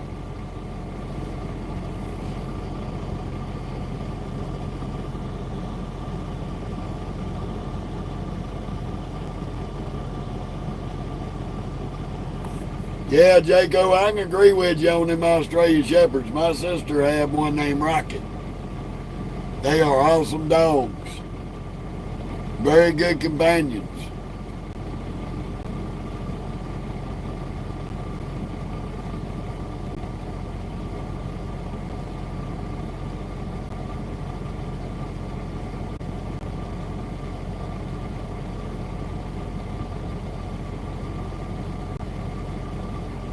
Yeah.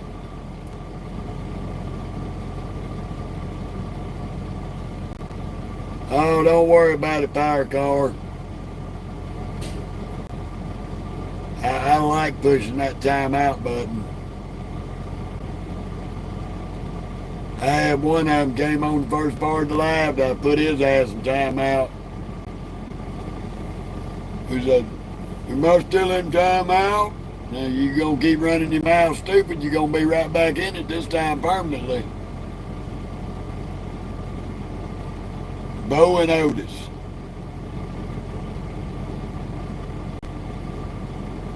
Oh yeah, they're very protective dogs, Jaco. My sister's, boy, you didn't raise your voice at my sister. That damn Australian Shepherd backed your ass up in the corner. Let you know she ain't the one you holler at.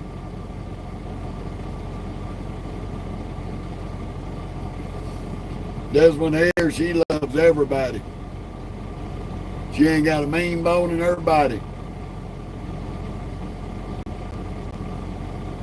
Yeah, I've known a few folks that had them blue healers. Those are some very protective dogs. And if they don't know you, they'll bite your ass too.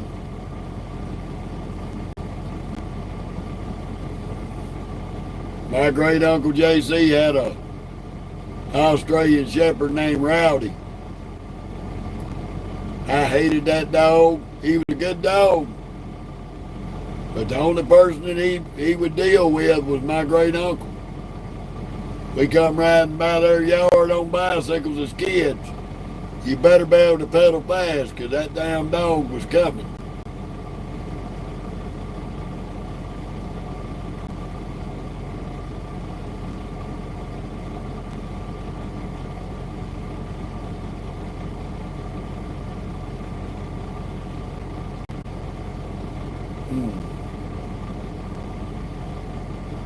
But when I was growing up, we raised and bred Springer Spaniels, English Springer Spaniels. They were good dogs. Very good dogs. Till my male dog took a chunk out of Daddy's ass because him and Daddy didn't get along. And he eat my daddy's ass up. That little 65-pound dog took that 200-pound man to the ground quick. Yes, I love you too, you big steaky turd. I know, we stopped.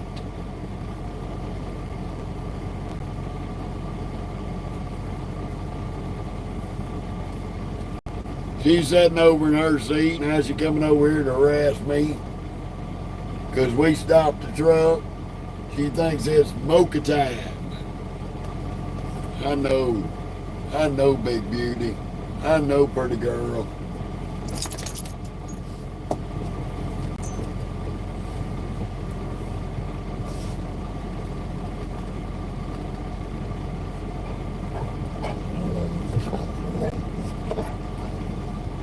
Really?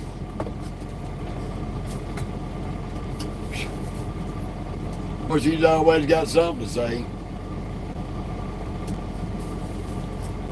Oh, I'll get it when I pull up there to clean the windshield. We don't deliver till 7 o'clock this afternoon. They're going to be sitting about 9 hours waiting to deliver.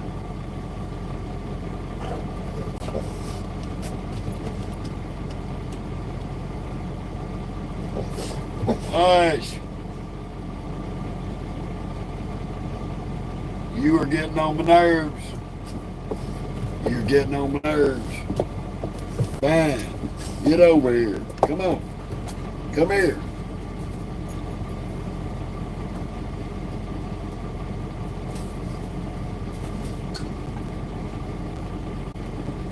Well, you got to think about it, Salvador. Tiny dogs have small man complex. They wanted to be a big dog and they turned out little. Come on, sit down.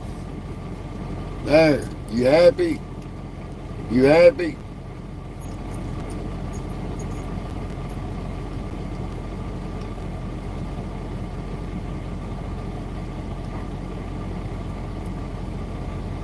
I'm not even responding to that, dude. I know we had a little schnauzer that we rehomed. Now that damn little schnauzer, he weighed 5 pounds. That little son bitch thought he was a 200-pound Rottweiler. Thank you, Jaco. She's a rotten turd. Spoilt rotten.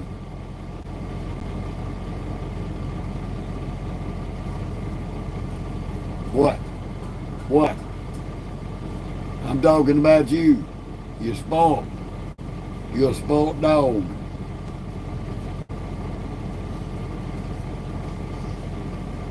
Thank you, Salvador. That's how she got her name, Mocha.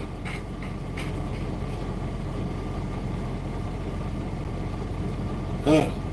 Huh, Moky Doo.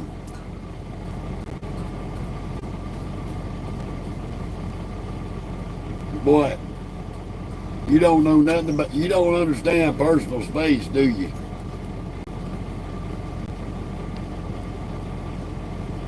But if your ass wasn't so big, we could both fit in the seat. I know. She's 4 years old, Dustin. Personal space, Mocha. Personal space. Personal space. Come on now. Crazy dog.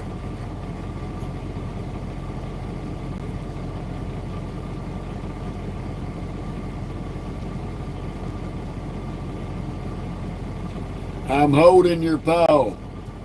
We're moving it.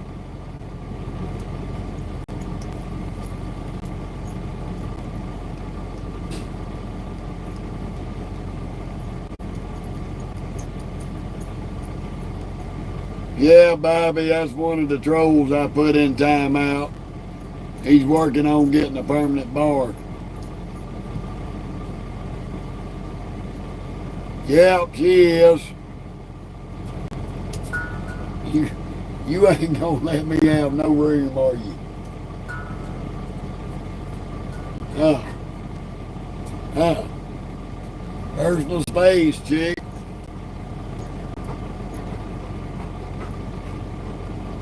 You a stink ball. No. Mocha, come on now. Come on now. People are watching. People are watching, chick. You're too much.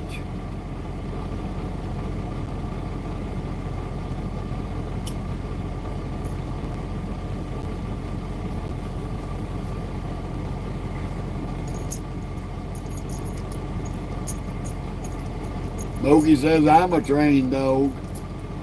She said I understand English better than most people.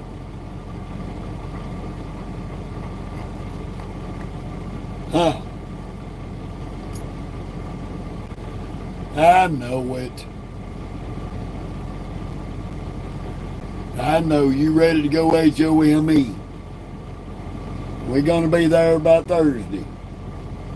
Gotta wait a couple more days. Come on now. Stop. You're so disgusting.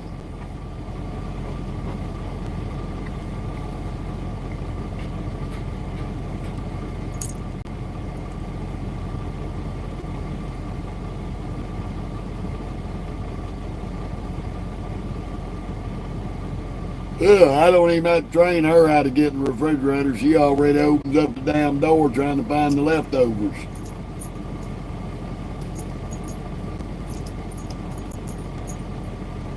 She tried to snatch my Subway out of my refrigerator one time here in the truck.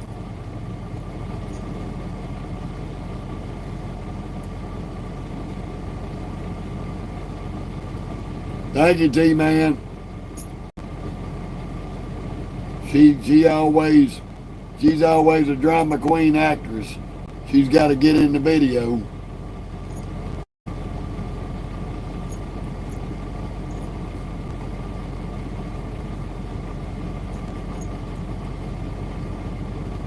We got 6 more minutes, turd.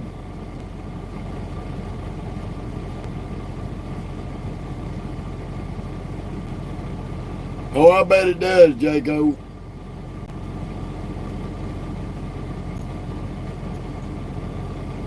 How you doing, Noel? We having a 30-minute break and Mocha's getting her me time. Yeah, I know. I know. You're a good baby. I know.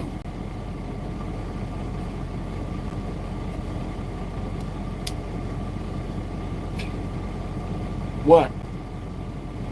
Why you gotta do that? Why you gotta do that? No. I know where that tongue's been. You ain't licking me in my face.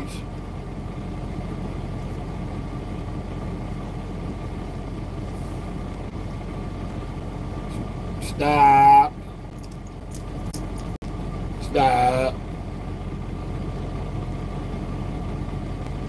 Go get in your seat. Get in your seat. Come on. Thank you. We fixing to move up here to the fuel island. Move. Do our last 5 minutes in the fuel island and clean this windshield.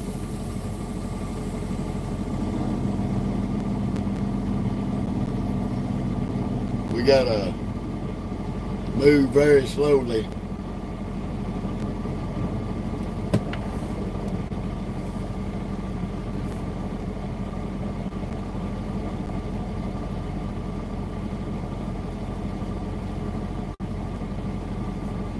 Got to stay under 5 miles an hour and throw us on the drive line. When we first started the trucking company, she came out on a few runs with me, running Dollar Tree. But she stays busy, Larry. She stays busy with our other business that we own and operate.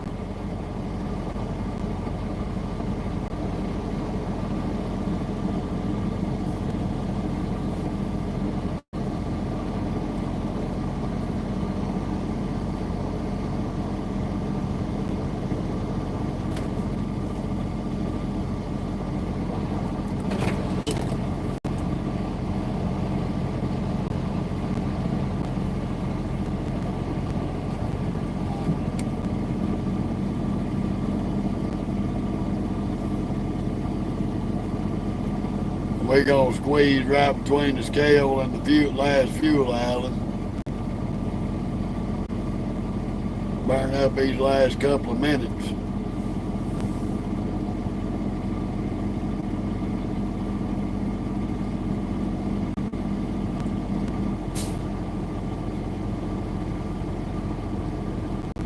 My wife is a spiritualist. So she's a Haitian spiritualist. So she runs and operates her voodoo spiritual shop in New Orleans.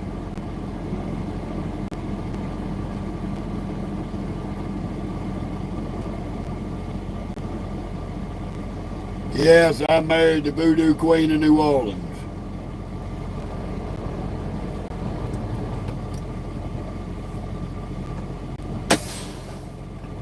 Y'all bear with me. I'm going to go get the squeegee and clean this window.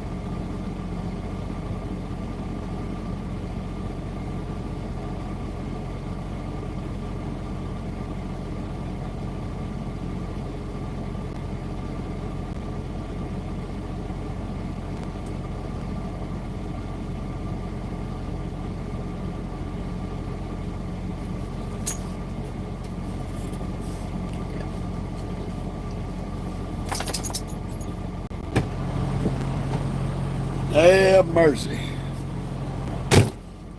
Well, we went and got our coffee. And in the process of going to get our coffee, some ding-a-ling steering wheel holder almost run us over. This bitch literally pulled up, stopped this truck, and in the mix of stopping this truck, he gets up out of the seat, don't set the brakes, didn't put it in neutral, and the damn truck took off. Almost hit me, because he had done blocked the walkway, so I was going to have to walk around the front end of the damn truck, and this dumbass didn't set his brakes or take it out of gear, got up out of the damn seat, and the truck took off.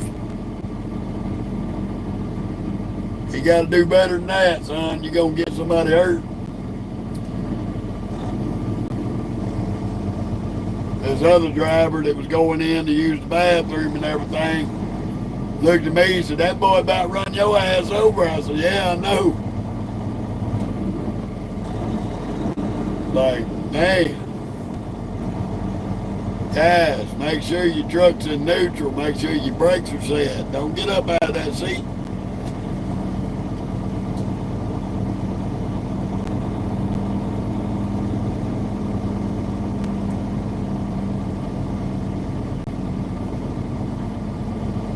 Yeah, he definitely wasn't using his brain.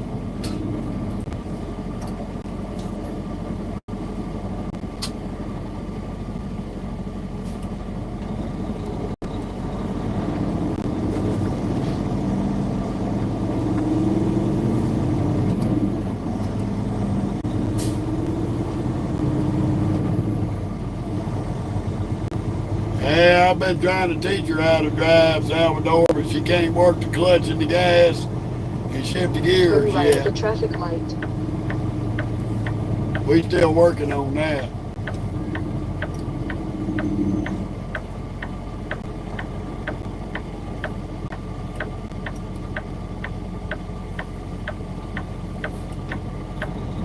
Yeah. I don't think I've ever had a real challenging route. I'd have to think on that one, Terminator.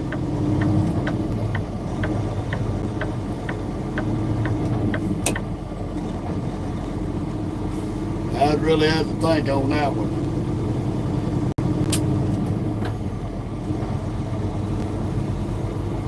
Over 1 million miles under my belt, so that's kind of toughy.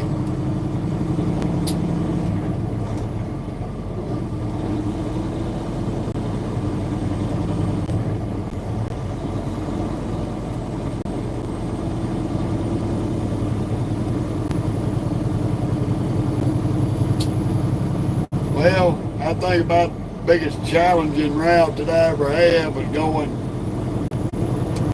some back roads into Georgia.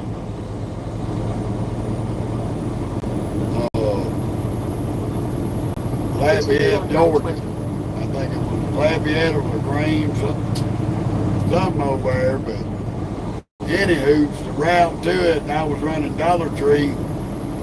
I had to go up and over a down mountain with a switchback on it. And anytime you take these trucks up a grade like that, you got to damn near have the whole fucking road to make the turns.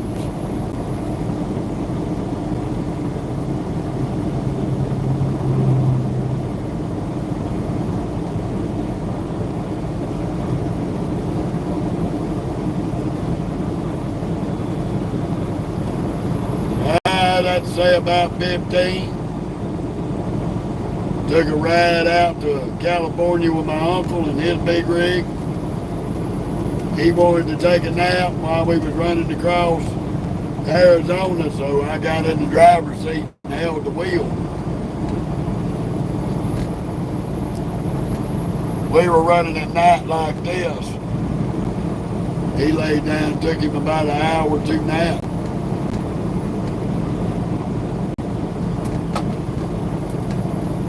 Ooh, yeah. Got that cup of joe.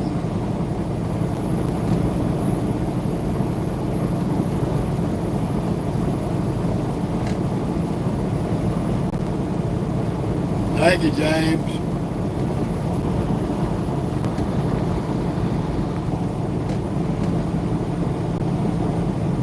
We got about an hour and 20 minutes left on this live.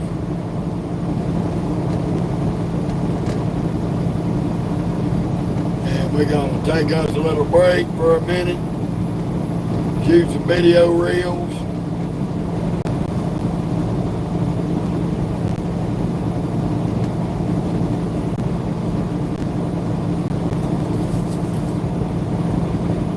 Ooh, the fun of it all.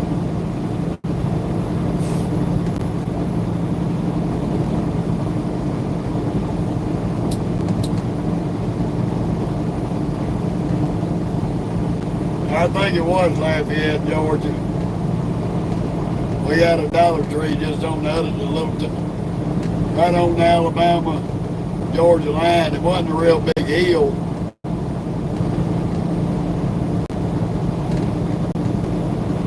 But you had to go up a switchback on a 2-lane highway. So that had to be about the most challenging one I've ever been on.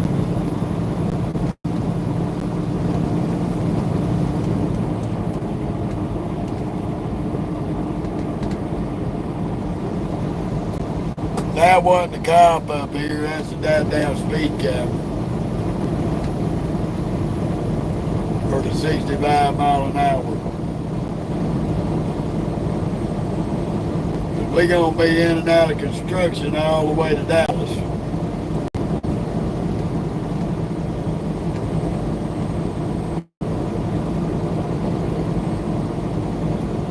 We're going to do our best to make it through majority of it before everybody gets up for their Monday morning ride to work. You can tell the old Texas skies are clear. See the stars.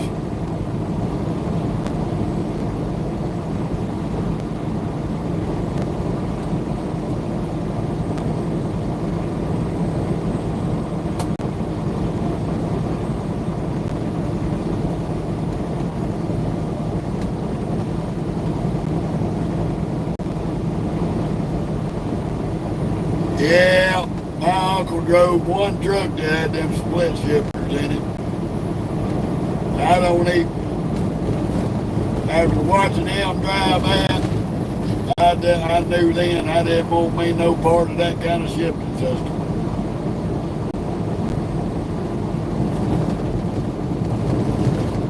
You got to know what you're doing in a split shift.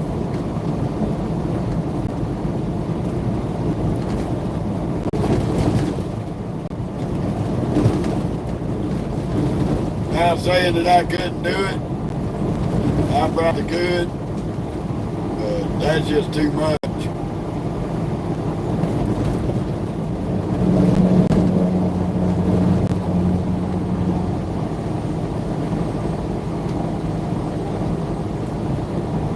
Ooh, man of mercy.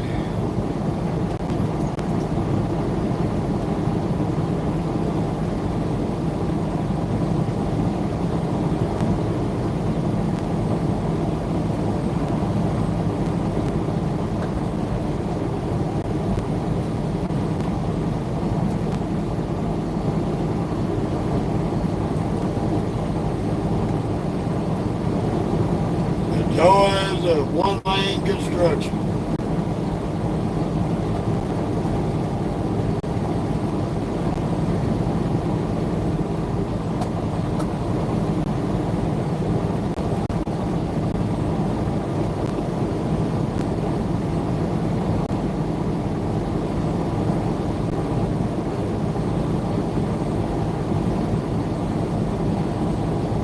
Yeah, it was always cool to be able to do something like that when you were younger.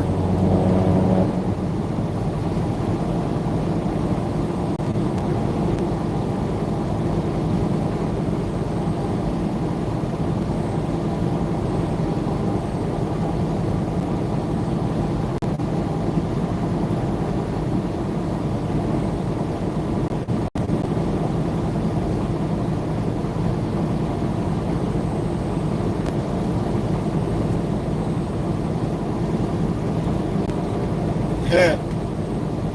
Wooden blocks, huh?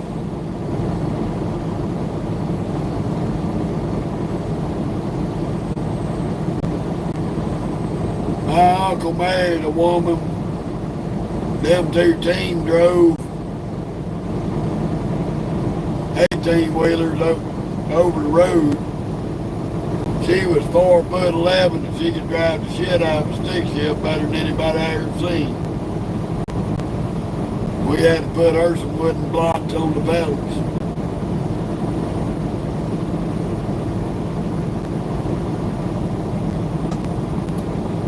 She was 4'11" tall and 4 foot wide.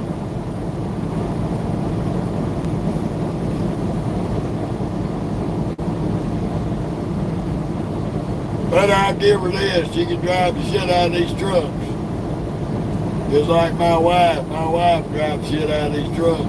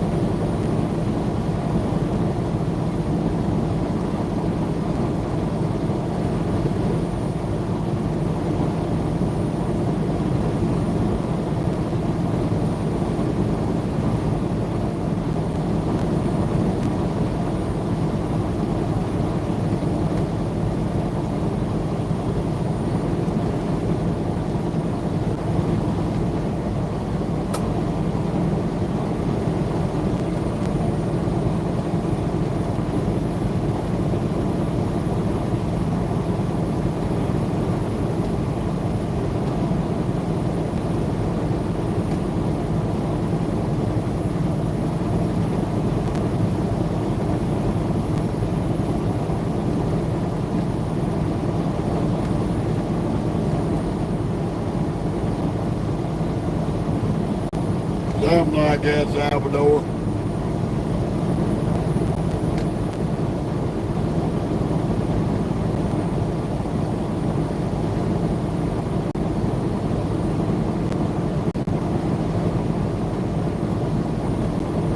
Oh yeah. Oh yeah, David. There's a lot of women truckers out here now. Some of them pretty good. Some of them steering wheel holders, just like some of the men.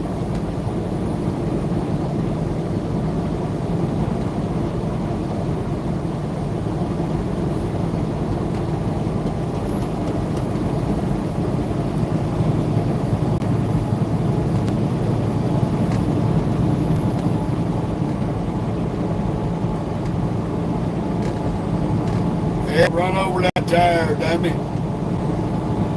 You'll be the next one on the shoulder of the road. Look at this dumb ass.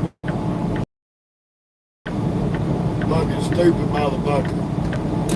Damn truck on the shoulder of the road, dipshit.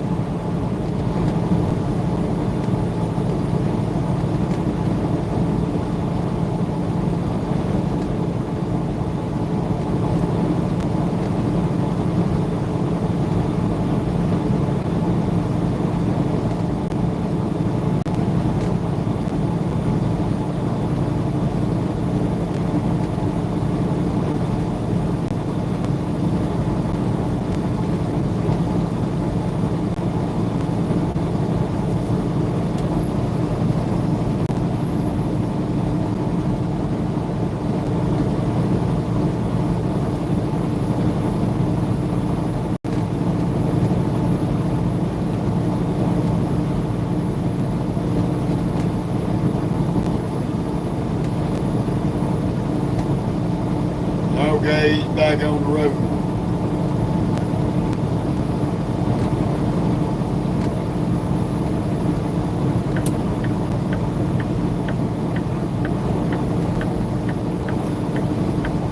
Y'all went facing ignorant son of bitches.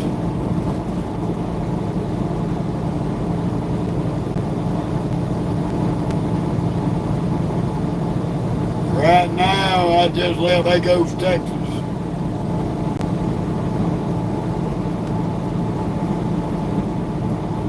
Better get it in your lane, dumbass.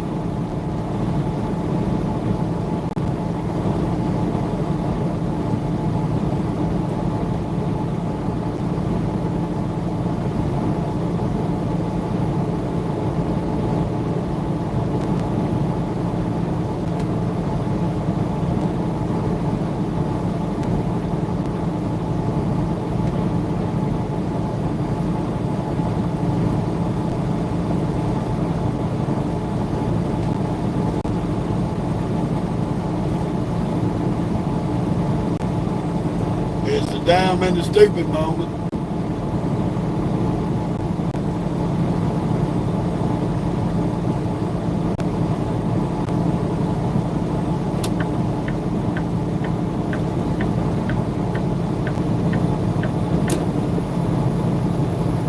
Now he's got his four ways back on. He just come off the older road.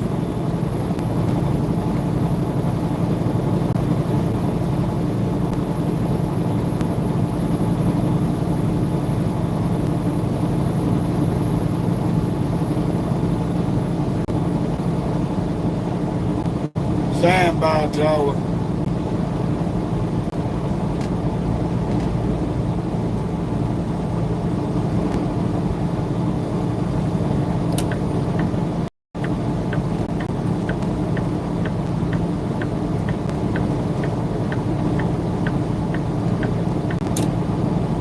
What do you think, Salvador? I'm a country boy. I grew up on ribs.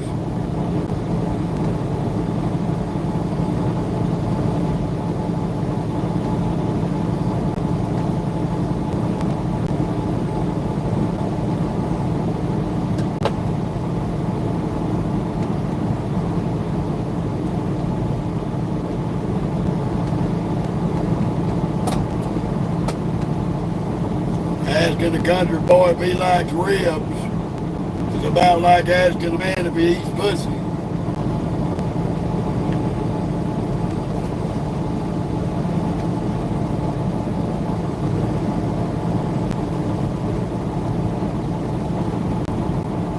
I eat a lot of different things there in Salvador.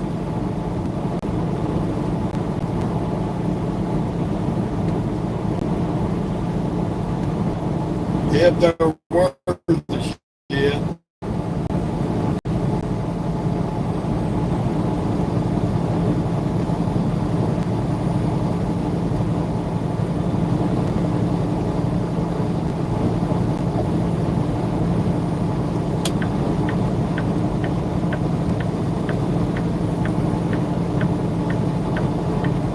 Steak.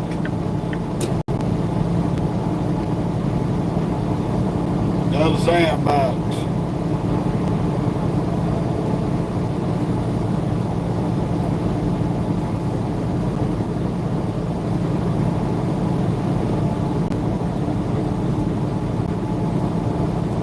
Whatever way it's cooked there, King.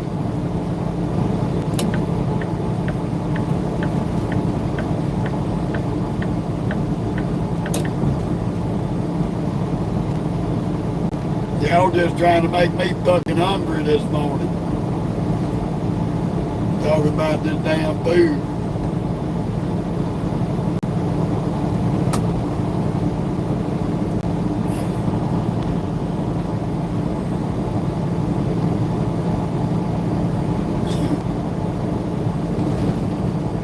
Right, Dustin. That's right.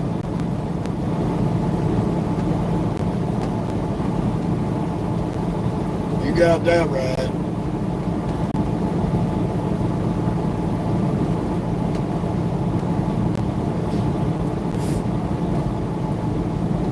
Scrambled eggs, bacon, sausage, grits.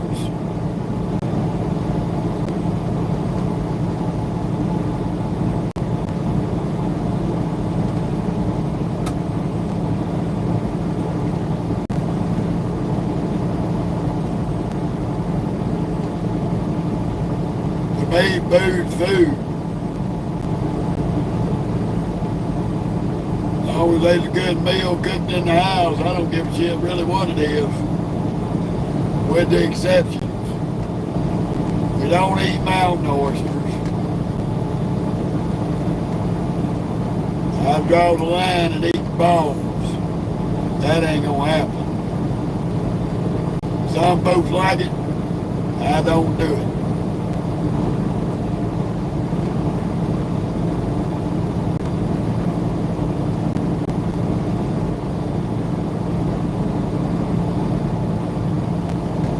Yeah, Larry, we a long ways from them days.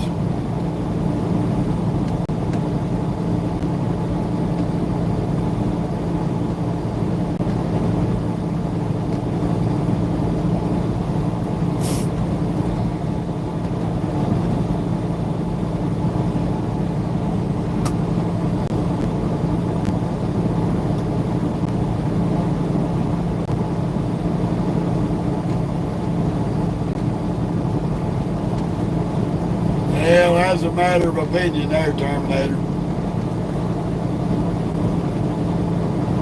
I like a lot of different things, but I draw the line on quite a few.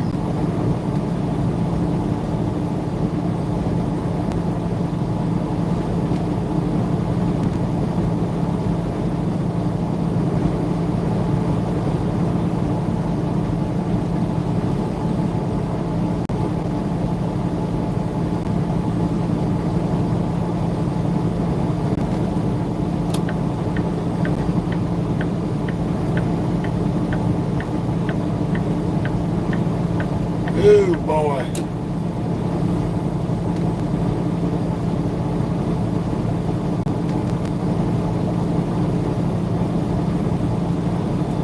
Wake it up there, buddy. You're running off the road.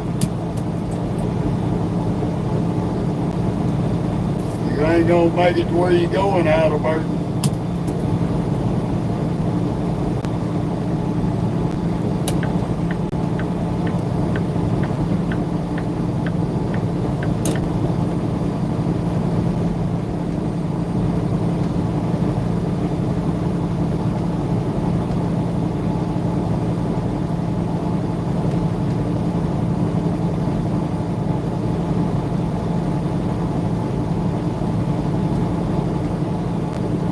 Yeah, there in the moon by was a nickel.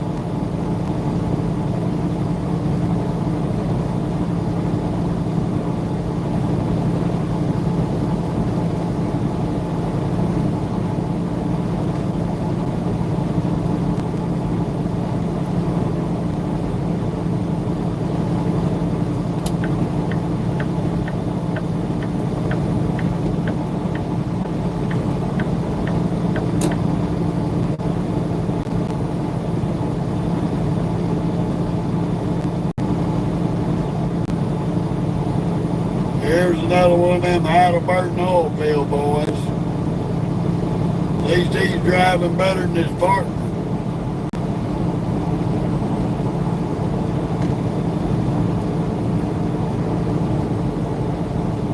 How you doing, Ryan?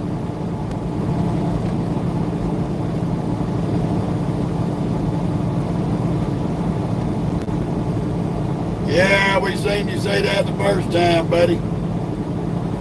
High tech. If you're gonna keep repeating the same thing, you're gonna make the list. Yeah, when I can get around to it, Salvador.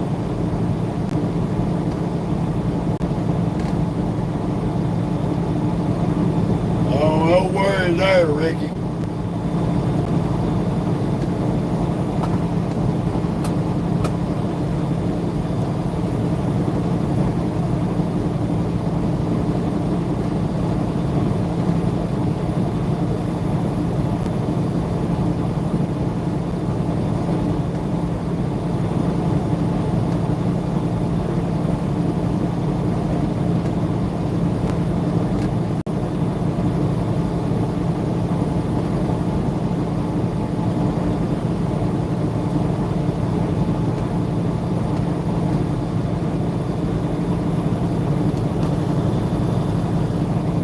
I'm gonna tell you something, DJ. You could go suck a set of sweaty donkey balls. Goodbye.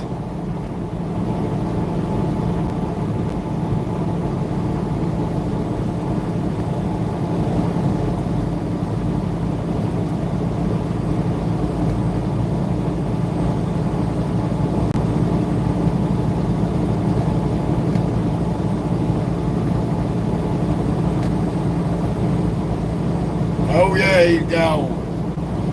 They ain't gonna put up with no retards like that. Y'all know that by now. Stupid ass media trolls.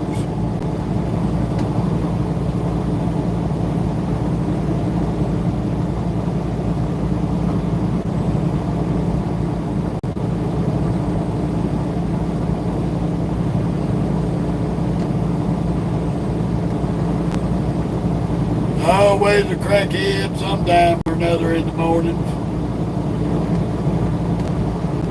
That's what you should know. The internet is full of idiots.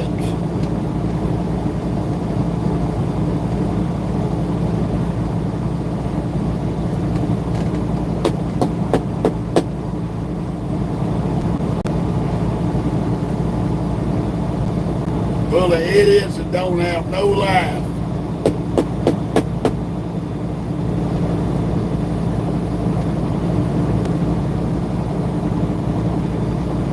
Oh, he'll probably be back, Salvador. I only put him in timeout.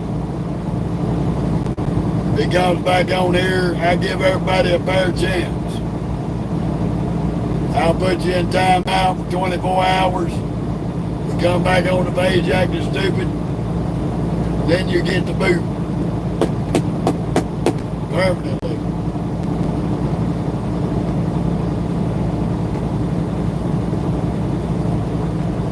Thank you, Dustin. You're more than welcome to come hang out any night of the week or any day.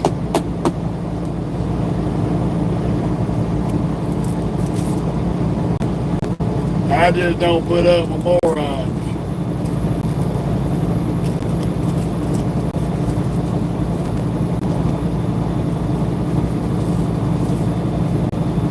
Low IQ media trolls. Short bus rejects that need to be wearing a helmet.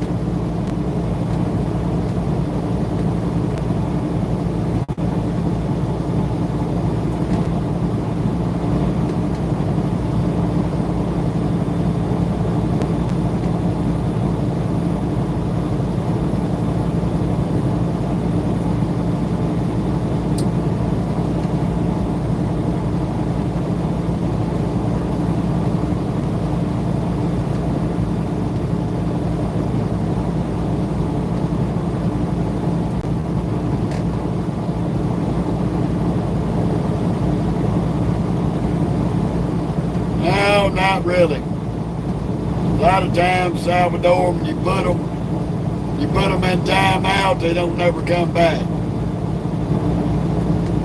A lot of times, they'll come back on, see the live going, they'll stroll on by. Because they know they ain't going to be tolerated. Out of all the ones that I've put in timeout, I've only had to block a select handful to come back.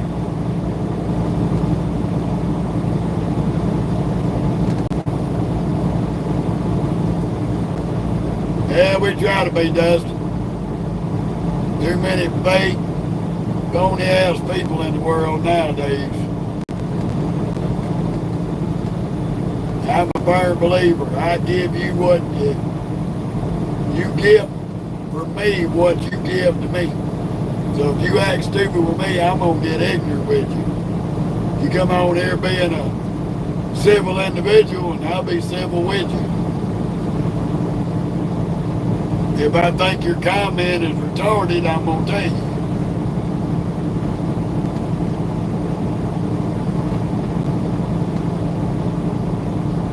It's like earlier, had a guy, well, you got an AC in that truck? Well, duh. Use that lump 3 foot above your waist for something besides the hat rack. Shit like that just insults my intelligence.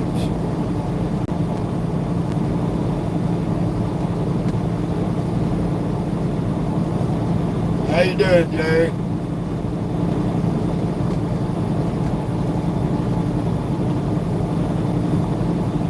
That's why I checked Jaco a while ago when he asked me about farting in the seat.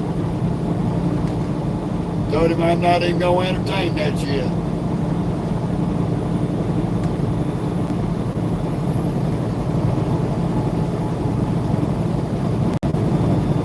And I told you, hi, Tech. Since you don't want to listen and you're a big donkey ball sucker, goodbye.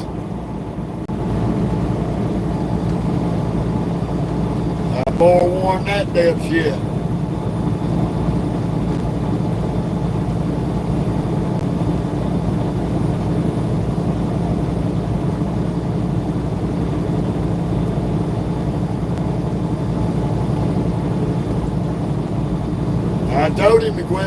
that shit. I done seen it the first 3 times he printed it up there.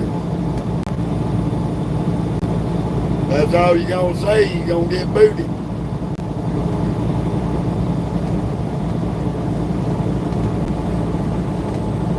Now, be to come on here respectful, hey, how you doing, blah, blah, blah, blah, blah.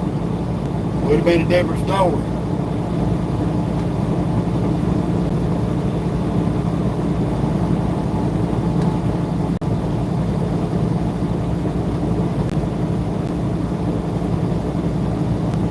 That's when we need, I'm going to have to put queens on here in them situations when another one bites the dust.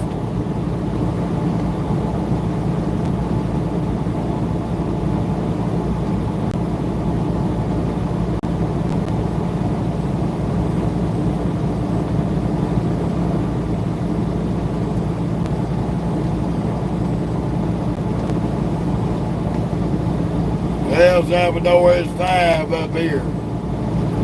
5 a.m.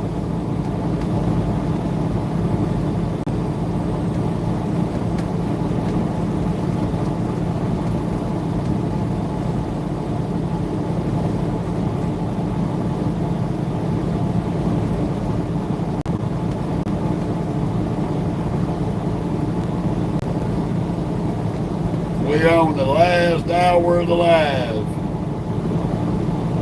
I'm going to take my little break, get ready for my other channel and go live on there.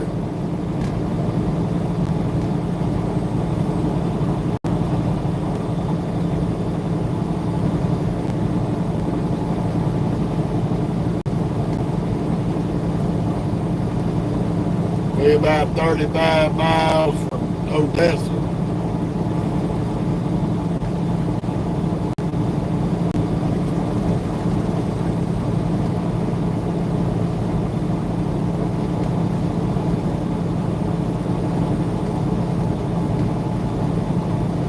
I hear you, brother.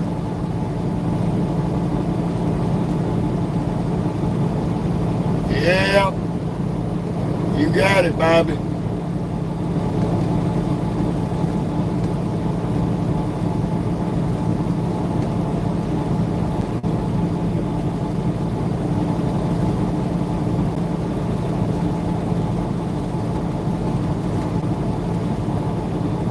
I know that's right, Ricky.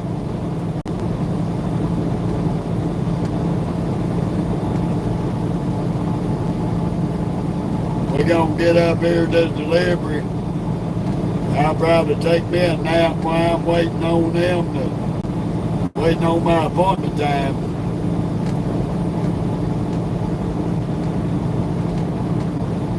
Yeah, Bobby, we on 20.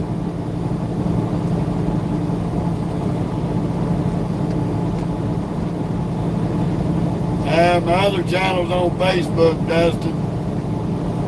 It's under Jeff Mashburn.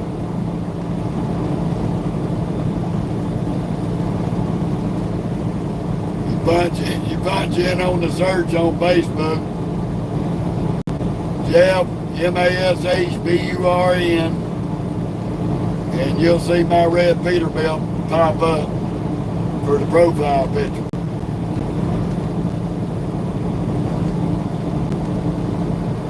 I'll be back live between 7 and 8 o'clock on it.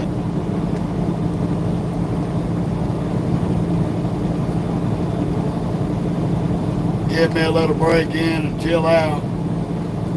Between the lives gives me time to shoot my short video content for the both pages.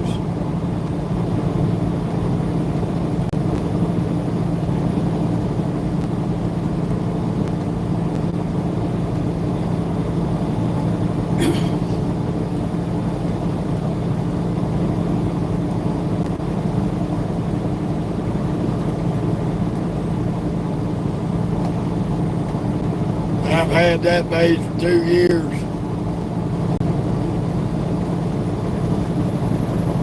We spent 17 hours in Anthony, Texas. I'll have a 10 in by the time I get unloaded.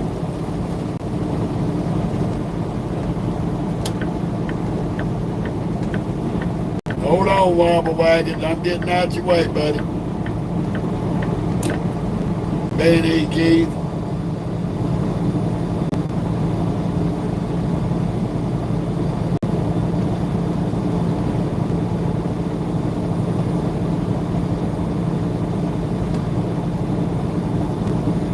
That way we can grab our next load and get rolling.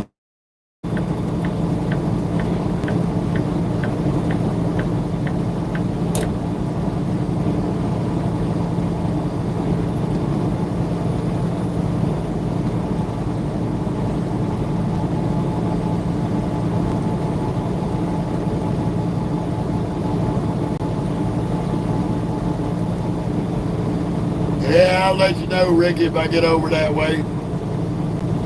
We got to see what they're going to give us.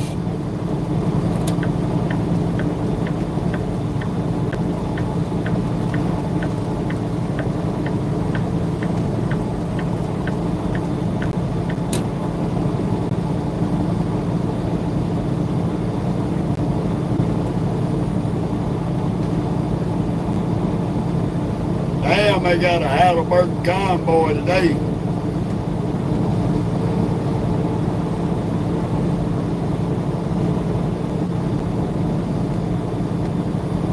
Thank you, Ricky. I appreciate that. We try to be. It's dumbasses that bring out Little Jeopardy on their ass and then they get butthurt.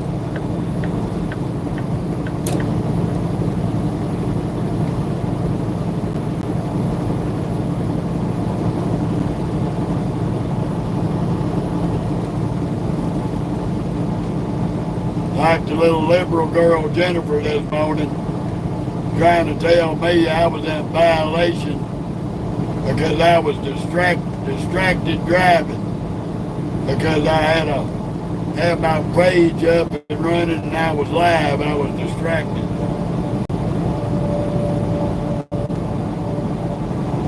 Go ahead, Wobble Wagons. Roll them chuck wagons.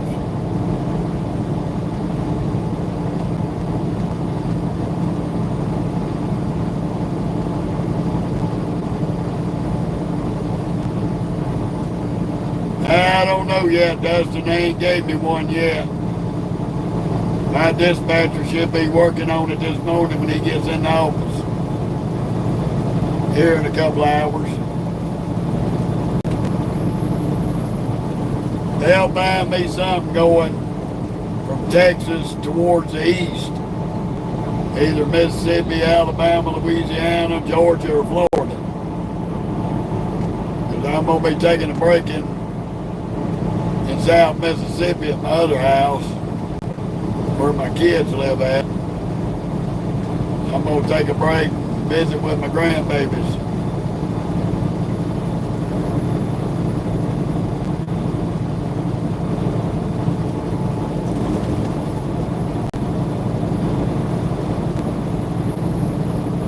Yeah, these fools don't know that Little Jeopardy stays locked up in a padded room.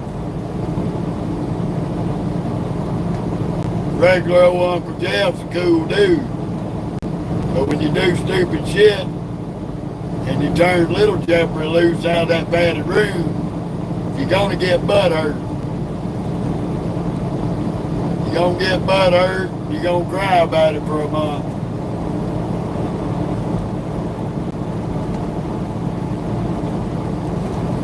Because Little Jeopardy, he don't give a shit.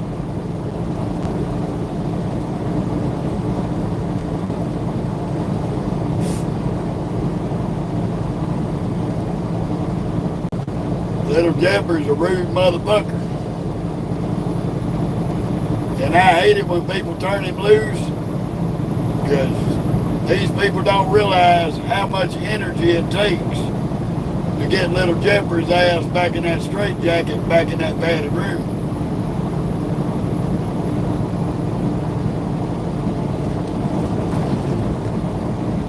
Oh, Bobby, you don't know. Little Jeopardy's a super hemorrhoid. He can irritate an asshole so bad they can't sit right for a week.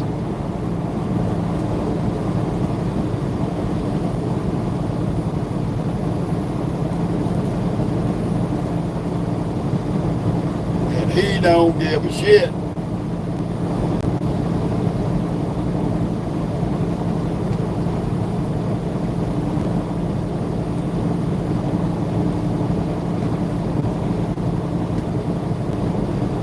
Oh yeah, Bobby. He's a big pain in the you-know-what.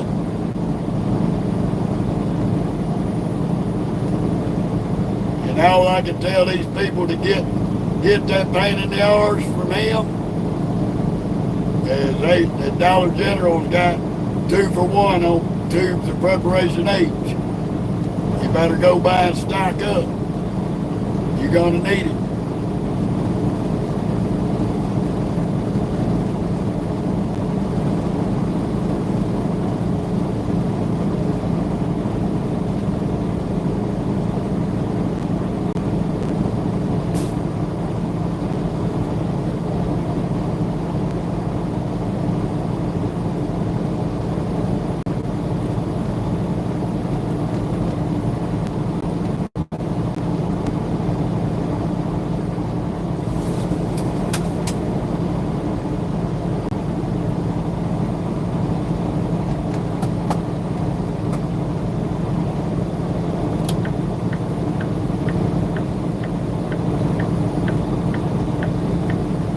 Here's another weeble wobber. He's playing on his phone.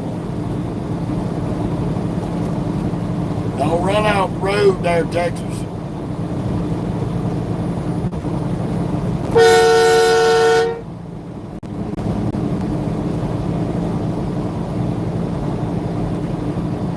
Dumbass.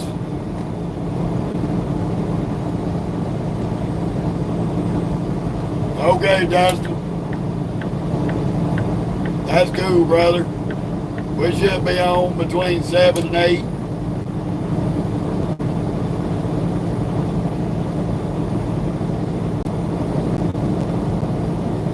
We ain't done a live on there the past 2 days.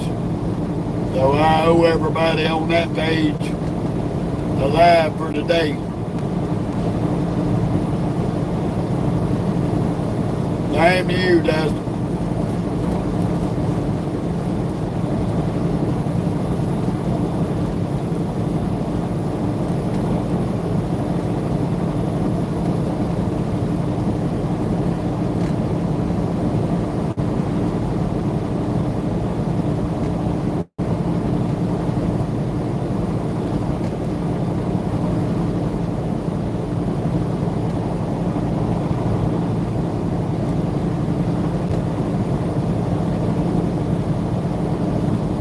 Ooh, yes, sir. Gonna be a beautiful day in the neighborhood.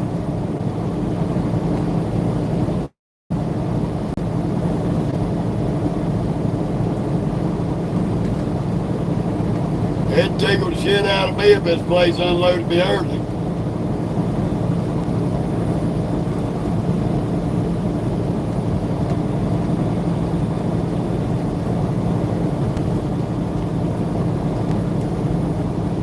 I ain't gonna hold my breath on it.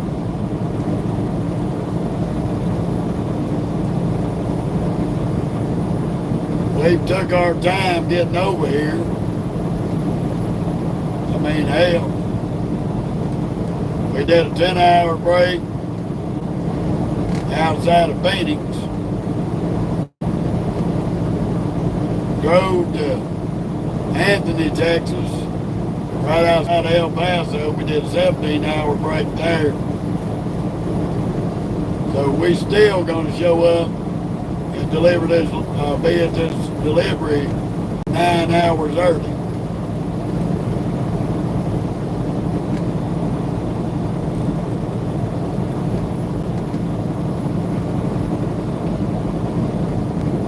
Eight and a half, 9 hours early.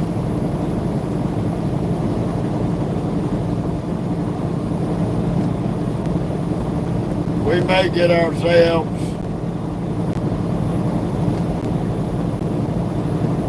within an hour of it. park up, do us a little break, set ourselves up for a 7-3 or an 8-2 split.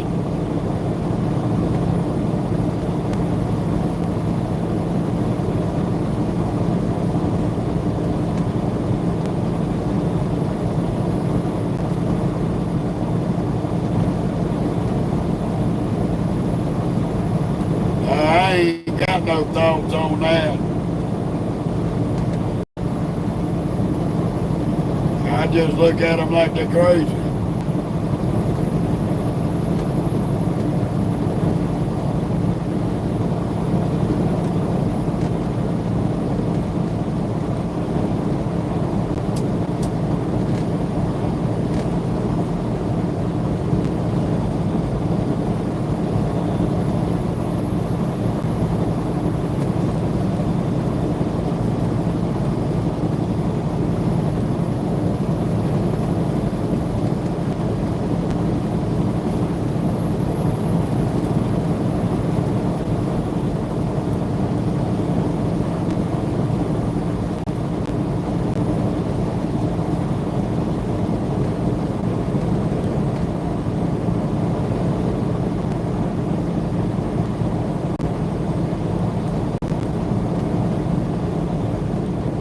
Nope, not even close, Salvador.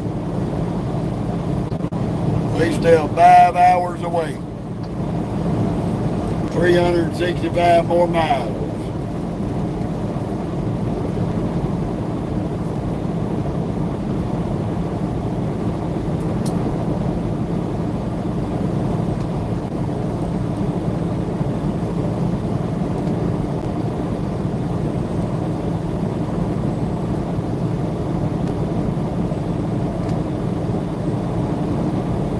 We still gonna be 8.5, 9 hours early.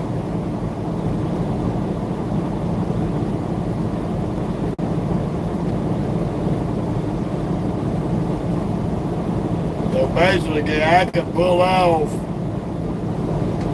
park somewhere about an hour or two away, do a 7-hour break, show up, do a 3-hour break unloading, and I got a 10-hour break in, and I got hours to run another load. Do a split sleeper bird.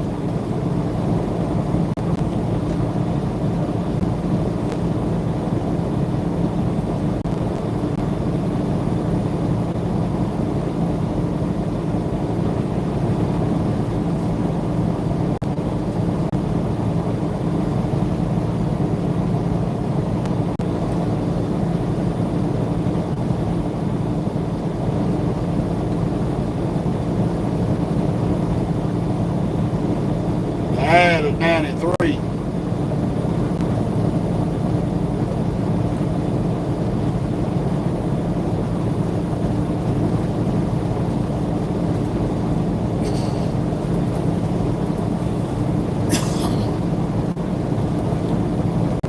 What people don't know Salvador is all those factory-built Ford Lightning pickups.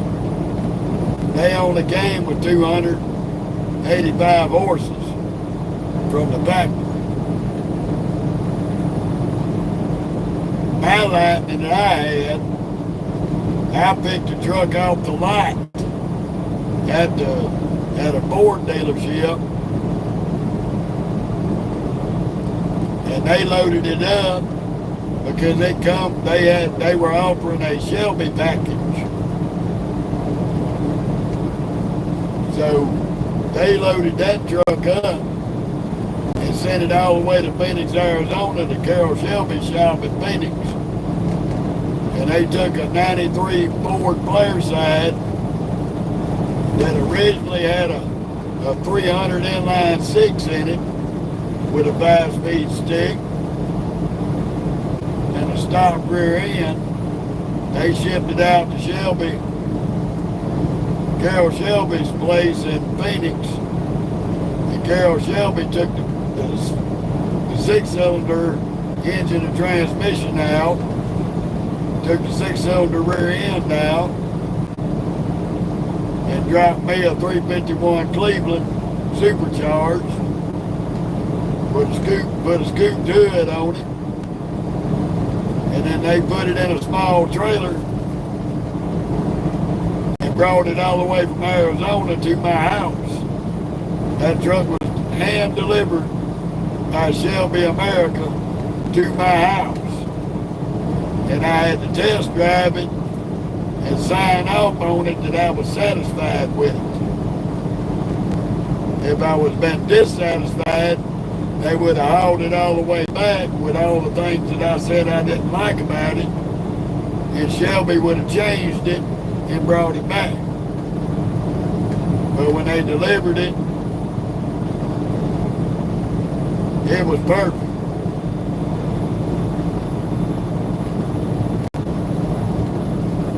Colin, buddy, if you gonna call them tinker toys that y'all run around in Europe a truck, you looking at the real truck right here, buddy. And I wouldn't piss on a Volvo if it was on fire. Volvo ain't nothing but junk. But I'll tell you what, I'll let you get 5 of either one you want. 5 of them. Come on over here. We'll get in the empty parking lot, and you can hook all 5 of them trucks up together. And I will just hook this Peterbilt up and drag all 5 of them around the parking lot like a bitch.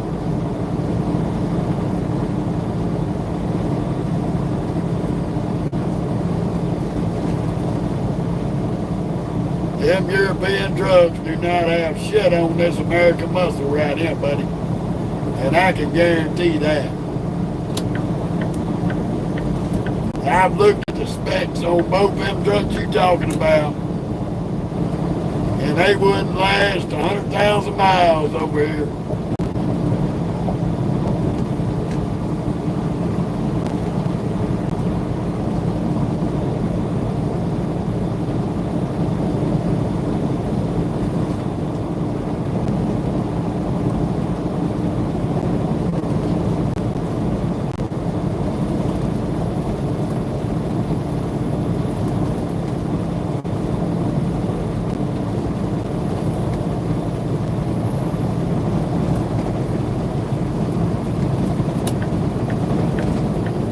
That's pretty good, man.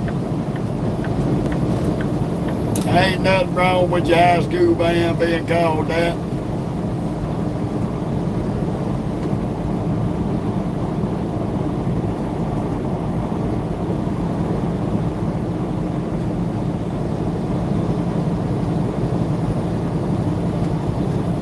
Hey, you ought to get some pretty good mileage out of that Tacoma, Salvador.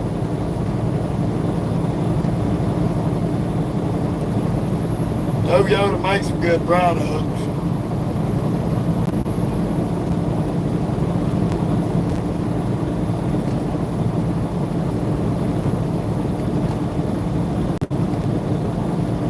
But I understand him bragging on them trucks the way he is. Because that's all they got to choose from over there.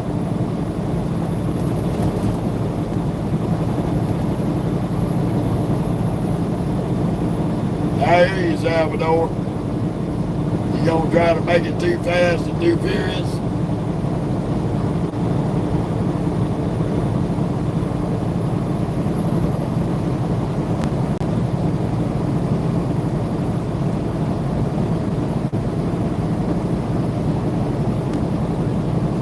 My oldest stepson, he's into all that.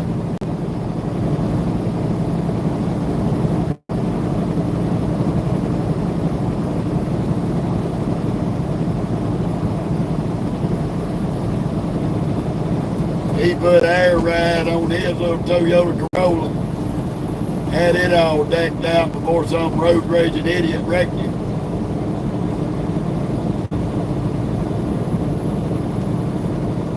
Time he got through that little 98 Corolla, it didn't even look the same no more. It was a sharp looking ride.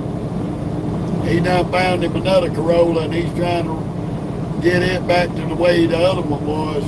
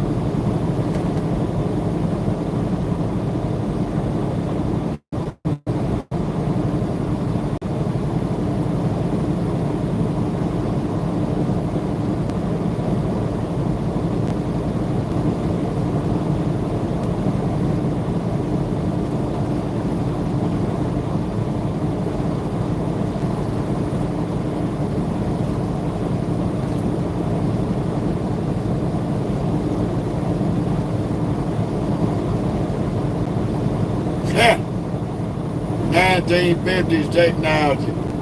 Boy, sit down, please.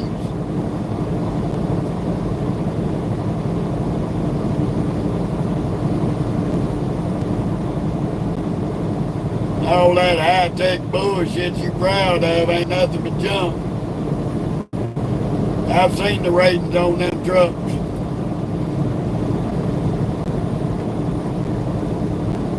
They stay behind the wrecker going to the shop more than they stay on the road.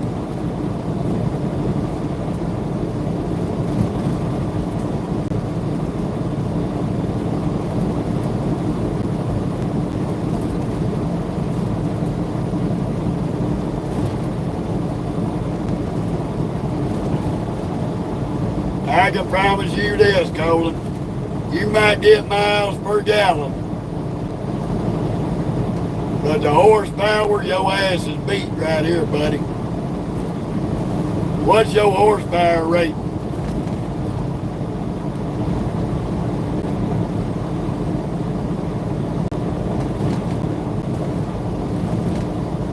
Because I guarantee you this Peterbilt's got more horsepower and more torque.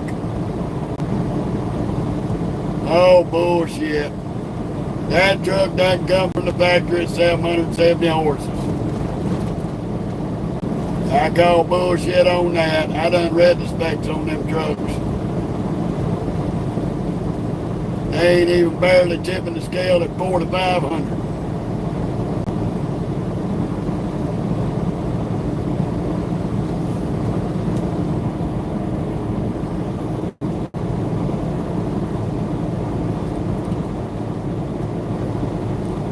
Heh, 770. Bullshit.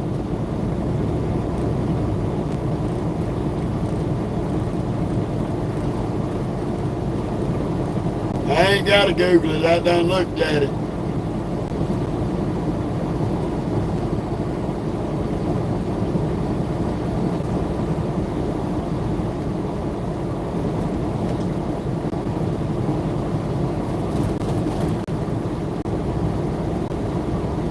Yeah, I had to agree with you on that, Salvador.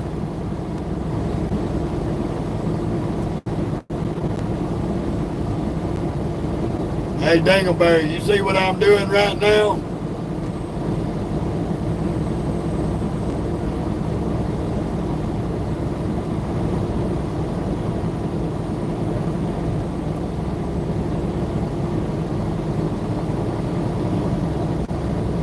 Yeah.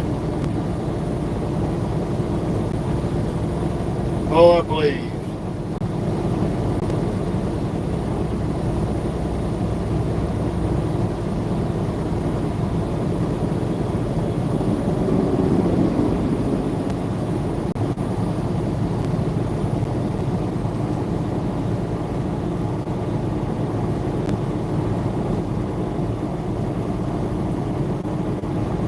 I understand you proud of what you operating over there.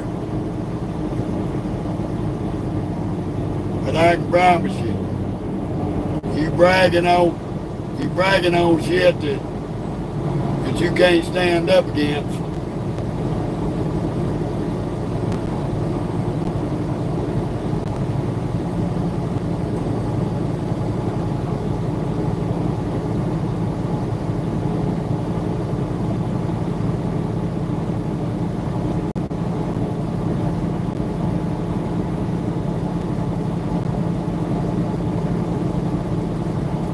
Oh, you ain't seen crazy driving. Wait till we get to Fort Worth, Salvador.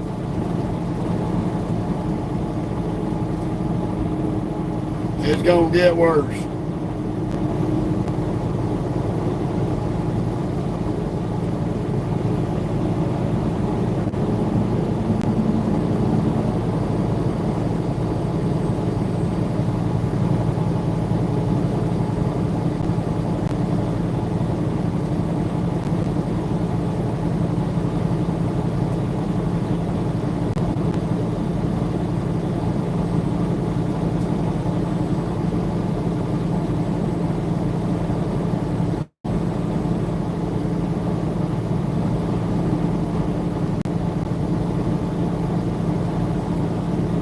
Yeah, Ricky, he don't understand that.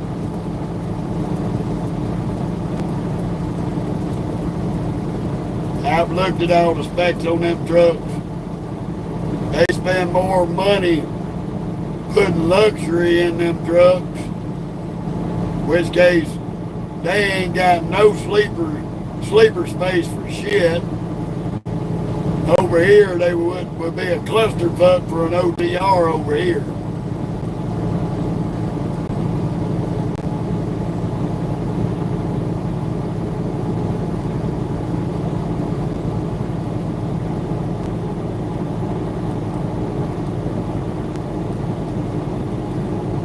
They're cab overs.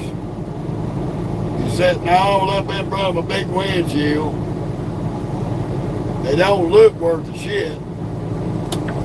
Don't ride worth the shit.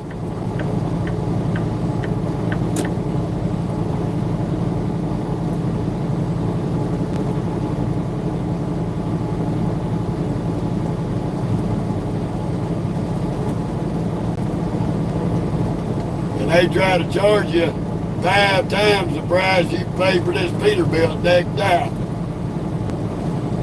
For something that's going to stay in the fucking shop more than it stays on the road. Because they got 4 times the computerized bullshit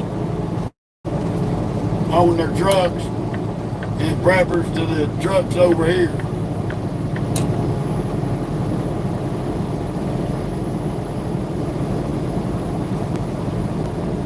And the overall ratings that I've read on the Volvos and the Scania, whatever the hell you call them, 98% of the people rate them thumbs down.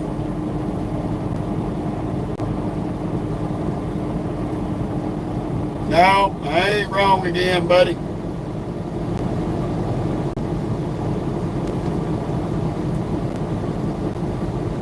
Pound for pound, torque-wise and power-wise, this Peterbilt would jerk the frame out from under them trucks.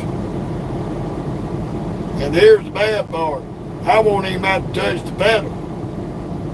I could put it in granny low and just drag your ass all the way across the yard.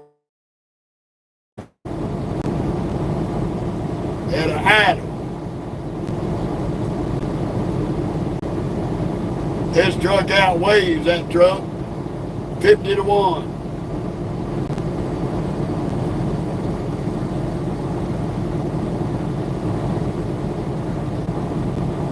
And I've read more bad reviews on them than I have good.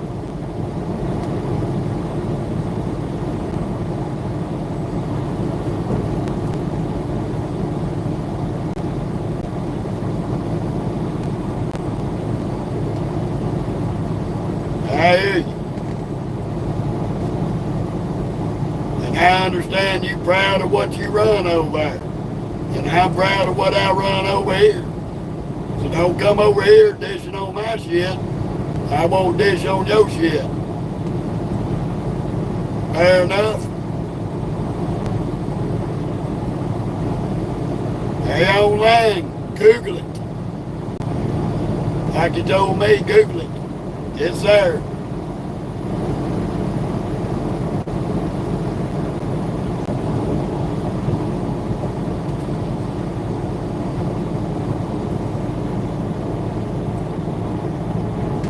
No, it's a matter of pride, Colin. I've been to Europe. I know how your egos are over there. Just like I know how the egos are over here.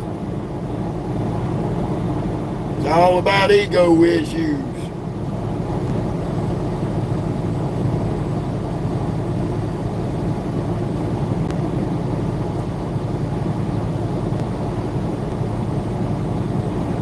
I've worked with people from all over the world in my lifetime. And been told a lot of shit that made me laugh.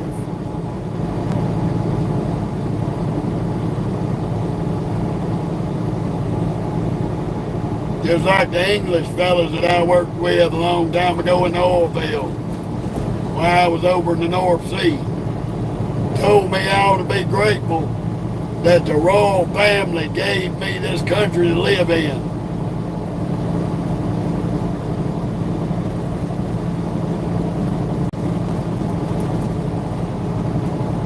See, you want justification to be proven wrong. You have your opinion, I got mine.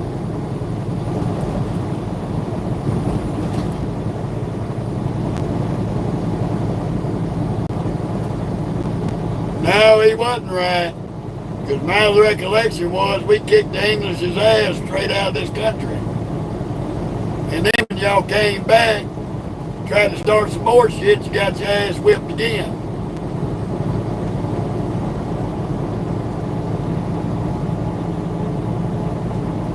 So if y'all fabricate history, you'll fabricate stats on a web page.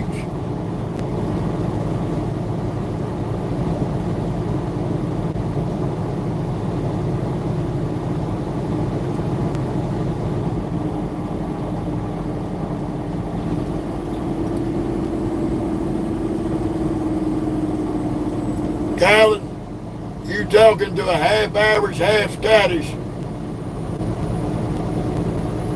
individual.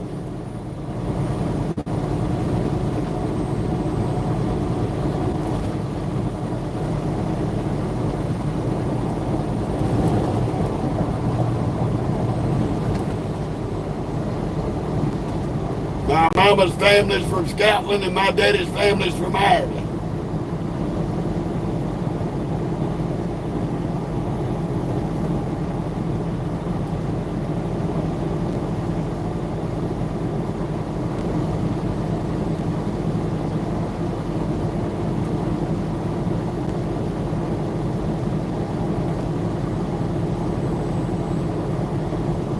See, that's where you fucked up. Don't take a shit on my ancestral roots, asshole.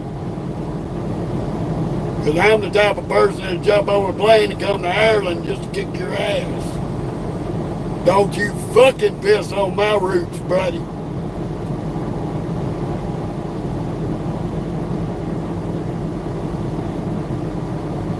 I know where my family came from.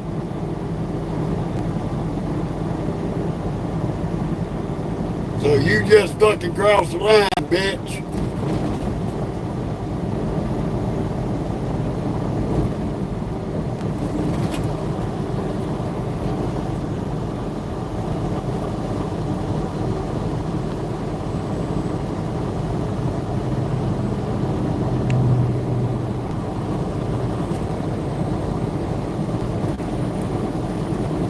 I'm done with that shit.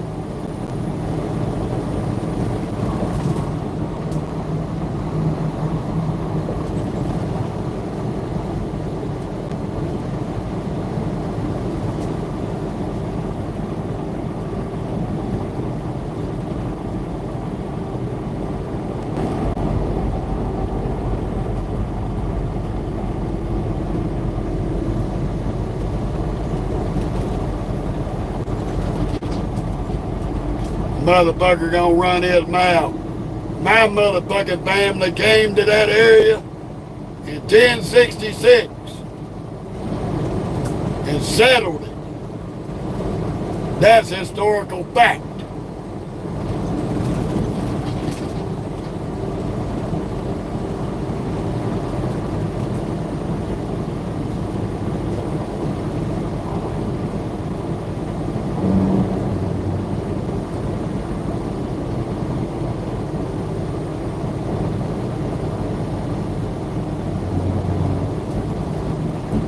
I'm in Midland, Texas, Odessa right now.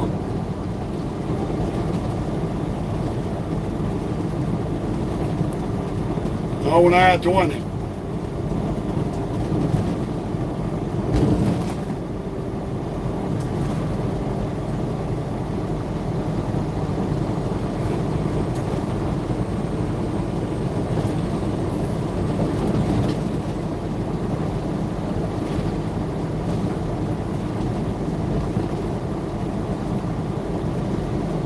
I got some kind of spices and ingredients that I'm taking to a distribution center.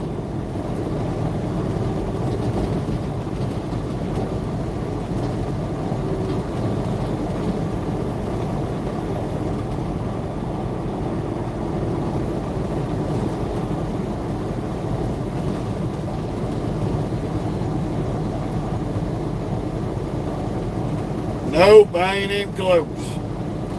They got 300 miles to Fort Worth.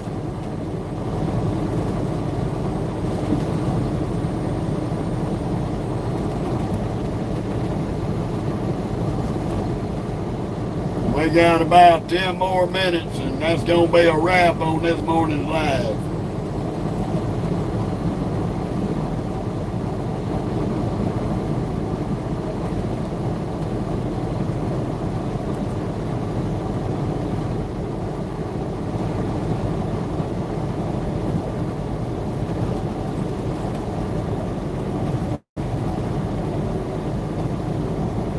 Yeah, Mike, I'm making about $2 and some change a mile.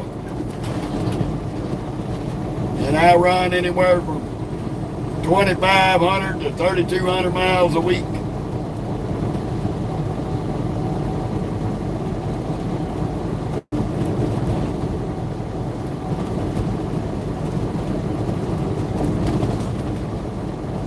Lord, I hate these damn rub-ass construction zones.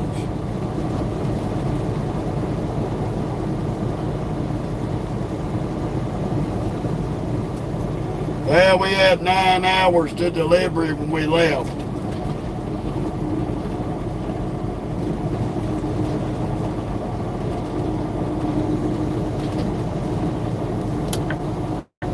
But we having to run on recapped hours, so I'm getting hours back every night at midnight. So I had to wait on hours to be able to run the rest of the way over here.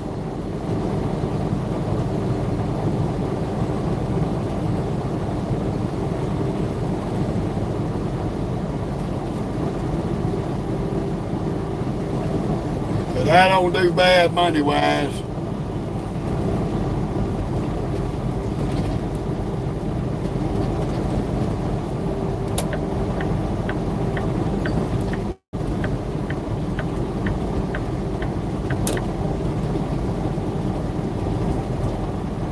I pull down probably 5,000 to 7,000 per week. That's before expenses.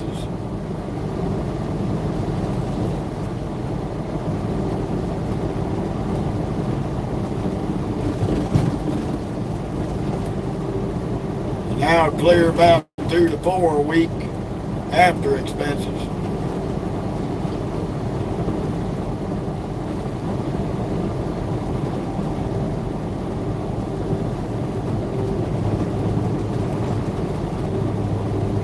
Well, it ain't too bad.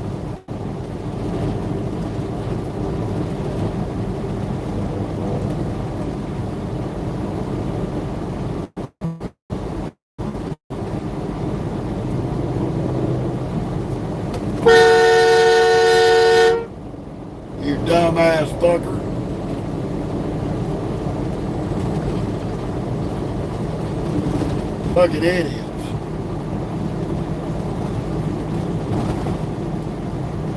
Don't give the hotshot driver a chance to get over.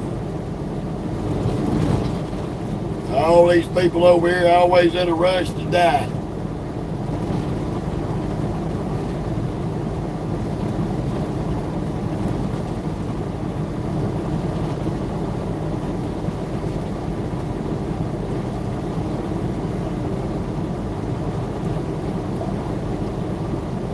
Well, we try, Mike. That's just the price of running and operating your own trucking company.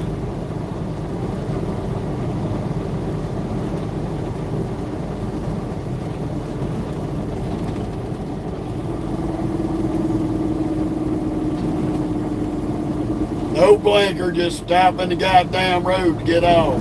Dipshit motherfucker. Stupid asses.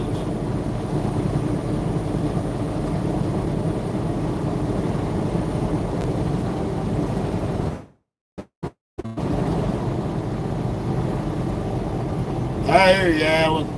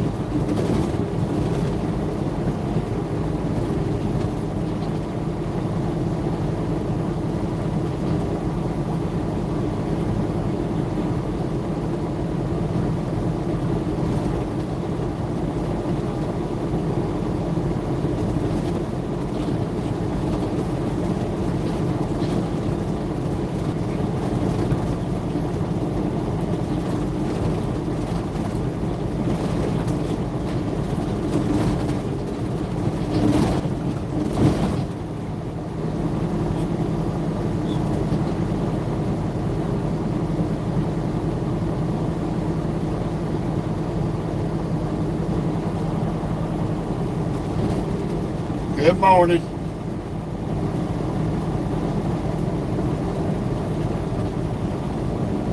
Jennifer.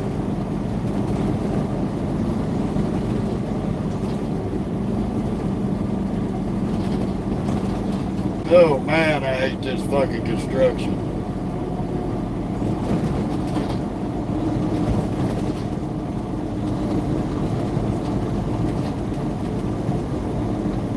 Wrong time of the morning to be right here.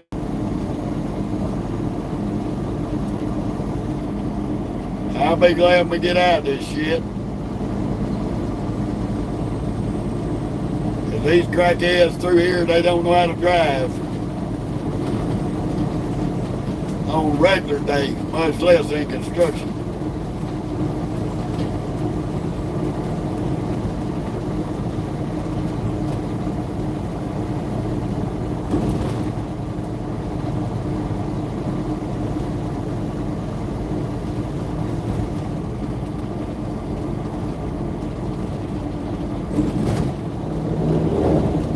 Well, I came out of Los Angeles one time. Went to Daytona Beach, Florida with it. West Coast to East Coast. I ran a couple of them runs.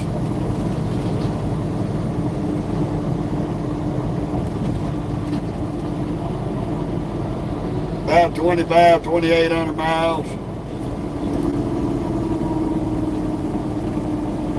Like I said, these dingbats don't know how to fucking drive. Run around you in the left, jam on the brakes in the right, just to take an exit.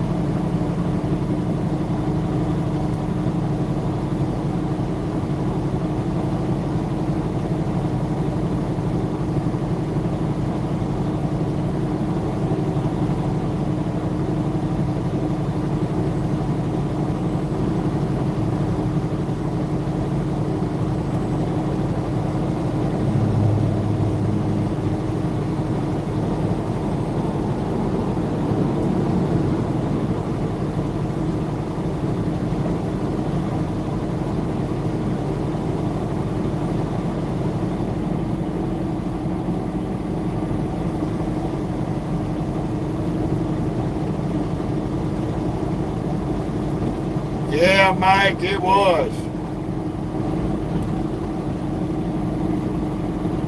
It was definitely a long drive.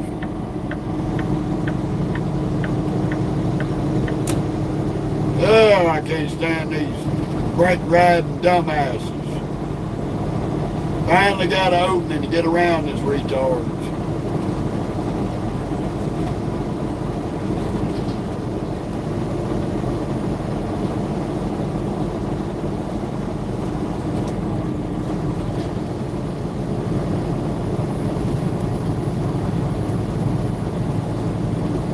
Yeah, Mike, hell, I ran Dollar Tree down around Mobile for 6 years. And I've run some OTR loads out there.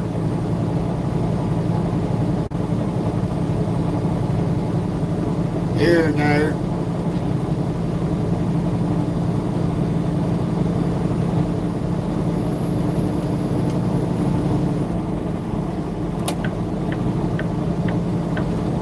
See what happens when you finally get an open left lane to get around morons. You find open highway.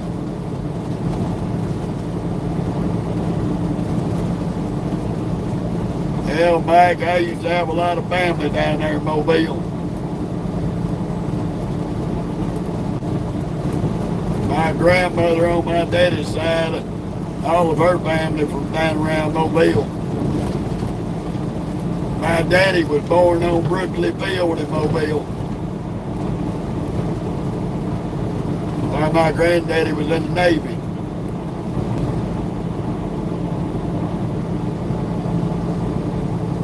I grew up 60 miles from Mobile.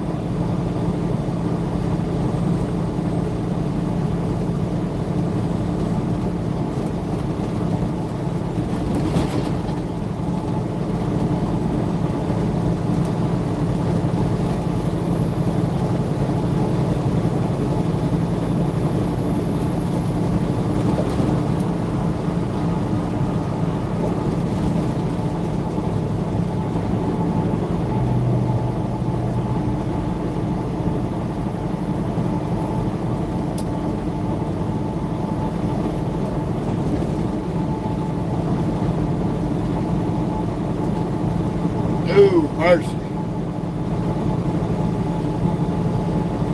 Well, y'all, it's been fun. It's been real this morning. I'm ready to take a break from the live. It is 6 a.m. So if you've enjoyed the night ride, feel free to like, share, and subscribe. Remember to click your notification bell. We will be back live probably tomorrow.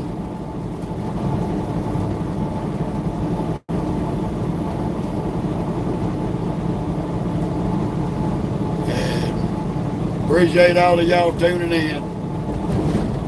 We will catch y'all on the next run.